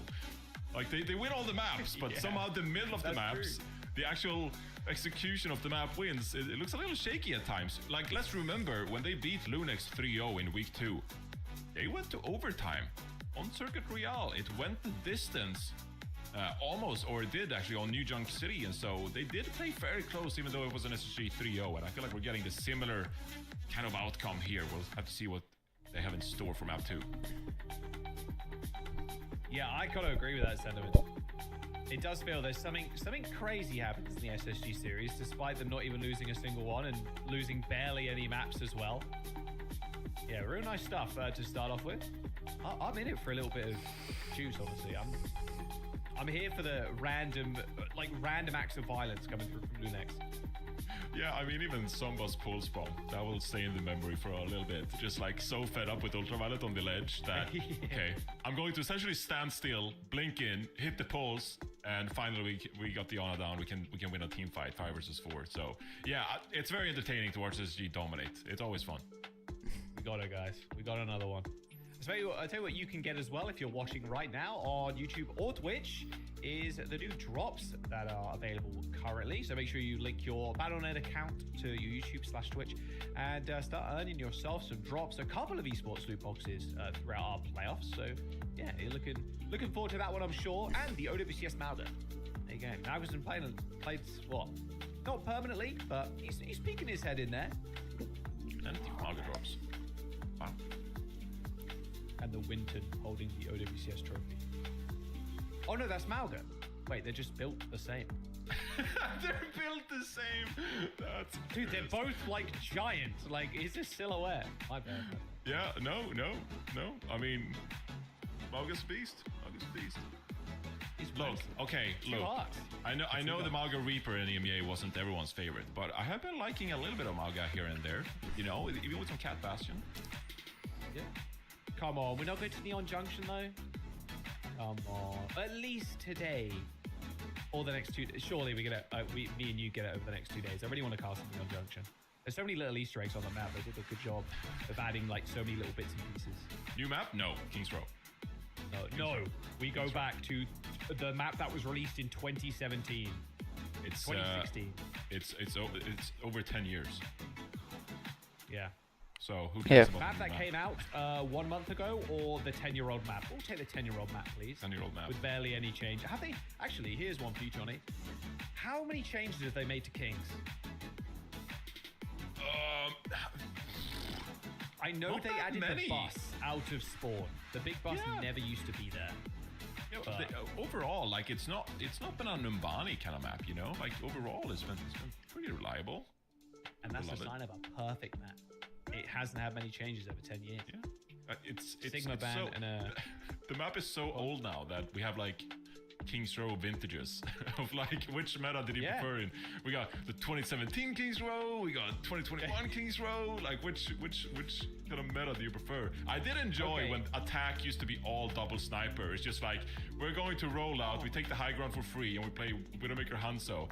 That was before the defense figured out that high ground is actually beneficial, and we're going to try to take it. But yeah, there's been some good vintages for King's Row. If you said that to someone in the Big 26, they'd be like, no duh, bro. High ground's good when you have it on defense and you can shoot down at people. Dude, the Romans were thinking that, man. Like, what are we saying, man? Even they knew about the high ground to the low ground. Come on, you ever read Sun Tzu, man? Come on. Yeah. Some great tactical innovators back then for the Romans and the Greek. Yeah, they were. Oh, I thought you were gonna reference Overwatch. Great tactical innovators grabbing the high ground, and also the Lucios not playing on the ground permanently. I mean, the first Battlefield general that figured out that angles is good. I mean, we should just credit that general for like doing great work there. And I mean, it's bleeding into Overwatch in 2026. We're still deploying. Deploying our heroes. They build castles that way. You know, in a castle, if you look outside some of the walls, especially in English castles, if you look from the inside out. The slits in the walls that you could fire your bow through, they're much wider on the inside than the outside, so you have room to move. But on the outside, it's just like a very thin slit with an arrow shooting that you can't get through, you know? I mean, come on now. Angles, baby. Whoever came up with that, give them a raise. Give them a raise. Give them an extra copper coin for their troubles. Inflation's here. I mean, that's brilliant. That's brilliant. I didn't even think of that, but they did way back when they started building castles, and someone had a genius idea. Yeah, that's great. They weren't commentating Roman battles like me and you are commentating right now. They had better things to do, I think. A lot better things. Yeah, they did. Well, King's Row, we're here. We're so back. Lethal jumping on the Ashe. Okay, we've seen a little bit more Ashe than I'm always surprised to see Ashe, actually, when Sojourn is available. But I don't hate it, especially on this map. Sigma ban and a Xion ban, you've got to get that out of the hands at Zomba, and I think this is a really good map to do it as well. There are a lot of nice little off angles you can take with that character, especially on this first and second point. Let's have a look though. X10, then wide, back on the Cat Bastion. Okay, interesting. Oh, 7 teleporter! Lethal, watch out! Okay, we're good. Oh, Zomba is not good. Zomba. Sorry, I got the Bastion though. Okay, no turret form for X10, and guess who's behind them? Lethal. Nice little flank. Little solo one. Yeah, with this Mei as well, it's going to be very tough for Lunex to actually contest this high ground. It feels like they're trying to stagger Hawk right now, but Hawk is having the worst time any tank player could possibly have. An Orisa behind him, a Bastion in front of him, both unloading clips, forcing him to hit Nemesis Core. Hawk goes down. Lethal, though, ends up on a killing spree somehow, with Zomba coming back from spawn and immediately sent back on the Pharah. SSG, they've lost ground, though. Zeb is on the point capping. It is noteworthy that they were able to kill a Ramatra who was blocking that way. So take that into your rankings. As Lunix here, doing some decent progress here, but gotta be careful here as this Mei kind of re-engages. They have a pretty stable composition here, SSG, but Lunix, they're pretty happy just poking from far away for the time being. Right, there's the ult from Ash. Surely UV just gets out. Yeah, there's the teleport, there's the sidestep, no problem. Hawk hits the Nemesis form, and now the Bastion's in trouble. Instant freeze, and a good headshot follow-up 2 on Z. Good shots from Sugar Free. Yeah, the one thing you can't let the Mei do is just get behind your team like that. Get on that Bastion. That's a no-go if you're Lunex. They got 52% though. Only a single tick. 2 minutes to go. So I think it was kind of noteworthy that Zomba actually for a quick moment swapped over to the Pharah, thinking maybe they can outpoke the composition that SSG has, because it is a very slow composition. The Ramatra and Mei playing together, lots of health in the front line. And so the options for Lunix are poke, or they don't want to wrap around and put pressure on the back line. Having a tough go at it at the minute. Admiral and Ultraviolet doing a great job staying alive. Yeah, I like this Bob too, just being flung out on statue. You already saw the Orisa dropped, basically. Oh, wait. Oh, that poor sad cat. Did you see the body of Netwhite fall behind the wall? Oh, that's Man, Hawk is not having a good time right now. Good start. Lunex just needs to be able to up the tempo now. They need to just get in there. Rush is definitely going to help with that. Get Zeb in the mix. Get him in the back line. Get him here in an ult. Lunex are going to get 2 ticks. Hawk's coming back in just a moment. There's another rush. There's a chance here for Space Station to touch, but they're not going to. They don't want to overexert themselves on this push.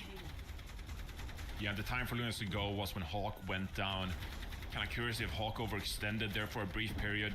Maybe following that kill onto Nenwai had an opportunity to retreat and just keep doing your thing on defense. But the Ramatra goes down, and that was go time for Lunex. We're now pushing on to the second point here. Looks like they can't quite get anything. Orbital Ray from Admiral. Kidnapped Hawk there. Yeah, Orbital Ray from Admiral to save Hawk, who got dropped in the backline, but probably not the member you want to go for a kidnap on. Curious if it was aimed at Hawk or someone else, and you just accidentally grabbed the Ramatra instead. There comes the Bastion ult yet again, but now comes the pain, the torture for Zeb as he has to fight against this Mei wall. They managed to get it out of him thus far, but Hawk does have an ult available in just a moment. They're even going to rush here to, again, just keep up the tempo plays. Z used the rush a couple of fights ago, meaning that Z's definitely not going to have it. Terror Surge used, and that's a quick back off from SSG as they fight and choke again. I feel like this is so difficult for Lunex. Yes, they unlocked the first point here, but overall, Space Station's composition, it's relatively easy to play, putting a lot of pressure onto objective here. Lunex, they need playmakers. Can somebody be it? He's already forced the teleport there of UV. I'm not sure the Suzu. Okay, there it is. Just came out. Blizzard now popped by Sugar Free, isolating Zeb in the corner. If they can get this kill, we have a really good look. But a quick Suzu is going to help Zeb escape alive. And now Zomba again piling on the pressure with the Tracer. But it gets shooting into Ramatra. It's just not a good angle here. Zomba needs to land a pulse bomb. The carry potential for the Tracer is just so damn high. But Zomba just needs to connect. Zeb has to get Sooner Archer here. Is going to drop it actually. And this is Lunex making some progress here now. But SSG, they're waiting. Calm here as they build towards this double support ultimate. No need to kind of rush things here as well. Keep holding these corners. And nice pick from Hawk as well onto Zomba. And with the Tracer gone, like there's no one really here for Lunex to make that play, to win this fight back. Still, oh, Nemwai goes in for the catnap, just gets shut down. Yeah, it was a right click from Sugar Free that connected with Zomba's face, then Hawk with a quick follow-up. Rocking what? Is that the Diablo skin? I think it is. Hell yeah. Yep. Sick. It is sick. All right, a couple of swaps here. I actually quite really like the Sojourn swap here from X10. You're going to get a lot of energy, and a railgun pick could be everything you need here against an SSG backline. That is quite fragile, but gets so much value. Zomba over onto the Reaper as well. It's going to aid in that frontline duel versus Hawk and Sugar Free. A lot of ultimates here for SSG, and just a minute 15 to drain it here, Jaws. Good hinder. Wow, Suzu really wanted to make sure Zomba stayed alive there. There's the rush, splits the team up. Ultraviolet goes down though. Ahead of the game was UV in the fight, but Lethal just sends it down solo. And with only a minute to go, Lunex's got to make a choice. I think Zed's going to try and make something of this fight, but Lethal's already found another kill with the high noon. And a blizzard to separate the team again. To Zeb is just having no real conviction in this fight. There's not really a point where Zeb's in a position where he can succeed, it feels like, as Lunex are forced to reset. Yeah, but I think you just have to take that fight loss. SG, they dropped the Kitsune Rush, the Blizzard, and the Deadeye as well from Lethal. This needs to be the fight now when they've started building ultimates on after these compositional swaps. 25 seconds. It's going to be a long second point if Lunex are going to make this one. Oh, Hawk with so much pressure onto the backline already. Yeah, forced both the TP and the Suzu, and now he's got the Annihilation. Extends dead. Only damage now is Zomba, realistically. I mean, he's been walled off. He has to shoot through it. 2 silver bullet kills. Lethal hunting Lycans right now. Lethal? That's a third one, in fact. He just Lethal killed gets the another. team. That's a fifth. That's the ace for Lethal there at the very end. I mean, come on. There's like a bounty on each one of their heads, man. SSG. Gonna hold after that first point. Switching sides. Everyone was just shooting the Ramatra, and it's like, surely we can kill the Ram, right? He will die eventually. Right? Like, he'll die here, surely. Surely. No, Lethal just cleans up everyone in the meantime. Yeah. They're literally just shooting the Ram. I mean. And then Lethal gets an ace. Even pro players are naive enough to think that you can actually kill a blocking Ramatra. Alas. Mission LeBron impossible. James, when he uses all his cooldowns on an altering Ramatra. Ready for battle. Yeah, it happens. It happens to the very best. Not even LeBron could block Hawk. Yeah, yeah. I mean, that is kind of disgusting, though. Lethal has just kind of been chilling throughout this entire series so far. Even on Ilios, sugar-free, in the sky, on the Bastion, doing tons of work. And Lethal just on the Cassidy, just chilling, roaming, getting picks. 5k to wrap things up there on the defense. I think that is the Cassidy player mindset almost. Like, the ranked Cassidy players are just kind of, they're vibe maxers. They're in it for the ride. They're going to click a couple of heads, maybe get a cool clip. Like, straight chilling. Yeah, if someone mains Cassidy, I feel like that's a green flag. Oh yeah, what's a red flag? Who they made for it to be a red flag? Oh, we can't talk about this. Oh, we have to. No, we can't talk about this on the Overwatch Esports channel. It's Sim. I'm sorry. It's Sim. I said it. It's a red flag if they're playing Sim perma. I will not speak. Samba on the flank here, on Tracer. They're holding the high ground in the Big 26. They've done it. They've learned from 2016. Oh, the headshot of the Zomba from Lethal. Now this is really Lethal with his Me, it's Bastion. On this Hanzo. Tree's been a nasty Hanzo. Lethal as well. I think Hanzo's in North America. They've got something to them. There's something there. They do make the character look different. And Space Station, by the way, they flipped the map completely on Lunix. Lunix have now forced to take Hotel and the attack side. Zomba is going to get forced to recall. Lethal extremely low, but there's a Kiriko right next to him and a cat that's flying in to provide emergency aid. There is a couple of kills for SSG, with only losing Sugar Free and with no Suzu. This is Lunex and their days being fairly numbered. There it is. Cleanup's good. SSG are going to get capped. Yeah, I think it's so tough to kind of brawl against this Mei and this Diva. All the meanwhile, the Hanzo is flanking around, hitting you from the back as well. It's a tough time for Lunex. So now make the swap over to the Mizuki here as well. They haven't really found anything to get going here on SSG team that is kind of figured out. And I think the missing ingredient here is the North American Hanzo players. Like, they just have confidence. Like, they're just chads. They like run it down. Like, yeah, Hanzo might not be the best hero. Guess what? I'm gonna take them anyway. Party Dragon through the wall. Through the wall. Hope you get something. Why? It can work out, never know. We can. I mean, on Kings especially, it's good. Killable. Okay, Zomba. Don't randomly get headshot by the Mei. They're going to use this rush really early. Zomba has got pulse bomb in Hotel. They're just trying to use ults here early to get an advantage, just to get positioning on this main choke. But SSG, especially with Hawk and the Tifa, it's tough for them to actually do that. Sure, we can get priority on choke, but we can also just run around you and then flank. Nimue ends up going down to Storm Arrows, and Lunex, honestly, a little bit confused right now. They look at confused kind of where to look. Zomba's holding down the fort in the front line. Zeb's going to use this Terror Surge, but Johnny, I hate to break it to you, it might just be all over. SSG pop the Blizzard on the point. Hawk gets another kill, and that will be that. No real chance for a touch, as X10 is the final one to fall. That space station going 2-0 up. One more map away from securing themselves at that lab. Yeah, I mean, let's just be real. The viewers are seeing what we're saying. This has just been an absolute team gap so far. SSG just playing on a different level so far in stage 2. Was the Kitsune rush a little early from Lunex maybe? Did it allow SSG to retreat and back off? Yeah, maybe, but you're up against SSG. It's so tough. You want to make a play. You want to be the first one to drop an. I almost forgot to set my alerts. That would be terrible too. Just watch Overwatch and then you miss work that it had.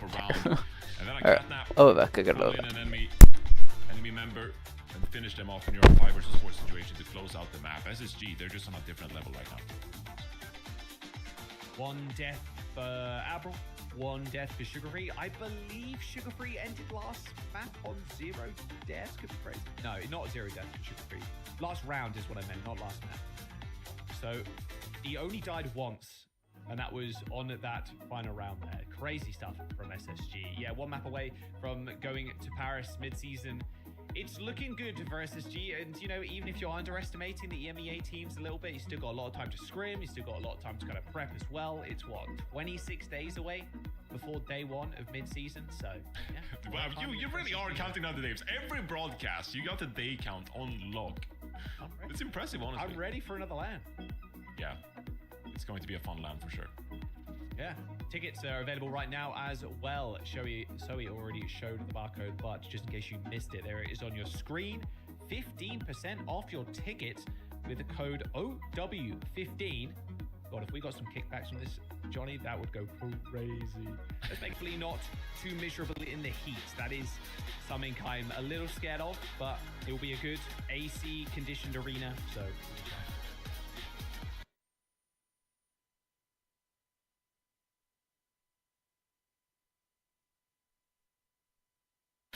that is really important. Really important. We need the AC. Yeah, honestly, that's a good shout. That's a good shout. You never know. Look, I think this SSG team, don't think it needs saying, but if they play like this at the mid-season championship, they will be winning maps on like a Champions Clash where honestly this team just fell flat, looked demotivated. They had horrible scrims going into the event itself. This is just the SSG that we've been waiting to see, and they've been shining throughout this entire stage. So I'm really looking forward to actually see how they match against some of these EMEA teams. Obviously, EMEA is the better region. I think we can both agree on that still. But you kind of want to see a little bite from North America, like Dallas Fuel, SSG. You want to see them take it to EMEA. And I think with SSG putting up performances like this, it is possible. New Junk City. Wow, we're just going back to, we're going to pretend we don't have a new map pool. Not even going to Atlas. This is crazy. I mean, pros like familiarity. I will say that. You attest to that? Is that something you like as well, or like? Yeah, I wouldn't say you don't want to go into the unknown when the tournament life is on the line. And so there are so many maps in the pool that, like, realistically you can't excel at all of them, and so you just kind of like, you know, pick a map like New Queen Street. It's like, okay, well, we're not going to practice New Queen Street as much, but it seems like everyone wants to practice New Junk City. Yeah, everybody. Is the consistent, like you said, is the consistent one too? Is in the last Bat Balls in this one? So yeah, makes sense. Bastion ban and a Zarya ban for the other side. So okay, targeting the tanks again. Tanks are always going to be off the board in this series. I think Zeb has been a real difference maker for Lunex throughout the stage. Although when it comes to hero pool for Zeb, very, very good on the Orisa. So not having that banned here, you're smiling, all good. You can just run it back with this kind of brute force Orisa play, and then we're hoping that X10 and Zomba can kind of show up on New Junk City. Want to go to extra maps here, but SSG It's just a team death at the current moment in time. Yeah, I mean, if you just take a step back here, Joss, and you were thinking like, okay, what is Lunex's win condition in this series to upset SSG? The only thing they really excel at is the brawl style, when Seb is either on the Zarya or on the Orisa. The issue is SSG, in this new look of theirs in stage 2, they make way more swaps, and they talked about this in the interviews. They're just way happier to flex over to these different kinds of heroes. So you have Sugarfree playing Mei, Sugarfree playing Symmetra, Ultraviolet playing Wu Yang, Hawk, playing Sigma. He's been brilliant on that hero throughout his entire career. And so you're looking at Lunix and you're thinking, okay, like, if you play Brawl really good, you have a chance against SSG. The problem is SSG, they adapt so very well, and they feel like they can play so many different compositions now in stage 2.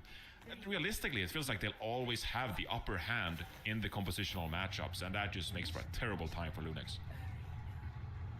The secret weapon is finally being showcased. Zomba on the Xion. Got banned away last map.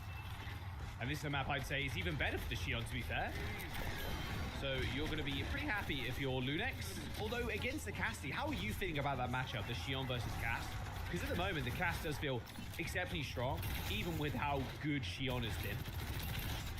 I mean, I feel like every time we see a Cassidy on the battlefield, like the Cassidy has the opportunity to take over the game. And obviously an uncontested Xion can do so as well. But I think Lunix are going to have a tough time at finding these opportunities to really collapse onto SSG.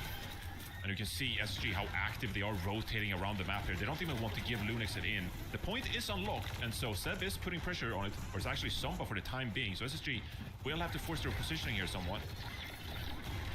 They were in a 4v5 that entire time. Sugarfree died super early, and Lunix was still not able to kind of collect kills. And they only get 10% as well. SSG, they just sneak the point away.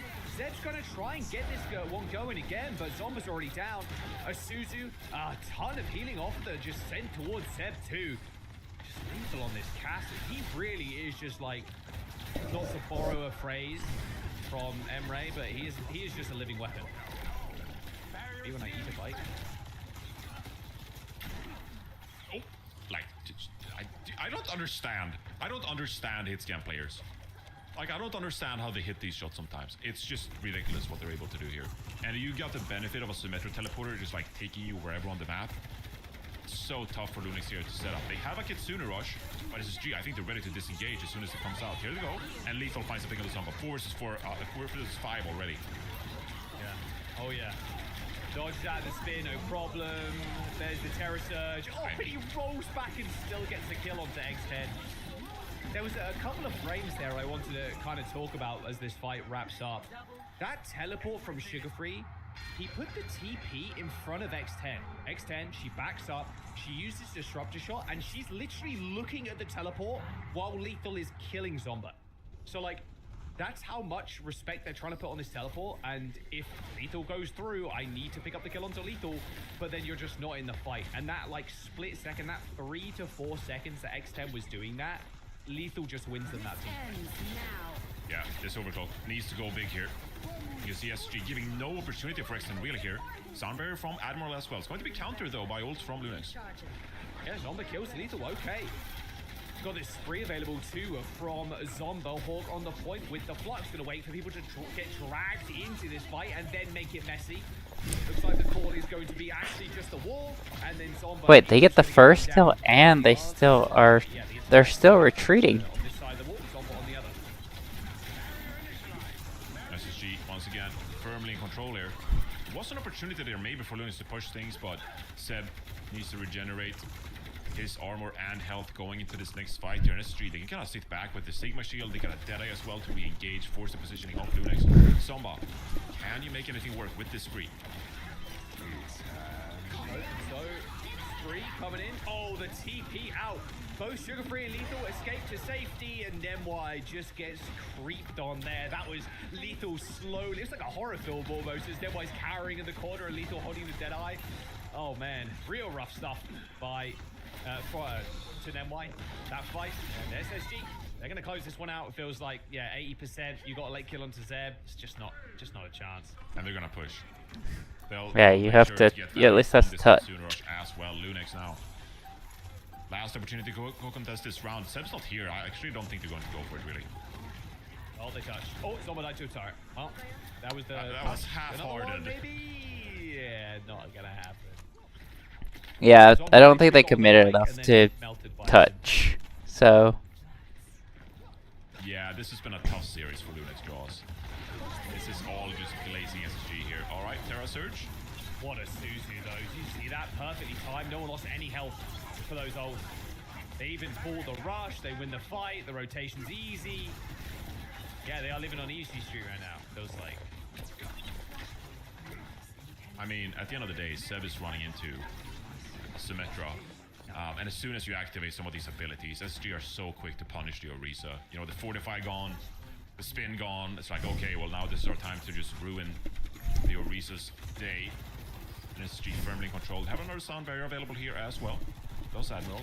you probably can't let them sit like so much percentage if you're gonna try and win any of this. Okay, well there's Huff down.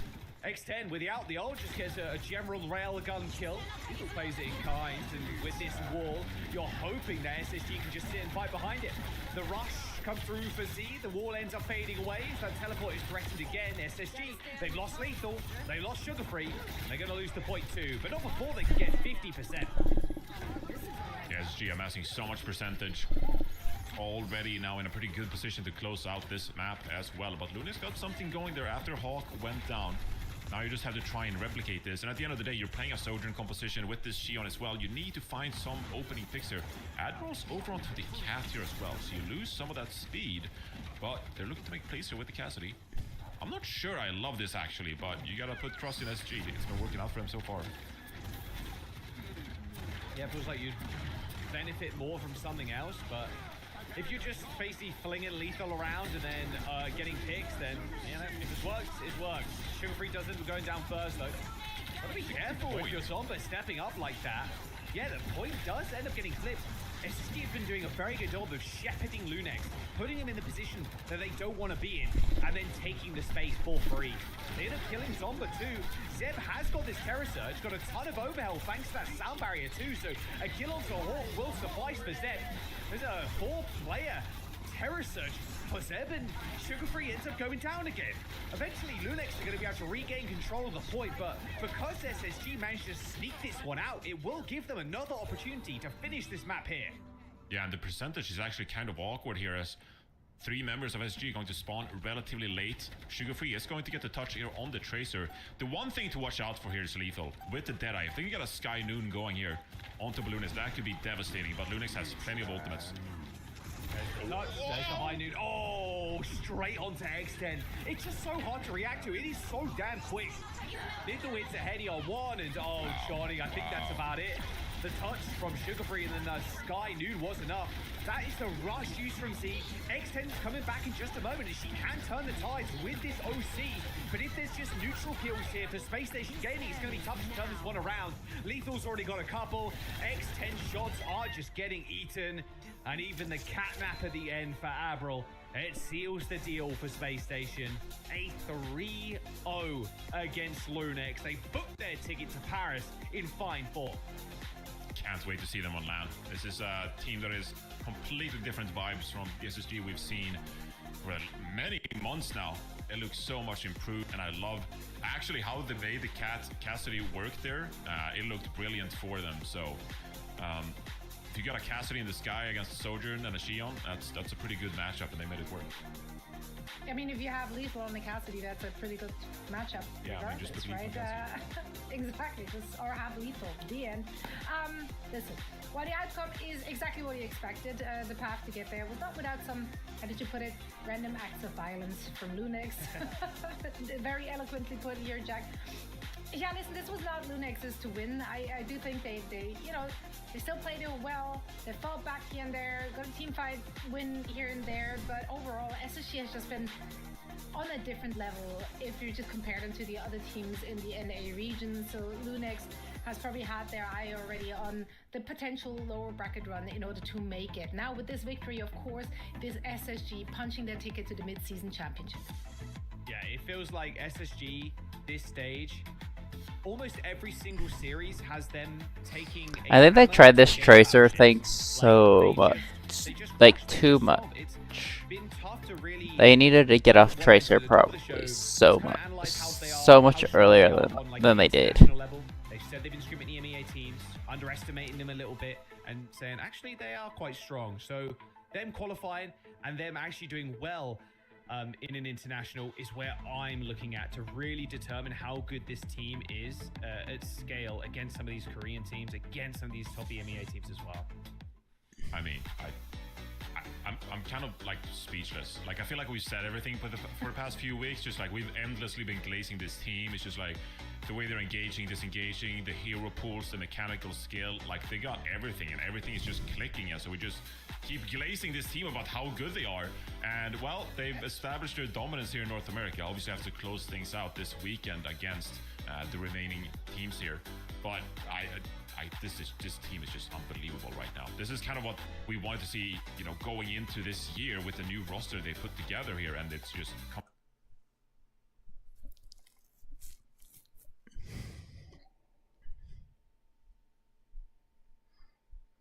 Cause yeah, it's pretty much you have to.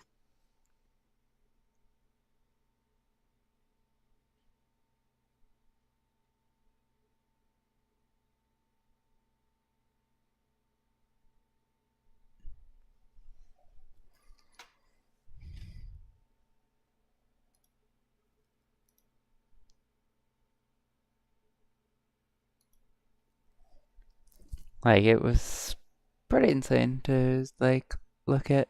So it was.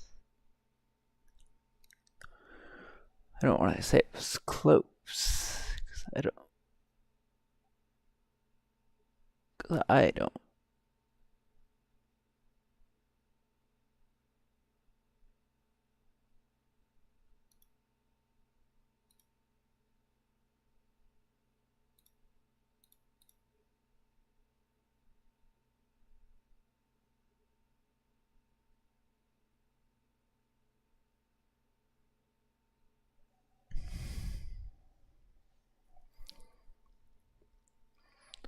I always think it's funny how like you stream for so long and you're just like, and like the broadcast I've been watching for what, 4 hours now, and I don't even have the 3 hour one yet. I'm at 60% on 3 hour. So it's like you have to watch for like 20, 25 hours just to get everything.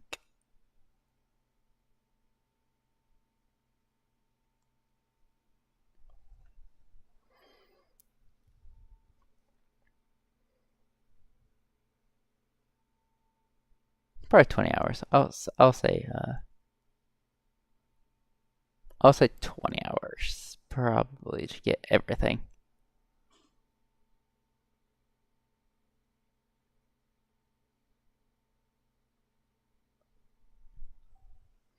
Or at least for me. Like it's been like I can watch the entire broadcast. And the broadcast could go like 10 hours. And I'll have like the 8 hour one.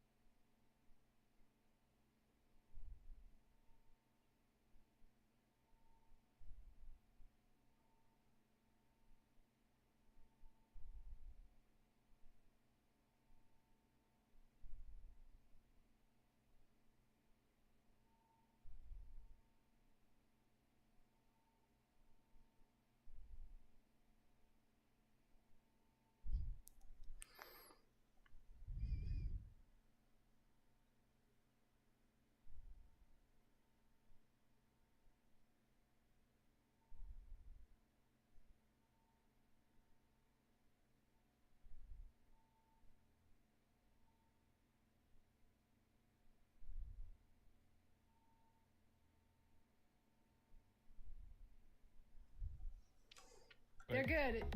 He's good. Absolutely. Space Station Gaming making it into our top 3 for sure. And they are very likely gonna take that NA crown here as well, because as we said time and time again, the glaze continues. They've just been playing on another level. Like, I mean, just the way Lethal was talking about his teammates so lovingly, it's just like, it was just comfortable and like heartwarming. It was beautiful. You know what I love to talk about lovingly? Drops or something. Yeah, it's one of the, like, that was three really things, I think. close. Me chilling out. This is good. This is good. No, listen though. Real talk, real talk. Cop it, grab it, get it now in our shop. The esports bundle is available right now. I mean, look at the skins, but even more importantly, look at our sprays and name cards. They are exclusive to the bundle. You can only get them here. I mean, dude, I will say must the I say Freya more? one, damn. Like the May ones, the recolor from the Someone May, right? That I really like the May with the mask, but the I Freya go on a one rave with was her. crazy. Yeah, she's raving for sure. You're right. She is. Yeah, we already talked about the Mercy skin being, and I know here, Reinforce, you are Hanzo Stan, a fan. I was going to say that I will let the two of you have fun partying with the people in this bundle, because I am way too boring for the heroes in this bundle this time around. What does that mean? Yeah, look, Yeah, but that's the I'm problem. self-aware now. Because you are so boring, you can amp it up. You know, you can up the ante by copying these skins. It will translate directly into your gameplay as well. If Play you're about rocking that Hanzo, help Hanzo, me. listen, Make me if I see fun. this Hanzo in my game, I understand that this is a fun person playing. Just saying. Now we're gonna have some more fun with our last match of the day as well. So don't go anywhere. We're gonna head into a quick break, and then we're back with the last one here. Start your climb to OWCS with Faceit League. Compete for $50,000 every season to sustain your team's competitive journey. Progress through skill balanced divisions until you hit the Master Finals broadcast and get scouted by the best teams. Your climb to OWCS starts here. Join at fce.gg/Faceit League.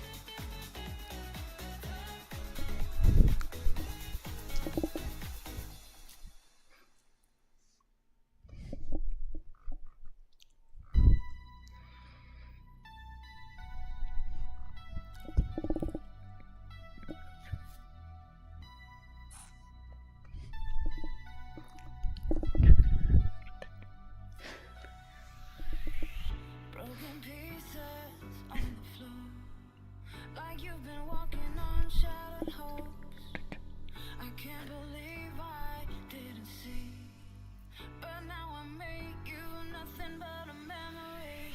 I take a step back. Man, we're gonna get some insane.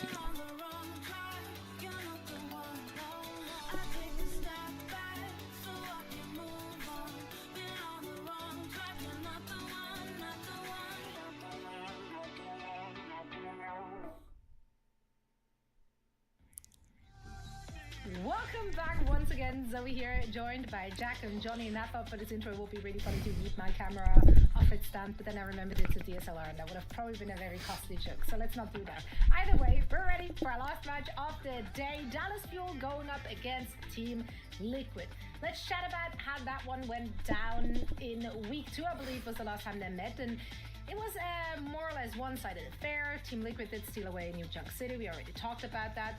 But overall, Dallas has looked like they're playing on a higher level, on a different level. Like, yes, they also had a slow start to the stage, kind of trying to ignore the new meta away initially, it seemed. But eventually, I feel like they found their comfort zone. Speaking of comfort zone, like just last week, Kellen got to play Winston all as well. Yeah. Like, Dallas Your Fuel, boys they're playing looking good. Winston again. They're playing dive. I like Lethal's take actually with Liquid not making it. I think with how Liquid looked, especially at the start of the stage, not really that clean at all. And I think Dallas Fuel have looked the complete opposite of that. It's like solid number 2. I don't think there's been an argument between that second and third spot for them. Yeah. Especially their playstyle as well. I mean, they even said it in interviews, just like, yeah, you can't really practice against us because we play so much like Winston and Wrecking Ball that you can't really come prepared for a matchup. It's just a nightmare of a team. So, especially in a scenario like this, if you're Team Liquid, you're just like, why couldn't we have gone like a normal team to Vegas? Like, why do we have to face their dive compositions? It's so hard to prepare for Dallas Fuel, and especially Team Liquid, who are integrating 2 new members into their team as well. And now you gotta be, the teamwork has to be brilliant for Team Liquid to take on a Dallas Fuel. That just feels like they're excelling perfectly as well. Yeah, as we said already, Team Liquid, they had a bit of a rough stage. You mentioned it there, Johnny. 2 new members, which need to be integrated into your roster. And then on top of that, you also have to deal with the new meta, right? And like figuring that out, like what works for you and what works for your new pieces, your old pieces. So it's just been a lot of movement for this roster and not a lot of time, because 3 weeks, realistically, that's nothing. It really is not a lot. Yeah, absolutely. I love the additions, I really do, especially Attack. I love watching Attack play. I think he has got what it takes to be an exceptional tank player. Up there with the greats, maybe, but like at least a formidable off tank in like an international stage. So I'll go against what Liquid said. I think Liquid will actually make it because I want to see them play, and I want to see Infected also play on a LAN again. They've got the tools. It's just, like you said, Zoe, it's just not enough damn time. They needed like maybe another week. Opium. I'm there for it. They kind of did, it felt like they did figure things out in the very last match against Cafe. They 3-0'd Cafe, playing a ton of brawl compositions. It felt like the hero swaps were on point, and none of that like visual confusion. You can see like the 5 members like scattering around with confusion. It's just like, I didn't feel like we saw that at all as much against Cafe, and that's a weaker opponent. That's fair.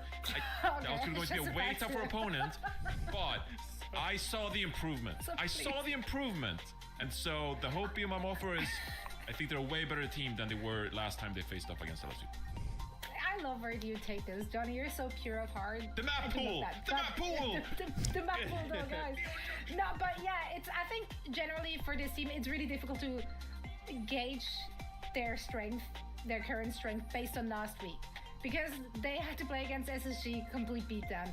And then they played a dominant game against the Cafe, which is an arguably much worse opponent, where they had to win that one. So, like, really? What are you taking away from that? Like, we don't know. And you know what? It doesn't even matter. Last week is in the past. We're focusing on the now. If they win this one, they will punch their ticket to the mid-season championship. So perhaps with that additional motivation, you know, they're going to be stepping it up. Individually, we know what they have. We know what they can bring to the table. That said, looking at predictions, yep, live in the now, guys. And in the now, I'm feeling the Dallas Fuel. I think they have to be the heavy favorite here. Like, it will be quite an upset, in fact, if Team Liquid wins as much as them not. I said it. Yeah. Oh my God, she actually said she I'm laid it out there. It's brutal. gonna be a 3-0. I said it. I Yeah, think it's I on don't camera. know about 3-0, but that's true. It's gonna be. I have been voting for this team, and I will continue to do so throughout playoffs. I think, unless they face SSG, which they probably will at some point. But I think the team, is just too strong at this current moment in time. Liquid are slowly leveling up, but it needs to get there a little bit quicker. Maybe this is the match they'll prove it, but they've got fuel here. Dallas Fuel. Yep, they're the favorite going into this one. They have to be the favorite. But Manifesto 3-2? Maybe? Okay, Maybe a everybody 3-2? stay A together. 5-map banger? I'm just saying. I think it's a better team Well, Liquid. yeah. Look, you know the story about the person who stepped in the river and something about them not being the same after a while or something like that? This is the same, like Liquid are different from the last time they played Dallas Fuel. Look, I'm not a philosopher, but there's something about that. Like, it's a different team. They're not the same team the last time they played Dallas Fuel. They're a new team, even though they're the same members. That's a Swedish thing for sure. For sure. No, That's this okay. goes That's back alright. into like Greek mythology. How about we bring up the Roman Empire again, just for the funsies? Well, guys, we're ready for this match. We don't need to look up whatever Johnny has been cooking there. Like, I don't know. We can move past that. That's okay. We're loading or it. he can take the time to do that. That's all right. I'm ready to because the winner read goes what to Google Paris. says right now. Okay. But you Send us off with that talk piece of about mid-season information. championship first. I'm done. I just want to lean back and like so you enjoy can leave the us. education. You, Johnny, need to get us in. Johnny. Go. Speak your piece. The famous saying, "No man ever steps in the same river twice," comes from the ancient Greek philosopher Heraclitus of Ephesus? No, I don't know. It illustrates his core philosophy that everything is in a constant state of change and flux. The water in the river flows away, and you are constantly changing too. And ironically, Team Liquid are a different They're team Liquid. than the one that played against Dallas Fuel in week 2. Damn. All right, okay, I like that. One of the best openings we've had for an OWCS match. He knows his stuff. Mad respect. Now watch him use that like 5 more times. Every single time we see Liquid, if they make it to an international. Oh, I'm gonna load up on Greek philosopher quotes. And everybody's gonna be like, what is he saying? What is bro saying? All right, here we go. Ilios is gonna be the first map here. Kellen on the Winston, no shocker. There's an Ana ban for Team Liquid. I really like banning the Ana here. They actually are banning it second. Dallas Fuel banning Cassidy first, getting one of the main problems for the Winston out of the way. But Ana's going to be the big problem for the Fuel because it's Malga. Yeah, he's already on high ground where the Winston wants to be. All right, so stoicism aside, I am genuinely really excited for this series now. Dallas Fuel, they're going to do their thing still. They're going to play this Winston and, like they talked about, just focus on individual skill, trying to break down their opponents over time.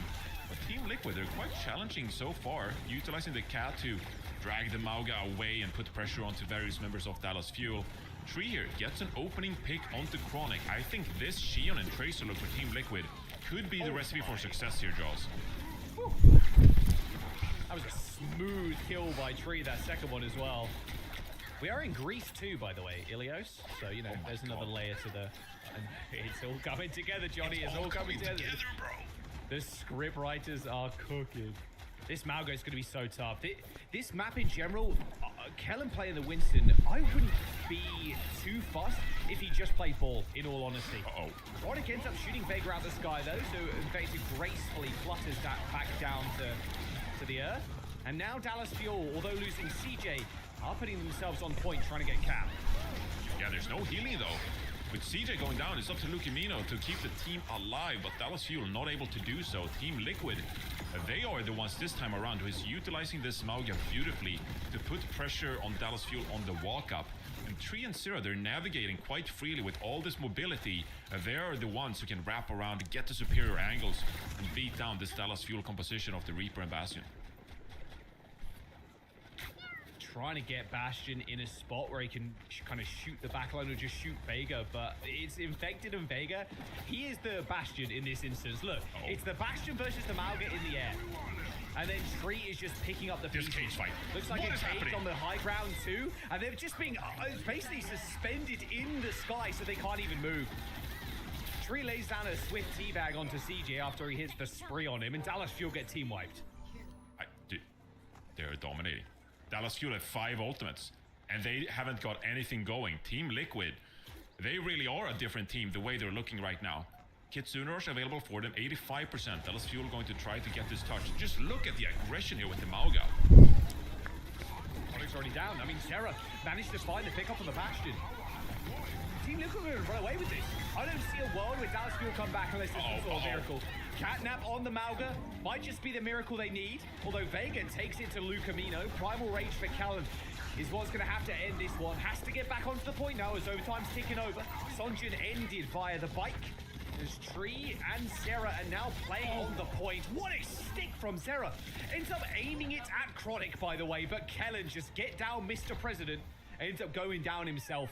100 to 7%. Team Liquid. I mean, Dallas Fuel have to be shell-shocked here a little bit. They surely could not have seen this coming out of Team Liquid.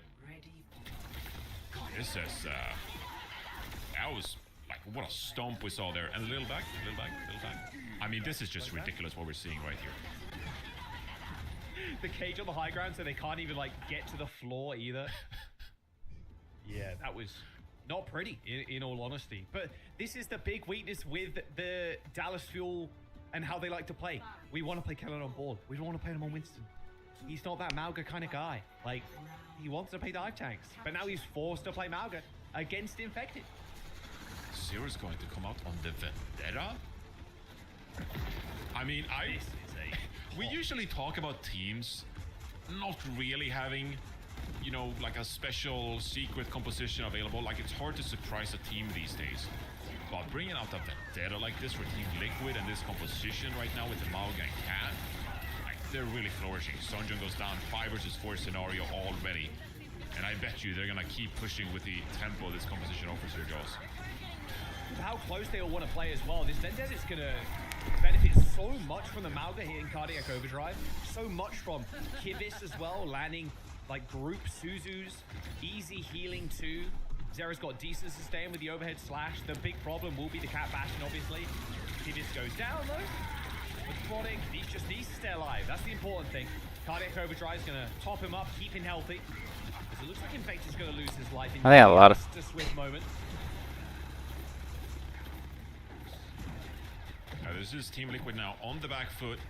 Dallas Fuel, I think they're going to have an easier time here playing the Bastion on a map like this. They can kind of play back and forth pretty linearly here with the engages of the Bastion and put pressure on both Vega and Kivas as well. Obviously no Bastion here for Team Liquid to kind of like counter or contest Chronic's pressure here. So Sir's going to swap over to this Reaper as well. This is kind of just admitting that we don't want to take the aerial duel. How about this composition from Team Liquid here? I wonder if they would do a, they're gonna do the, ground bastion. Sonjin goes down to Zera. And now the mega health back control for the Dallas Fuel, pretty important hit for Kellen to help him stay alive. The amount of damage he's taken in front line has just been, it's been too great for the back line of the Fuel to actually deal with. Vega's also kind of running around for free too. All right, Dallas, they at least get half the point done, but Team Liquid, they got Cage, they got Catnap, they got Spree. Looking clean for this next fight.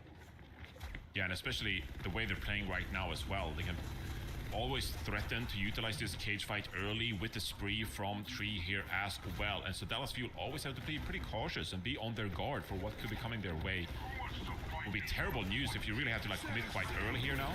So really split here. Cage fight does come out from Killen, and Sonjun finds an early pick on Zero. Big slam there from Infected from that high ground. That Spree in the cage is good, but that was a knockdown, I think, from Lucamino, interrupting the Spree from Tree. Managed to get the Catnap on him, so cancelled the ult completely. Dallas Fuel regain control here now. As once again, this Bastion here on the walk-up is going to be difficult for Team Liquid because they're just playing this Xion and this Reaper. In fact, it's going to be picked up here, though.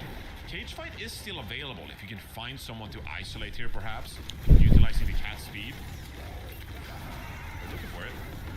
That's for a stomp here onto the front line. Actually, Vega that dies first. Now Infected with this cage is going to be good on the point. A point fight is what they're after right now. Zera has to race walk away, so it's going to be a little time before they actually regroup again. Gives Dallas Fuel a point, an opportunity to peel back as well. 96 here for Dallas Fuel. It's a pivotal fight, and Kellan already drops quite low. So is going to utilize here, keep them alive. Spree, Chronic gets a pick as well. But this is Team Liquid. It's just dominating with the cage. Infected's cage was just straight up better there, but the Dallas Fuel, they end up just saving ult. So it's like, okay, we lose the fight, fine, 99%, we got 4. Like, we should win here. There shouldn't be an issue one bit. Yeah, we'll see though. Team Liquid, they have the opportunity to make a play here still with their own Kitsune Rush. Almost wonder if you want to get them out early before Dallas Fuel get towards the point here, or if you just want to sit back here, try to force one final fight here with the opportunity to close out the map as well. So about this turret mode for the time being. Yeah, double knockdown there on the Malgas, but Kivitz is already dead. Suzu Rush even has been popped, but the Death Blossom from the high ground. Zera ends up killing Chronic. A dire triggers kill onto Lucamino too. Teleport, oh my goodness, Zera is doing it all for Team Liquid. That was a 4 ult dump for the Fuel, and they lost the fight. And Jolly, they're about to lose the map too. Team Liquid about to close things out here. Dallas Fuel kind of scrambling to get towards the point here. They do get the touch, but this is a Team Liquid team. They're just looking too dominant. There's no health. Vegas going to be able to get away as well. Skirts under the map almost as Team Liquid. What was it, Johnny? Man who steps in the lake always comes out a different man. No man ever steps in the same river twice, Joss. Damn, there it is. Team Liquid looking fresh, looking clean on that first map. I'm just saying, the hopium was there. The hopium was there. What I think is so awkward for Dallas Fuel here is that by playing this Mauga, Team Liquid are essentially forcing Dallas Fuel to just play this engage-disengage kind of composition. You're seeing the Maugas trading blows, the overruns, the cardiac overdrives. It really isn't the style that Dallas Fuel like to play, where instead, you know, they can set up in the backline with a Wrecking Ball, with a Winston, like we expected here on Lighthouse. They're kind of playing Brawl at the end of the day, and you're thinking going into the series, well, Team Liquid, their win condition is trying to force these Brawl compositions, you know, it's New Junk City, stuff like that. And they were able to channel that playstyle here on Ilios out of all maps. So mightily impressive by Team Liquid, taking Dallas Fuel on this very first map pick of their own. And look, you don't have to look further than the interview we just heard, by the way, from Lethal, who said that Lunix would actually qualify over Team Liquid. This is unexpected, Jaws. Very much feels that way. Forcing them to get down and dirty with the Mauga. We will force you onto our level. You want to play Winston? Ain't happening, Chief. We're playing Mauga. We're shooting you. We got the cat bashing. We're shooting you some more.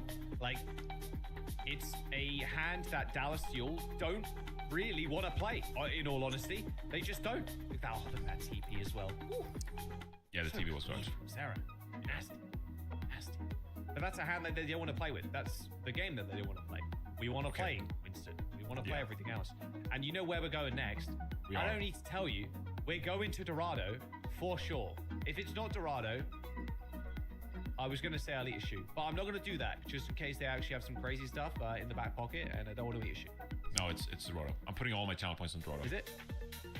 Oh, bam! I got like 10% back or something. That was like a 90 to 10 pred. It actually was. Actually, speaking of press, Johnny, Dallas Fuel, the chat voted 85% in favor versus Team Liquid's 15. 85% for Fuel. Okay, always bet the underdog. Pretty crazy. You never know. Yeah, seriously. You never know. Don't forget as well. 3-2? We just 3. Okay.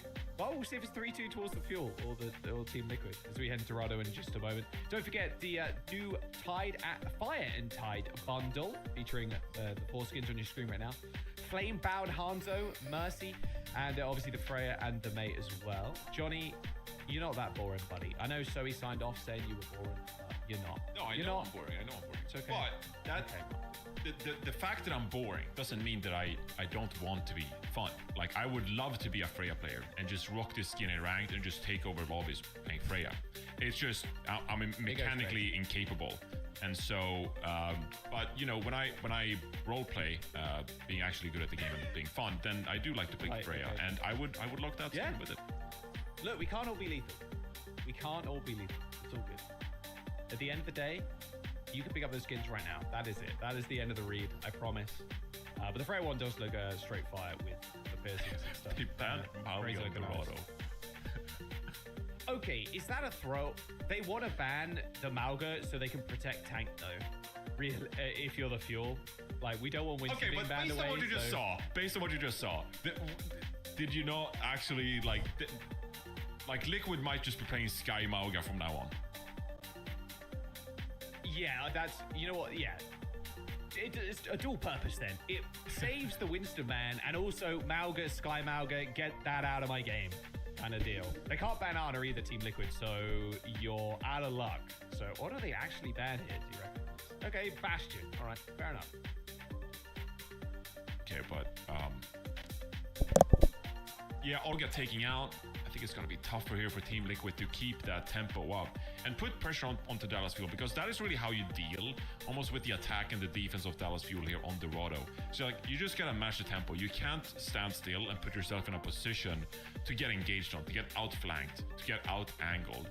And so curious to see how Team Liquid, what kind of composition they're going to pick here in the end. They're gonna like try and take it to Dallas Fuel, because you can't just sit back on this Dorado map. Oh, do we just see a mirror though?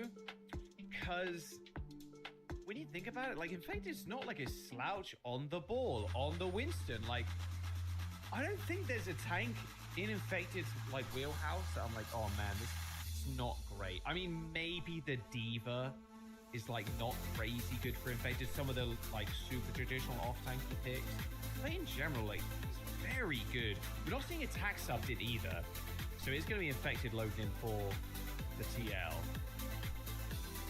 I would love a mirror match. If there was one team, this is the team to do it too. Yeah, I mean, I love the pace from Team Liquid, and they're actually going to hint towards playing a little bit of Sigma and just slow things all the way down. So opposite end, yeah. Damn, they hate Kellen. That's a fact.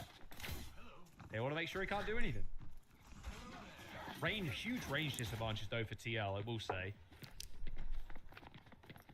Yeah, I mean, the same rule kind of still applies though, right? Even though, like, you're slowing down the tempo here, you don't have any speed or any dive characters per se, you still have to, like, move around with this Sigma composition and basically put pressure on all these different angles of Dallas Fuel as they're trying to set up at the end of the day here. Look, Amino's going to hint, playing the Alara here as well, running over to the Sojourn, and you can see Dallas Fuel here.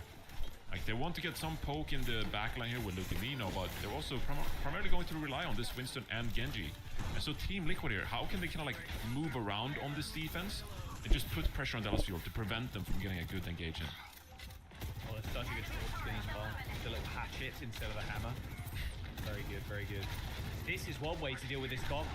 Range disadvantage, no problem. Go far. Spam rockets, punish Infected, punish Zera.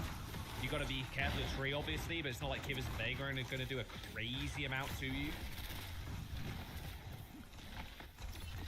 It's all about Tree here. Can you rotate, find picks, even hit headshots is going to put Dallas Fuel on the back foot here. You have to be constantly wary of Sunjin. Dallas Fuel working on the front lines right now, just walking through the choke quite normally. Haven't set up that big flank just yet here, so Callum's taking a lot of damage on the walk up here. No nanos build though, with only the Ilari and the Kiri. I think that's one. Don't need to pay attention to Pharah too much, although with Sonja being 1 HP, he has to go back to a Mega Pack. You can put the pylon from Lucamino in a really strange spot, like on a high off angle, so the Pharah gets tagged, but Tree just debating whether he should punish Sonja further or just fight the fight in the front line. Looks like it's going to be a frontline duel. A rush swiftly used by the Dallas, by Team Liquid as they run over Kellen. But that's perfect, Jaws. That's exactly what you need to do. You drop the Kitsune rush, push forward aggressively, And Tree is just going back and forth, putting damage onto Sunjin, because like you pointed out, like if Sunjin is 50 health, have to go back to get a pack, then you're suddenly 5 versus 4 in the front lines, and Tree finds a pick onto Lumina here. Tree is doing phenomenal work right now.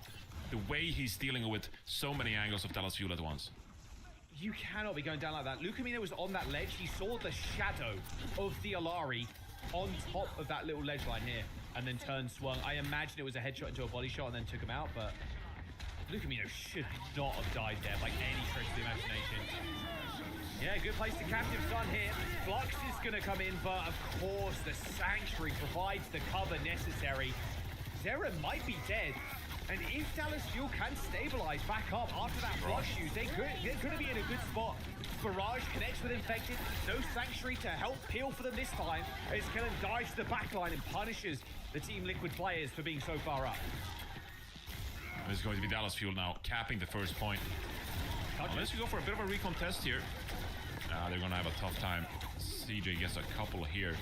And I feel like this is a big point in the map here now, Jaws, because we've seen so many teams on the defense do a decent job on the first point, and then the second and third point, it just absolutely crumbles against this Dallas Fuel team. And so now, really important for Team Liquid to stabilize on this defense before this map's get away from them. They're the classic pick for Infected now, though. On the Wrecking Ball of all things? I mean, this is a vintage Infected pick. To help put pressure onto the card, pressure onto Kellan here as well. You have some high ground control here, but the payload is just moving forward at the time being. And Kellan has a Primal Rage as well. Overclock comes out. Oh, man. Oh, what a boot. I think the boot for Infected that actually helped Chronic getting into a better position where he could 2-tap Kibis. Molten Core on the high ground. Great stuff. Fortunately, didn't pick anybody. And Infected of all people gets chased by Kellan. I mean, this is the snowball. It's happening. And how do you push out of this choke now? You don't have a tank to kind of help you get up onto one of these high grounds. You just have to push out now with the Kitsune Rush. Try to buy some space here with the Deadeye itself, but Dallas Fuel, look at their ultimates as well. Primal Rage up there by Kellan. They're kind of going in here, but they have Kitsune Rush advantage as this fight progresses now, Jaws. High noon, Captive Sun coming up. There's the rush. They got a lot of ults. Kibis is dead again first. That's the second time in a row now that he's died first. Mines deployed on the point. There's a taunt behind you guys. Hitting E on the backline. He managed to melee Chronic to death. Infected dies, and with this fight being one on the point, a teleport away comes through for Vega, but the Sanctuary comes in, and this might be enough, but Kellan's shield is going to be just such a nuisance for Tree. Rolls straight into Lucamino, picks up the pick as Kellan is forced to evacuate the area. 1 meter away as Tree saves the day. Tree literally just saved the day. It was like... I mean, that was crazy. The couple of picks he got to entry in that fight, and then survives with the Sanctuary as well, and just carries. Team Liquid's hope here on Dorado is Tree having a phenomenal game, and both on the first point and then saving the second point like that. 1:20 to go. Tree is giving Team Liquid a chance here on Dallas Fuel's best map. There's not a lot of time at all. Infected over to his third hero of this round so far, over to Diva. Sunjin with the barrage. I mean, that is what helped them secure this last point. They've got no Sanctuary. They've got a Deadeye coming up. Maybe the Molten Core. Like, this is all on Infected. It was on Tree's shoulders a second ago. Now it's on Infected to try and stop Sunjin getting away with murder. Tree trying to take an off angle. Lands a silver bullet shot, but Chronic goes down. Okay, there you go. This Infected Diva paying off, and now Dallas Fuel have one more attempt as they hit the retreat. Infected just doing his job right now, stalling the cart, utilizing the armor and the shotgun capabilities of this Diva to just put pressure in the front line, and that buys enough time for Tree to keep flanking, keep looking for picks, and Zero in the meanwhile. Well, that was also not a fun matchup for Kellan. Now Sunjin looking to make a play here, but great chain from Vega. Oh, the Matrix is there! What a TP as well. Matrix is good, but Vega, his TP was basically spawn capped by Lucamino. Infected gets rolled into the bank thanks to that Primal Rage. There's OT.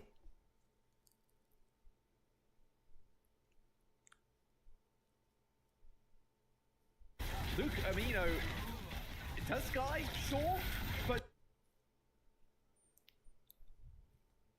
No, it keeps lagging. It's a bit of a sigh of relief, something that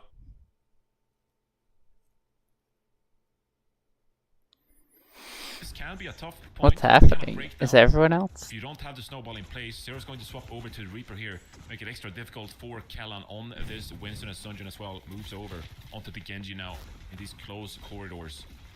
A lot of ultimates here for Dallas Fuel. If Team Liquid can just weather this initial storm, they're in a good position to hold here. Right, much more efficient here is Zera playing on the Reaper. This goes Waters. Lucamino, this is a good time to go, yeah. As soon as you see that Reaper raid form, you want to just go in. If this goes map 5, I'm not gonna watch it all, but that's okay. Oh, and it's lagging some more. Maybe I switch to the YouTube channel. Collects one, and they're just piling on the ults. They need a good time, a decent time, any time at all, considering they entered here with 1:30, and they're getting around the final bend here. And you just need to buy enough time for Vega to come out with this Sanctuary, and you can just fight on the point. They could use the rush. There's the Sanctuary. It's been deployed. It's not an awkward one, though.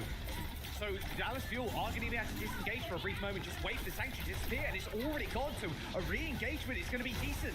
Asuzu to help Infected stay alive for a moment longer. It's got self-destruct, so pops it on the point. Lucamino fighting for his life on it. The self-destruct only clears the pylon, but it is Sri and Zera that are putting in the numbers. Kellan being alive, as well as Sonjin pick up the kill on the Cassidy. Make sure they can deliver that point in. No time left in the bank, but they're going to be happy with that. Dallas Fuel still very much impressive. A single second. My bad. Single second. Literally a second, yeah. That's all you need. That's all you need. I mean, the Illari and the Sojourner just got so much value over time. But I will say, this is probably the best defense we've seen against a team of Dallas Fuel caliber here on Dorado. And so, Team Liquid still showing that they're here to play in 3-12-3. I mean, that just tells you the impact that he was able to have on this defense. I think Team Liquid are playing real well right now, but kind of feels hopeless playing Dallas Fuel here on their best map. Double-digit LMs, yeah, hitting 12. The only player on his team to do so. Man, bang on a second too. But this is, I think, where Dallas Fuel almost level up. They get stronger on defense because they can play Ana. They can have Lucamino sit all the way at the back. They can have Kellan just jostle payload. We throw nades, and then we have Sonjin also firing rockets at you. It is really tough, I think, for Liquid to deal with. They've got Ball, which is a decent counter to the Ana. Yeah, I mean, last time Team Liquid, they essentially doubled down on playing a slower composition. And it does seem like they're doing the opposite here with Infected over on this Wrecking Ball, recognizing they can't just force the objective. Regardless how good they are at putting pressure on this objective and just trying to buy time, not even against Dallas Fuel can you make that work. And so, definitely stepping up the tempo here. Infected takes a lot of damage early. But it's, like, once again, serious over onto this Cassidy now. It's going to come down to these cat flanks. Infected needs to get behind them so he can just boop Lucamino onto low ground. Like, that is going to be plan A, I think, for the team. Even pressure in the Fara too has been good for the ball. But Zera in a decent spot is going to get checked across the way. And there's the bowl over. Not sure Lucamino went down, though. No, he's on the high ground. Safe and sound so far. Good sleep. And yeah, Infected dead. Oh, good headshot from Zera, though. Managed to make the most of a dire situation with Infected dying. The Dallas Fuel DPS now running all the way back. Even Kellan caught out. Lucamino and CJ put so much effort into killing Infected that they couldn't deal with anybody else.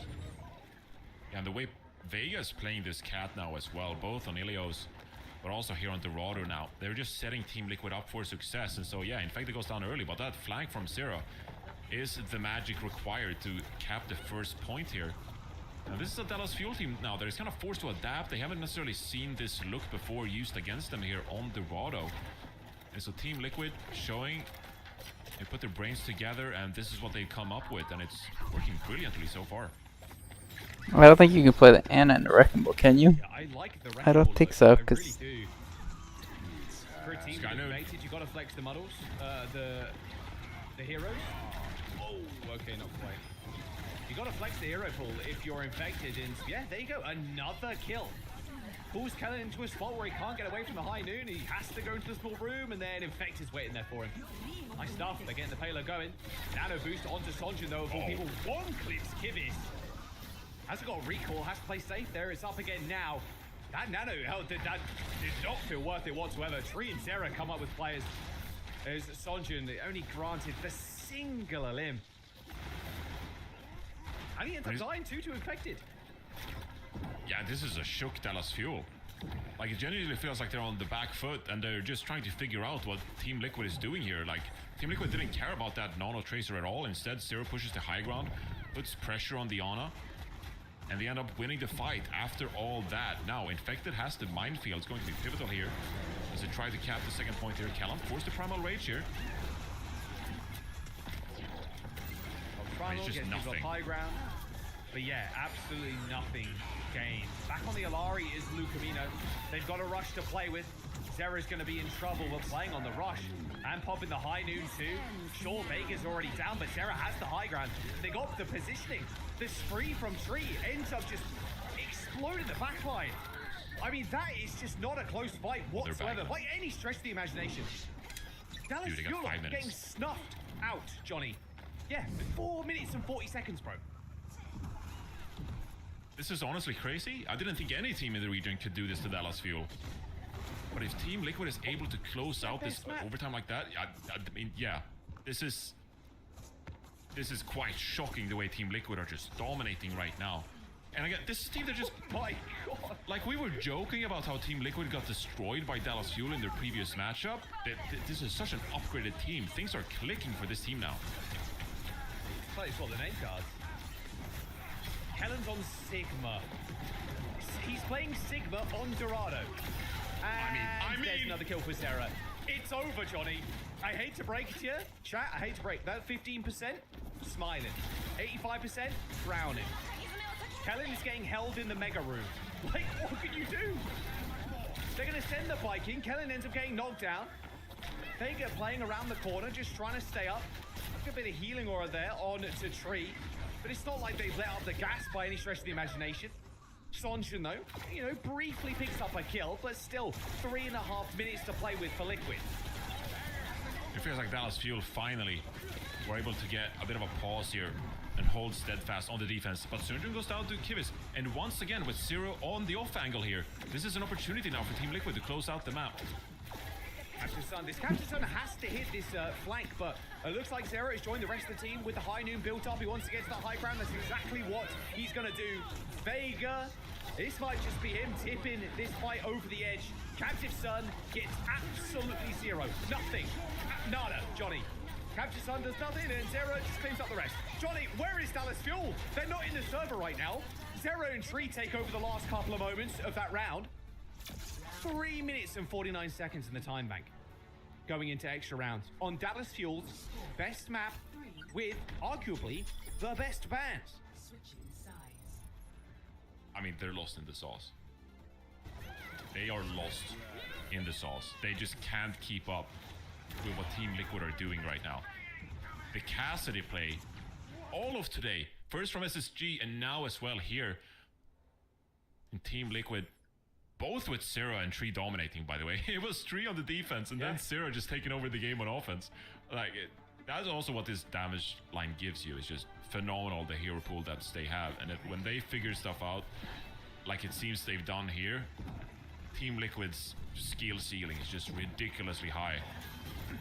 And Dallas Fuel, like, they don't have the answers right now. I thought they could actually match the offense there on the defense when they swapped over to the Sigma. They had a Cassidy of their own. Lucaminos on the Alori, that's the only difference compositionally. But not even that. The Sky Noon from Zero swept in, got a pick onto Kellan. And 4 versus 5, it's a tough going for Dallas Fuel. And young Callum was playing Sigma, Johnny. I mean, it's not a bad pick on that third point, sure, but this is not the Fuel that we're used to seeing on this map whatsoever. They have a minute in the time bank. And I mean, you've been so good on this map that you can't change either. Like, you just got to double down on what you're doing so well. So CJ and Lucamino are going to play this double flex lineup. So much value into the back line here. Sonjun flexes over to the Genji for the time being.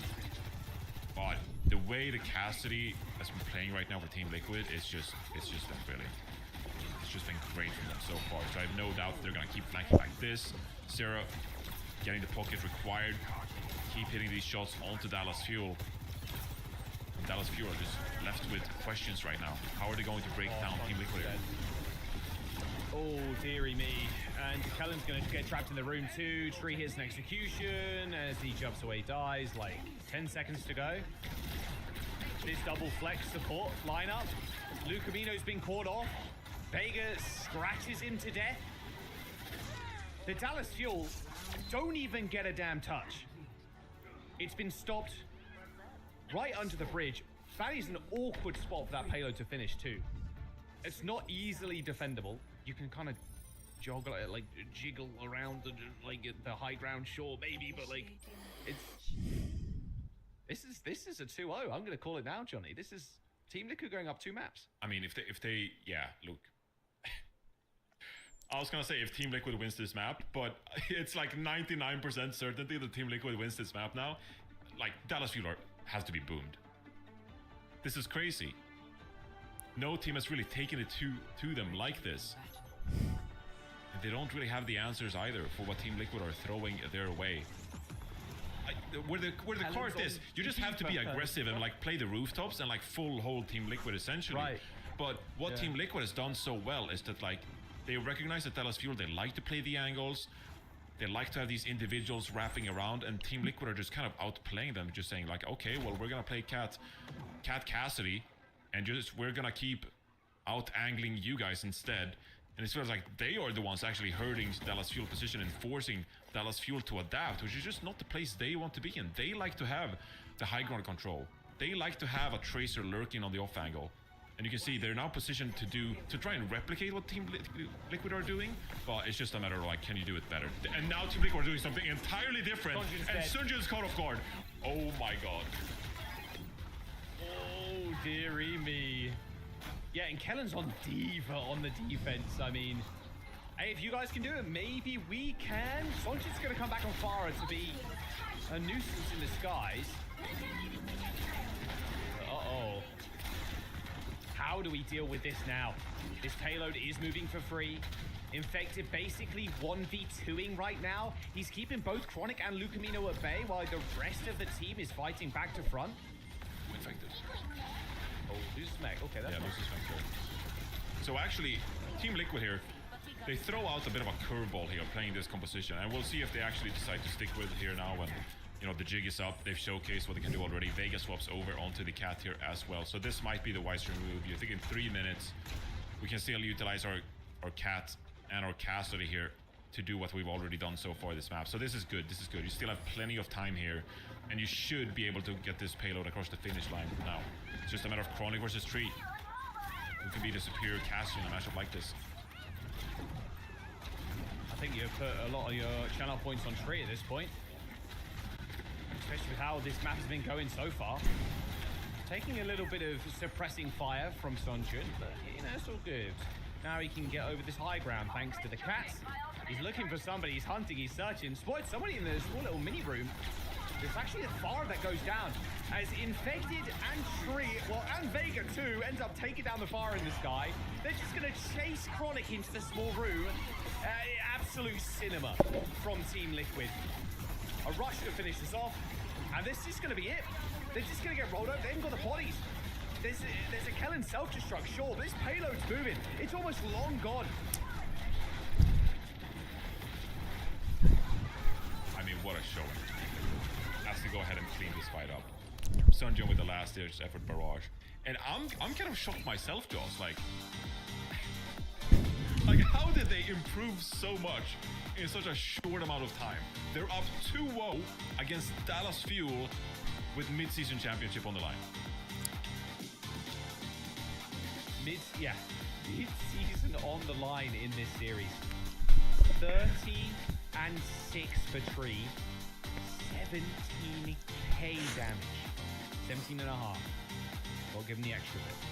Kellen hitting the same kind of damage numbers. Not looking nearly as impressive as Tree right now. In fact, neither of the DPS on the side of the Fuel are looking as impressive as Tree on the cast. Really just took over the game. I mean, these kind of kills shouldn't happen. On the Alari like that, it just shouldn't happen. The Dallas Fuel on their best map go down to TL. And now what do? Where do we go? I mean, Dallas Fuel's chance to choose again. They've been very dominant, only losing to SSG in the regular season, the regular stage. Wow. It feels like I logged on today, Johnny, and I was expecting one thing. On the first match, I got it. On the second match, I'm getting the complete opposite. Yeah, I mean, the channel point percentages speak for themselves here. This is a massive surprise to everybody, really. That Team Liquid, like, okay, so some percentage of people, 15%, they bet on Team Liquid, okay? How many of those 15% do you think genuinely in their heart were like, yeah, I think Team Liquid is the better team, and I actually think that they're going to beat Dallas Fuel here? I guarantee you that almost everybody who bet on Team Liquid in a scenario like this was just like, oh, they're great odds, like good return. Like, I bet on Team Liquid because it's 10%. I didn't bet on Team Liquid because I think they're the better team, just on the off chance that they're going to win this series. Like, this would be such a massive upset, and in the way they're doing it too is so impressive. The way they're utilizing this Cassidy with the cat, it gives them so much like directness. To some extent, when you play with the Bastion, you're kind of locked into the cooldown cycling of the turret form at the end of the day. And obviously, when you push forward with that turret form, that is when you're most kind of like that is when you have the most impact, right? Playing the Cassidy like this, you can kind of like pick your moments a bit more like specifically, like, yeah, we can push in 1 second, or we're going to go in 2 seconds. Like, you're not reliant on the cooldown timing of the turret form. And Team Liquid, just their tactical awareness of what Dallas Fuel want to do and how they're going to counteract that, I think what they're showing right now is just beautiful Overwatch. They're one map away. Team Liquid are one map away from locking their spot in Paris in mid-season. There's 3 spots available, of course. SSG have secured 1, and this map will decide the second spot being secured. And don't forget, you can lock your tickets in right now using that QR code, or you can check the socials. Use code OW15 to get 15% off, and come join us at the mid-season. It's going to be a blast. Make sure you drink lots of water when you're over there, though. I know EU's having a heat wave, but I said before, should be a nice, cool, conditioned AC gaming hall. All right. Buy tickets, get AC access. Get AC access with your tickets right now. I mean, dude, it is boiling over there at the moment. Dallas Fuel choosing Kings Row, and we are seeing a sub for Team Liquid. Attack in, infected out. Yeah, so less opportunity here for Team Liquid to kind of replicate what they already did on Elios and Dorado. I have to say here, this is looking like a Dallas Fuel team that now wants to play a bit of a different ball game by going over to King's Row, maybe a bit more linearly, maybe like slow things down here a little bit. But at the end of the day, I kind of would have said that is what Team Liquid wants to do anyway, and so there's no great map to kind of take them to, given how Team Liquid has dominated these high ground, you know, big vertical spaces so far in this series. This is going to be a tough uphill reverse sweep no matter where you go in terms of maps here for Dallas Fuel. Yeah, reverse sweep needed. Symmetra ban for the Dallas Fuel. Don't hate it. Don't hate it. With attack coming in, we're expecting Sig, we're expecting off tanks. Whereas Infected Hero Pool leans slightly towards the other way. What is TL? But what do you think the smartest ban is here for TL? I mean, what's giving you the biggest trouble so far? Looks like it's going to be Malga for Team Liquid. They're going to ban the Malga? All right. How do you feel about the Malga? That feels like a throwaway ban. I don't know about that, Johnny. Yeah, I feel like they're so tactical right now with what they're playing that based on what Team Liquid has prepared here for King's Row, they're probably just basing this on the fact that Malga's a good hero for what we got going here right now. We want to play our game, and I think they've showcased at times, especially the last couple of series, that Team Liquid's hero pools are deeper because they have more confidence in each other as players to flex over and play all this different stuff, right? When we initially saw Dallas Fuel dominate Team Liquid in week 2, okay? Do you remember on Oasis and Team Liquid just like 5-stacked playing like a Lucio Kiriko composition on Oasis, and Dallas Fuel are just like, you guys are 5-stacking, we're playing a Winston composition, we're going to pick you apart as you walk up towards the point. This is not that same Team Liquid team now. This is a team that is showing tactical versatility as their confidence in each other's teamwork grows. And that is why Team Liquid now, they're able to play so many different kinds of heroes. And with that trust in each other, you know, they execute better as individuals as well. And so all this practice time, all these weeks gone by now here in Stage 2, is a Team Liquid that has truly leveled up with all that experience with each other.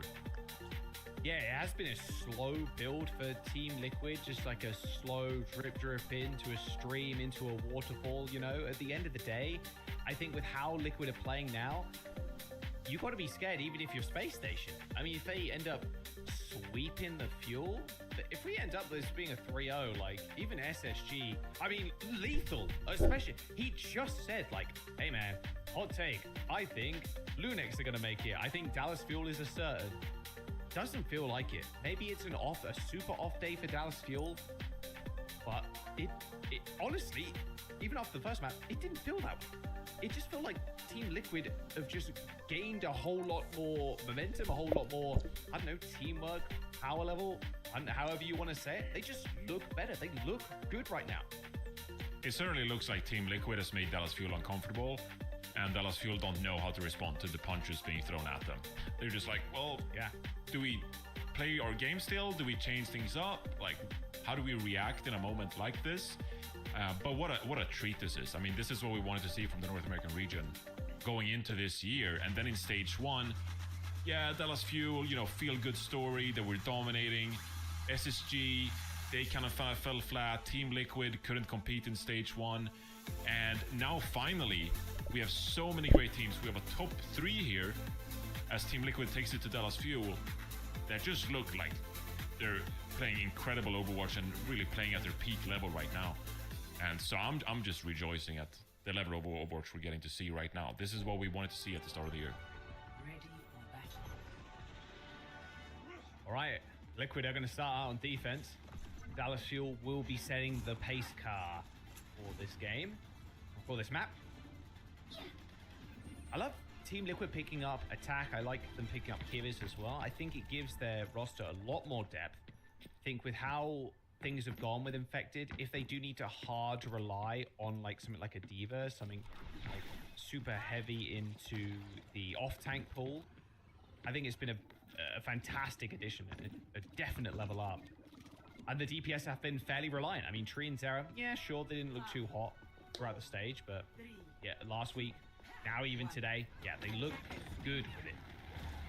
All right, let's see what Dallas Fuel have got to bring to the table. Looks like it's going to be Kellen on Sigma. Sonja back on the Farah. CJ just decides where he wants to go. It's definitely not going to be Mercy. I'll find Kiri. my own path. So a little bit here poke from Dallas Fuel. I guess this is kind of like the alternate look we've seen from Dallas Fuel. Obviously, Sonja playing a lot of Farah to begin with here. So very poke heavy from Dallas Fuel as they look to set up here on the offense. Chronic already get an opportunity here in the sky to do a little bit of poke damage. Let's see how Team Liquid respond to this, because they know they're going to be out-poked here. Well, Zero's going to respond with ending up killing Chronic here. So 5 versus 4 situation. But Team Liquid on this defense, they are the ones who's kind of forced to respond to all this pressure Dallas Fuel is dishing out with the Farah damage, with the Cassidy damage. Our cat is behind them. Yeah, Lucavino completely caught. Well, that's definitely not good. I like the idea of the poke. I see merit to the Farah, and Dallas Fuel have made it work over the last few weeks. But I will say, the hardest thing about the Farah comps and just poke comps in general is that you need to not die super quick. Like, the idea for Team Liquid here is just pick someone off really fast, and then you can survive the poke, because there's one less player to kind of deal with. And if they can just keep doing that, they can keep picking off Sonja, they can keep picking off Chronic, like, they're going to be in a good spot. Yeah, Dallas Fuel are putting pressure onto the point now, so you can see the percentage building as well. And this is where Team Liquid, they're going to be forced to contest at the end of the day. And that is when Dallas Fuel can do the most damage onto this defense. You see 70% now, like, Kellen is just racking up this percentage. Ultimates are going to become available here. CJ drops the Kitsune Rush. Team Liquid on the back foot here. Oh, Fly Noon. Oh, Treants were going down to a stray rocket there from Sonja after that High Noon. Okay, both DPS for Team Liquid already dead. Kivas ends up popping that rush. A nicely timed TP past the rock. Still waiting arms of Kellen there to embrace the Kiriko. I think I gave him too much point percentage execute on the defense, though, if they want to have attack permanently stay high ground. And Dallas Fuel noted that and put Kellen on point and pressured them out that way. Yeah, and I think it was an awkward timing for Team Liquid, because realistically, I think they needed that Kitsune rush from Kivis to contest the offense on towards the point, but Kivis was slightly behind in building that Kitsune rush, and that just gave way much percentage to Dallas Fuel. And at the end of the day, I think they let Kivis them wasn't have able too to much get it percentage online quick enough here. Sunjun's the entire time. something here. Has the barrage available? Not sure you want to barrage this though. One tap Kivis. Oh, he thought, he really did think. Johnny goes, he shouldn't barrage this one though, as Sonjun immediately presses Q. Trying to dive bomb on the Cassidy now, Zera really low, even gets a nice little boot too. Sonjun still connects with a body shot there onto Zera at the end. Okay, Fuel, they've still got something to them. They teleport away straight into a flood. What a perfectly timed one from Kellen. Orbital Ray from Vega couldn't come down soon enough, and in fact, it was too late. They're not going to be able to make use of that at all as it slowly drifts out of their periphery.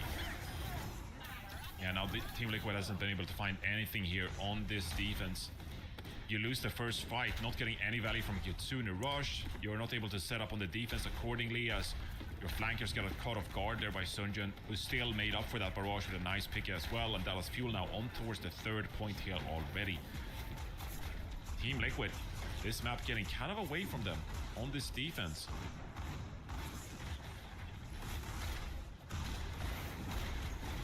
Rios do Team Liquid, they've got, in theory, a better flux. Zera's on high ground, nice spot for him, but the range disadvantage here is going to be tough against the Pharah, and in fact has to just back out. Drops all the way down to low ground. Might get picked up again. Well, this time it's going to be a Sky Noon. Under the map goes Lucamino to try and escape. And no one from a Dallas Fuel end up falling over to that. A flashbang, but a little boot concussion comes in for Zera. As Chronic takes him down, a silver bullet to finish off Vega too. They spend way too long in the back line. And that spree was ambitious. I'll say that. I'll be polite about it. Dallas Fuel here with a great opportunity to cap King's Row with 3 minutes 20. They got so many ultimates available still. It's just been the barrage, really. They've been forced to commit here. Yeah, they're... Attack over onto the D.Va here now, but against these ultimates, I don't know if we can stand up against it. Catnap as well, trying to dunk it down. Oh, attack ends up killing Lucamino. Catnap, not today. All right, so you get an opportunity. 3 minutes here, Jaws. 3 minutes. A beast.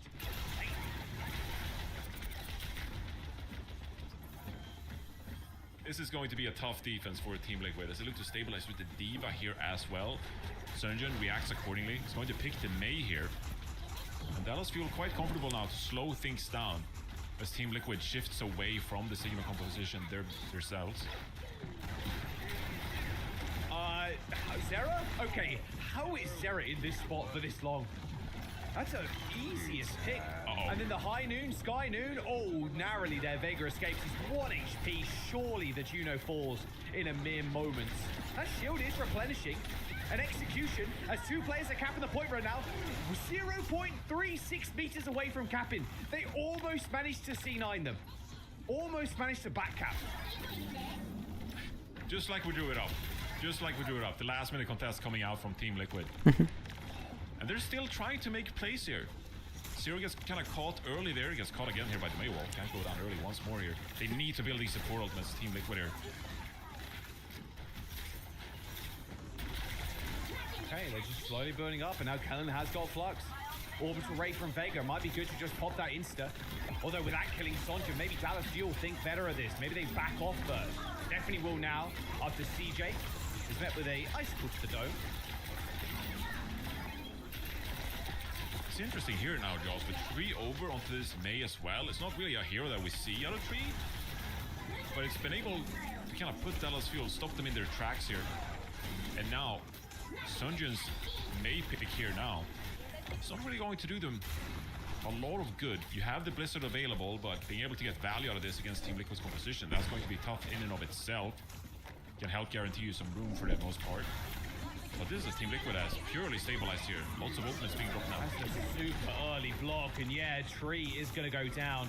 Block, and then wall was used, and then instantly at the feet of them, Sonjin throws the Blizzard to isolate the kill onto the Mei. Chronic hits the flashbang on the Divas. She can't fly. Attack uses self-destruct, ends up dying anyway. Chronic peeking around this corner. Is going to have a good sightline on the back line now as the Dallas Fuel are managing to rout Team Liquid. Attack swaps over to the OWCS here. What things are just going to be to get closer to the point. All right, Attack already back into the fight, but Zero goes down already. It's now Dallas Fuel looking like they're going to close things out here. That's a boot off the map from Attack. Get Sonjin out of there. And now the Blitz is going to come through as well. Tree ends up going down again. However, the Sanctuary is going to bathe Dallas Fuel in this red hue. Overtime now approaching still. 5 seconds to go. Attack gets rocked. There's the Disu. They just need to finish in OT. They need to get him there, but it's 0.41 meters. They get it done, but Team Liquid drain that bank down from about 4 minutes.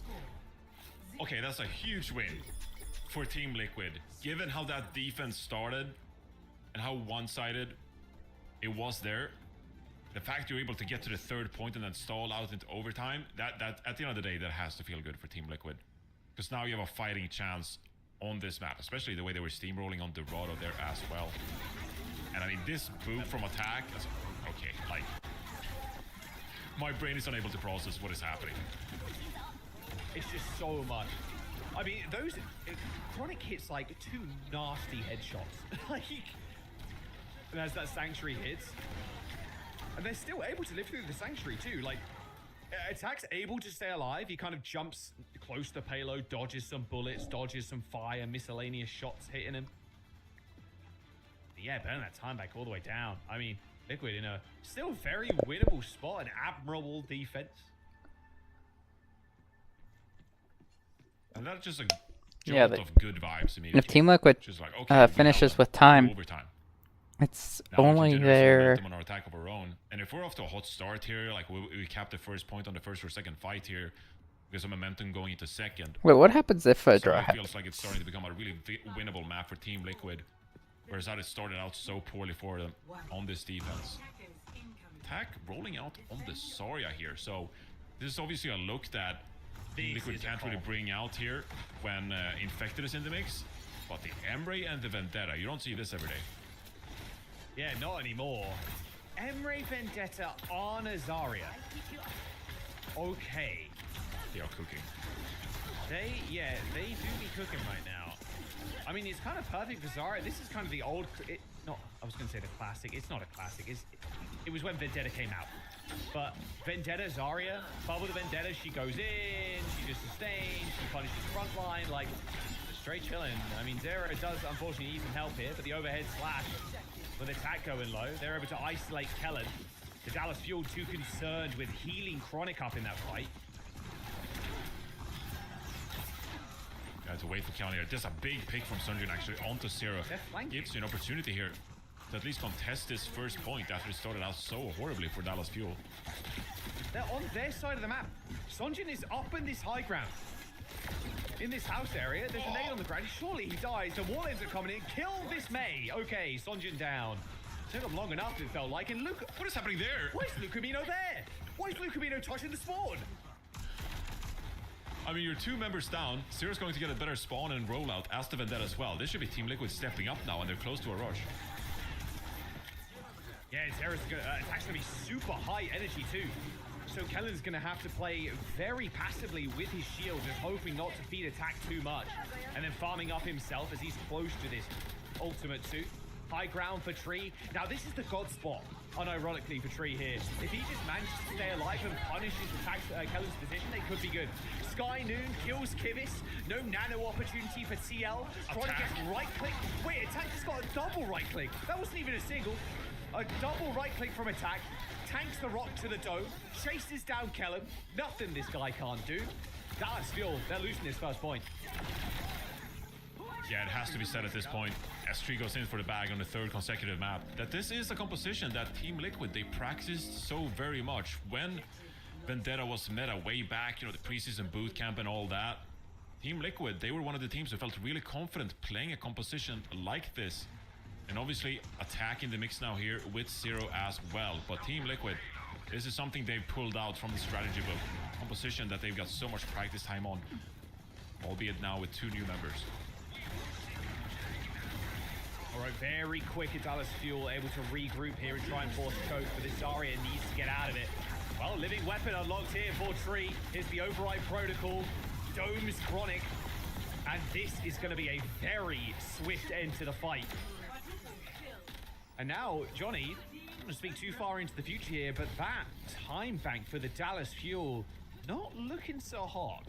You kind of wish you finished in overtime now. You wish there was just a second on the time bank like there was on Devoto at this point. Because you definitely don't want to get into territory now where Team Liquid get an opportunity to close out the series without the worry of getting to lose the map themselves. Graviton Surge available here now. It's going to be popped aggressive. I love this playmaking from Team Liquid down. Yeah, really proactive. Chronic ends up going down. They're not able to save Kellen either. Dallas Fuel need to bail him out, and they bail him out quick. But unfortunately, I mean, Tree's also taken over the game. The proactivity on second, you've got to, if you're the tank player, you've got to be pushing for ults, you've got to be pushing for kills, giving your team a much easier time getting around this streets phase. Yeah, they're not letting Dallas Fuel stabilize. And that's going to be it. Not really going to go for it here. Zero pops the ultimate for good measure as well. Can't touch. Actually, they are touching for the time being, but it's going to be kind of last effort here from Lucamino. Lucamino was so nice from Kivas. Zera's in. Oh, doesn't quite get away. A little shocked there. Maybe Zera was thinking the same thing. 3 minutes 40. My attack. Please don't. Looks pretty calm. Looks pretty collected. Got a good energy. We're charged up. We feel good. He's got a good vibe to him as well, Johnny. I'm going to be honest. Feels like he's in his lane. Moisturized. Alright, well, they're going to send Vendetta in again. Tree dodging out of the way. Catnap for Lucamino. They grab anybody. There's a lot happening right now with double rushes on the field.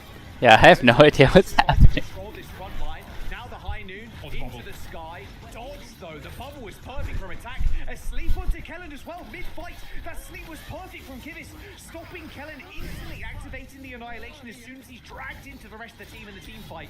That sleep lasted long enough for them to kill both DPS. And now Lucamino is literally under the map. Someone save the boy. Attack killed the Widow.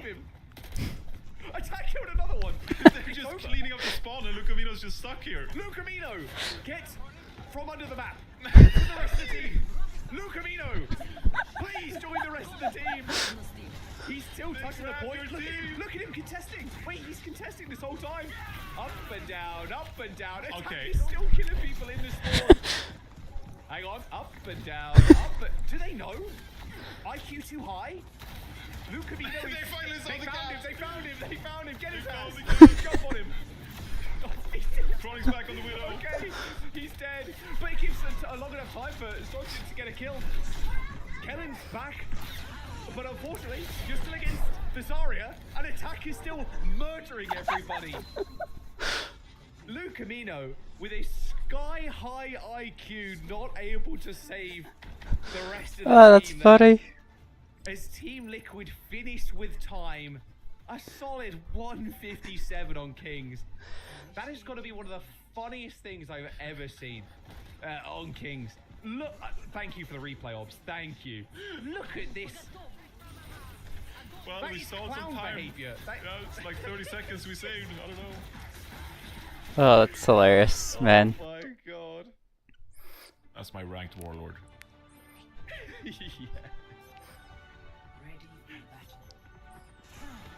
You could put clown music over that and it would fit perfectly. Oh, sorry, that's funny. Oh, that was good. That was a good one.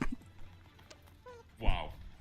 Going into this series, the way we predicted Dallas Fuel to dominate. Okay, I'll be honest going into this one. We saw the previous matchup unfold like 3-0, and suddenly we're kind of in similar territory to EMEA, where we're thinking like, oh, please, like, drag it out a little bit. Like, don't make it 2-3-0s, you know? Like, give us like a back and forth series, give us some good Overwatch. I don't think we expected a potential 3-0 looking like this. Cinema. Where's that one of Smash? There's a Smash version of the Cinema meme, Twitch emote. Get that one. Someone add that to the OWCS, the OWCS Twitch and Smash one. All right, well, they got 2 minutes. They got a free attack. Only need 33%. Cat Bastion on the defense for the Dallas Fuel. They got the rocket perk as well. Honestly, the perfect response. If you have a good feeling that Zera and Tree are going to play this again, I don't hate the Cat Bastion. In fact, I love it. Yeah, especially in overtime as you get those missiles as well, the perk ready to go. And now you can kind of play aggressive. You can round this corner and try to look for picks. Team Liquid, though, recognize the threat of Chronic and are going to match it with Tree over onto the Bastion. Probably not going to pick that perk, and actually isn't now. Yeah, so they're responding perfectly here. Not going to pick the missiles themselves. Oh, and Zero flanking on the Cassidy as well. This has been the threat the entire series. Only 33% as well. Zera has managed to get one. Luca Vito down. Johnny, that's it. Yep, Surely, that's... I mean, it's only Kellen and CJ. It's done. It's over. Team Liquid are going to Paris. Then they're going to make the mid-season on what was a Team Liquid slow start to the season, a disappointing start to the season. Team Liquid show up in playoffs and destroy Dallas Fuel. A 3-0 to round it out. What just happened, bro? Like, least expected result of the day? Like, yeah. What happened? That's I insane. think we've not been given the script for today's matches, it seems. Really? I think my print aged like a fine raisin. That's where I'm at. Honestly, though, I'm so here for it. I just can't fathom how, like, what weird, like, training chamber has Team Liquid been put into in order to improve to this extent. Like, this is giving Dragon Ball to me. Like, I don't understand where we're at here. This makes no sense. Dallas looked lost. Meanwhile, Team Liquid just absorbed all the energy. Like, their DPS have been popping up left and right. And we saw the switches as well, the attack and infected, like, swapping in and out. And no matter who was in, like, it just looked good. It looked rehearsed. It looked like they had a clear idea. The comms they played looked clean. What is happening? Oh, yeah. Yeah, that's the perfect word to use, Zoe. I think rehearsed. I think you hit the nail on the head. It looks seamless for the Team Liquid. And I think, if you go back to week one, I think everybody's expecting him to play like this, you know? Play with attack in. He's an experienced off-tank player at this point. Like, and Tree putting up big numbers on the Cassidy. He looks like a beast. He's a freak on the cast. We all know that. But, like, this was a new Tree that we saw today. So, when they dominated Cafe in a 3-0, I know it was Cafe, but you get the sense when you watch this team now, you didn't get the sense in week 2, but you get the sense that this is a team, like you say, that understands like what they want to do, like what their tactics are, how they're going to play the compositional matchup, and how they're going to execute with these compositions. And the first couple of weeks, when they had limited experience playing with each other, they just looked like lost, like they were still trying to figure things out, and they were caught flat-footed all the time. Like, you watched that Cassidy gameplay on Dorado, and there was so much intention behind every rotation and every time they flanked with the cat. Like, it was just way better Overwatch than we've seen from Team Liquid previously in the stage. And this is what a bootcamp is, can provide you. It's so true. I mean, we said, right, setting up this match, they just needed more time. Well, it turns out like 3 days or so is more time. That's the time they needed. And now here we are. They're moving on here into the upper bracket final against SSG. Let's hear it from Infected after this incredible series we just got to witness. Infected is always such a joy to see you. Apologies are in order. I was not familiar with your game. Not predict you. In fact, I thought you're not even going to get a single map. Like, what happened? What is going on? Where was this Team Liquid the last few weeks? Yeah, I'd say the past few weeks were really just like experimental phases and just us like trying to figure out how to integrate attack and Kivus like into our core. And I think right now we're boot camping at the St. Clair facility in Canada. So shout out to them. I just got to say that. I think this bootcamp has helped us a lot, just like come together as a team and just like honestly just bond and like just grow synergy. And I think it really showed in this match for sure. Man, you got a boot camp every single week of the next stage as well, man. I mean, this was a crazy come up. I do want to ask, actually, with Kivas and Attack coming in, what has been the hardest thing for you guys to integrate them into the system and the team as a whole? I'd say the hardest is just the language barrier. I think when they both joined the team, both of them, and Efsaze too, our new coach, they're all from Korea. They all knew like a little bit of English, but they've been taking English lessons, and yeah, I think the biggest thing is the language, but we've definitely fixed that, just like being together in person, and I think our comms are like really clean and good overall. So I want to go back to a very specific match previously in this stage, and it makes sense. You lost 3-1 to Dallas Fuel in week 2. And honestly, like the kind of way you lost as well, you obviously won New Junk City in that series, but the way you lost, it just like OWCS, you were trying to play this Lucio Kiri comp and you're kind of like 5-stacking, and it just looked like it really looked like you weren't on the same page at all. And it's such a shift from back then. As you reflect on that loss to Dallas Fuel in week 2, what do you think are the biggest differences from now to the Team Liquid that we saw today that just dominated Dallas Fuel? What has been the biggest difference since then? Honestly, there's like 10 that I can think of right away. Like there were so many issues. I'd say the biggest thing is just us being on the same page and actually playing as a team. And I also think, like, especially in this match, like our hero picks and like our compositions, I think that match when we lost to them, we didn't have a good read on the meta, like at all.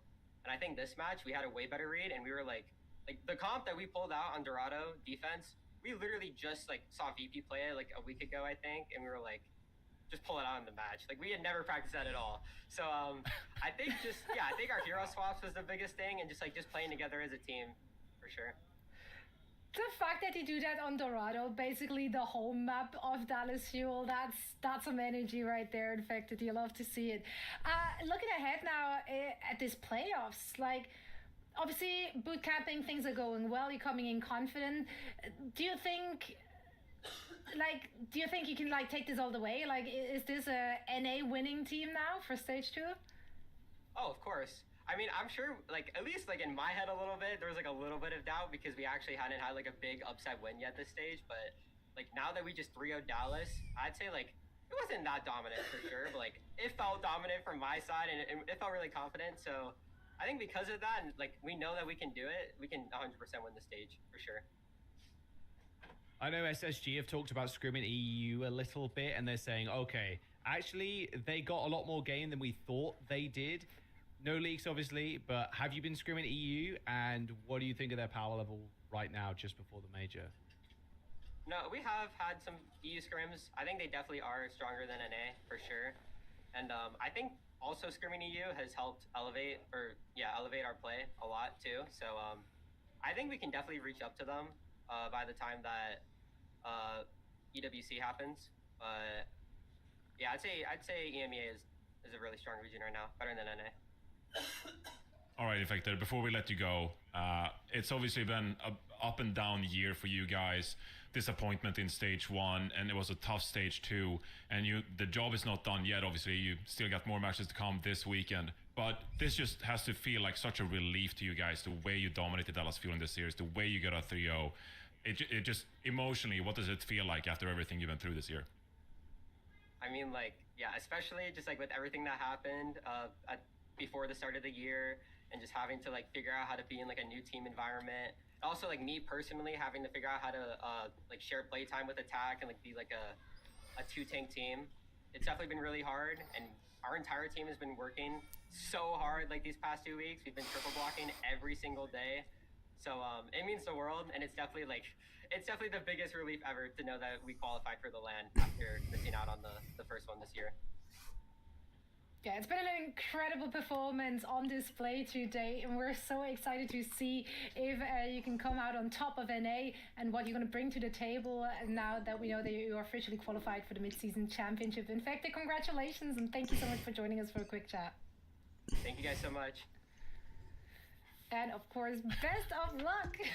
Never change, man. Never change. Yeah, it's been so great, and I think he just touched on a really, really important part there mentally, right? Like if you're turning into a 2-tank team, having to share that playtime, there's just a lot going into that. Like that's a huge shift for a team. It's not just like a DPS swap in and out. Like the tank is that's the core of your team. Like, teams revolve around their tanks.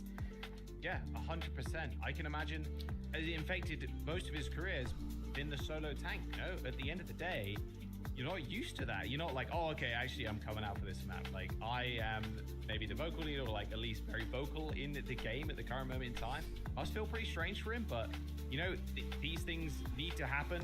Your hero pool can't stretch like to every single tank and be an expert on all of them. So it's cool to see personal growth from him and see it translate into the game. Yeah, this is wild. And if you're SSG now, like, I don't think you expected this. I don't think you were prepping for Team Liquid for your upper bracket final match.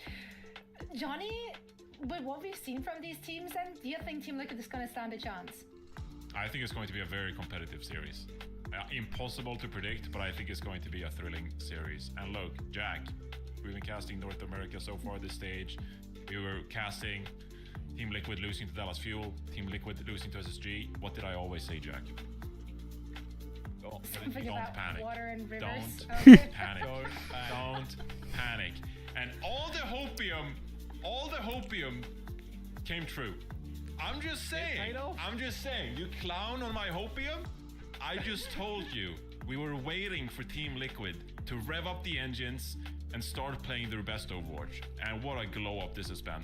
No one could have possibly imagined them 3-0 Dallas Fuel the way they did today. That was just magical. Yeah, no, I mean, even a blind chicken finds a corn every once in a while, Johnny. Either way, we were treated to a very entertaining day one of both EMEA and NA playoffs. Honestly, wow, I am just so excited to see excited. I can speak. I know English. I'm excited. I'm about to make an exit. It's been a long day for me mentally. I don't know why, but like these matches took it out of me. Being wrong so often is just hard, on the mental. So I gotta recover. But man, are we in for something? Lots of teams, like, they really showed up for the playoffs, Jack. Ooh, yeah, the Lunex Dallas Fuel. Again, were SSG expecting to play Team Liquid? Probably not. Were Lunex expecting to play Dallas Fuel? Probably not. We'll see how they end up handling the Dallas Fuel dive, because you best believe they're going back to Dorado and want to make it to the midseason. They're bouncing back. You know Dallas Fuel are going to bounce back with a vengeance this weekend. Yeah, and I mean, we're starting with the lower bracket matches tomorrow, right? So this means that their playoffs lives are on the line. If they win, they're into our mid-season championship. If they lose, they're out of playoffs, they're out of mid-season championship, and they have to just rally back for stage 3. So yeah, I think the teams are really going to come to play tomorrow. Now, before we're going to send us off, Johnny, any more Heraclitus quotes to close out our days? Oh, you do? Wait, Heraclitus, what a guy, huh? Sorry. What a guy, huh? Look, still rings true in the Big 26. Still rings true. No man ever steps. It was a different Dallas Fuel and a very different Team Liquid. It's the same river here. So you just gave me the exact same quote. Yeah, that's the quote of the day. That's the quote of the day. That's the quote of the day. It's lived on for the weekend. 2026 years, Zoe. So why move on? You're brave. That's so true. So right. I don't know when Aristotle said, probably mostly in regards to competitive Overwatch. I think all those quotes were in regards to competitive Overwatch. The more you know you don't know, and that's me whenever I watch competitive Overwatch. So yeah, perhaps tomorrow, we have some answers for you. Maybe we get some preds right as well. That'd be crazy. Either way, we're here for it. Thank you both so much for calling the action. It's been an absolute blast. Thank you all so much for watching. We should be back same place, same time tomorrow. You don't want to miss it.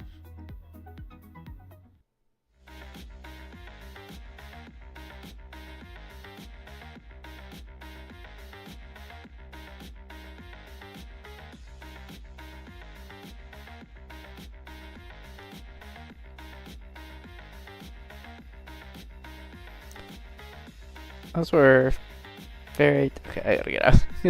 They're rating.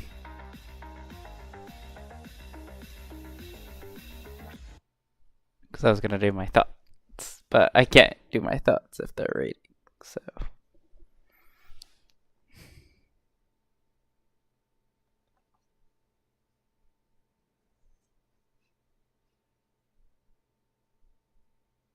But yeah. So what's up this too?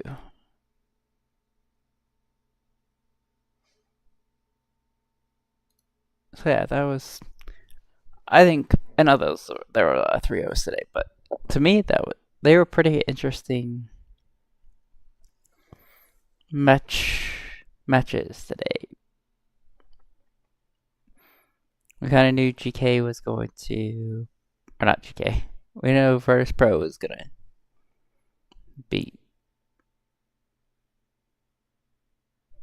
Who did they beat? I don't remember actually. Over we knew that they were probably gonna 3-0, but they slipped up a little bit and let them back in the game.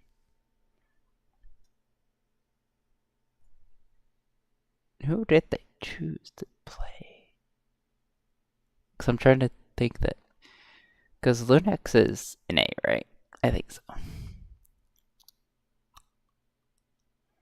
So is Emmy. GK, Virtus Pro.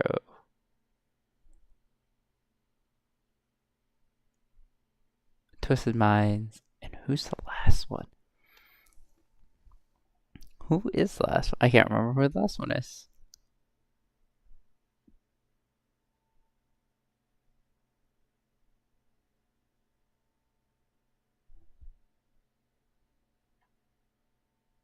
I can't remember who the last one is. Because NA is what? SSG, Dallas Fuel, Team Liquid, and Lunix.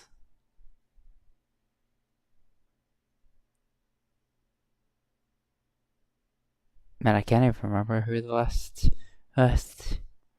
EMEA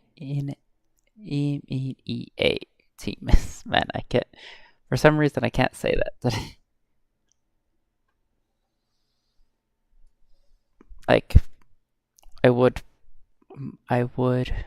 put on a game right now, but those games were long enough that I actually have to go to work. So, well, not go to work, not yet. But I don't have long enough to put on like go to my rivals or go to anything. So I'm probably just gonna hit 6 hours and call it.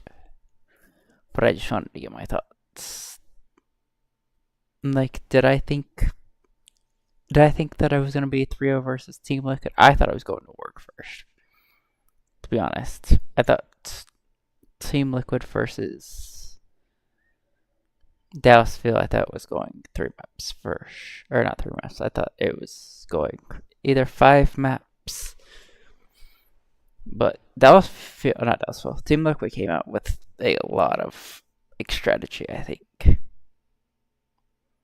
So that was cool. And then,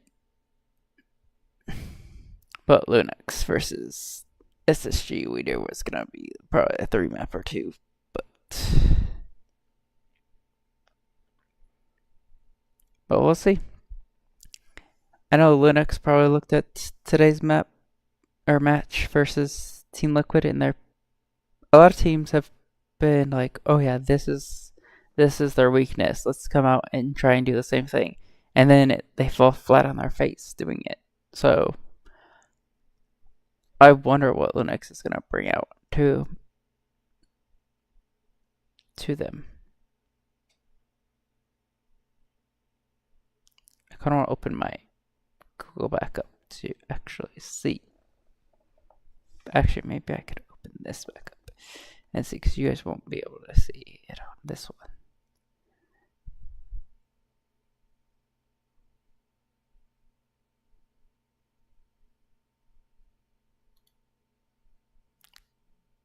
What do I want to do?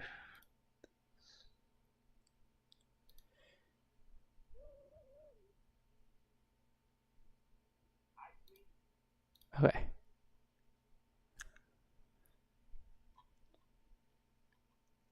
I just want to see. Oh no, I want this. And then we'll go links. And then we'll go.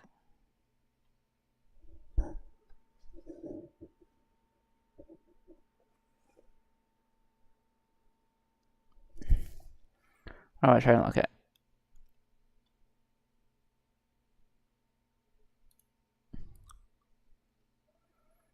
This schedule. Cats. Yeah, that's that is the last one.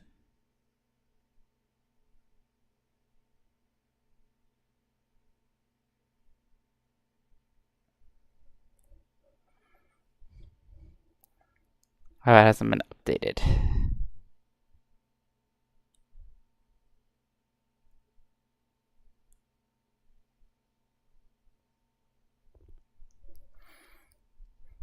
Like, Virtus.pro had a better understanding. I thought they were going to pick GK for sure, because GK has been looking weaker, but Virtus.pro has been picked better than I did. GK looked really good today.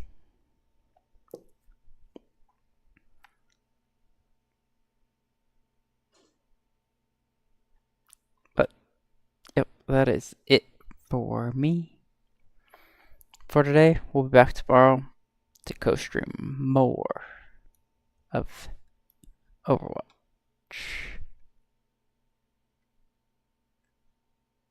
My internet had a little bit of problems today. We dropped a little bit of frames, but that's okay. But I'll see you back here again for more playoff games to see who goes off and wins these games. I might be sleeping some of it too, but because I'm gonna just get off a night shift too, and I've been up for 24 hours after I get off. But we'll see what happens. And I'm gonna go sleep.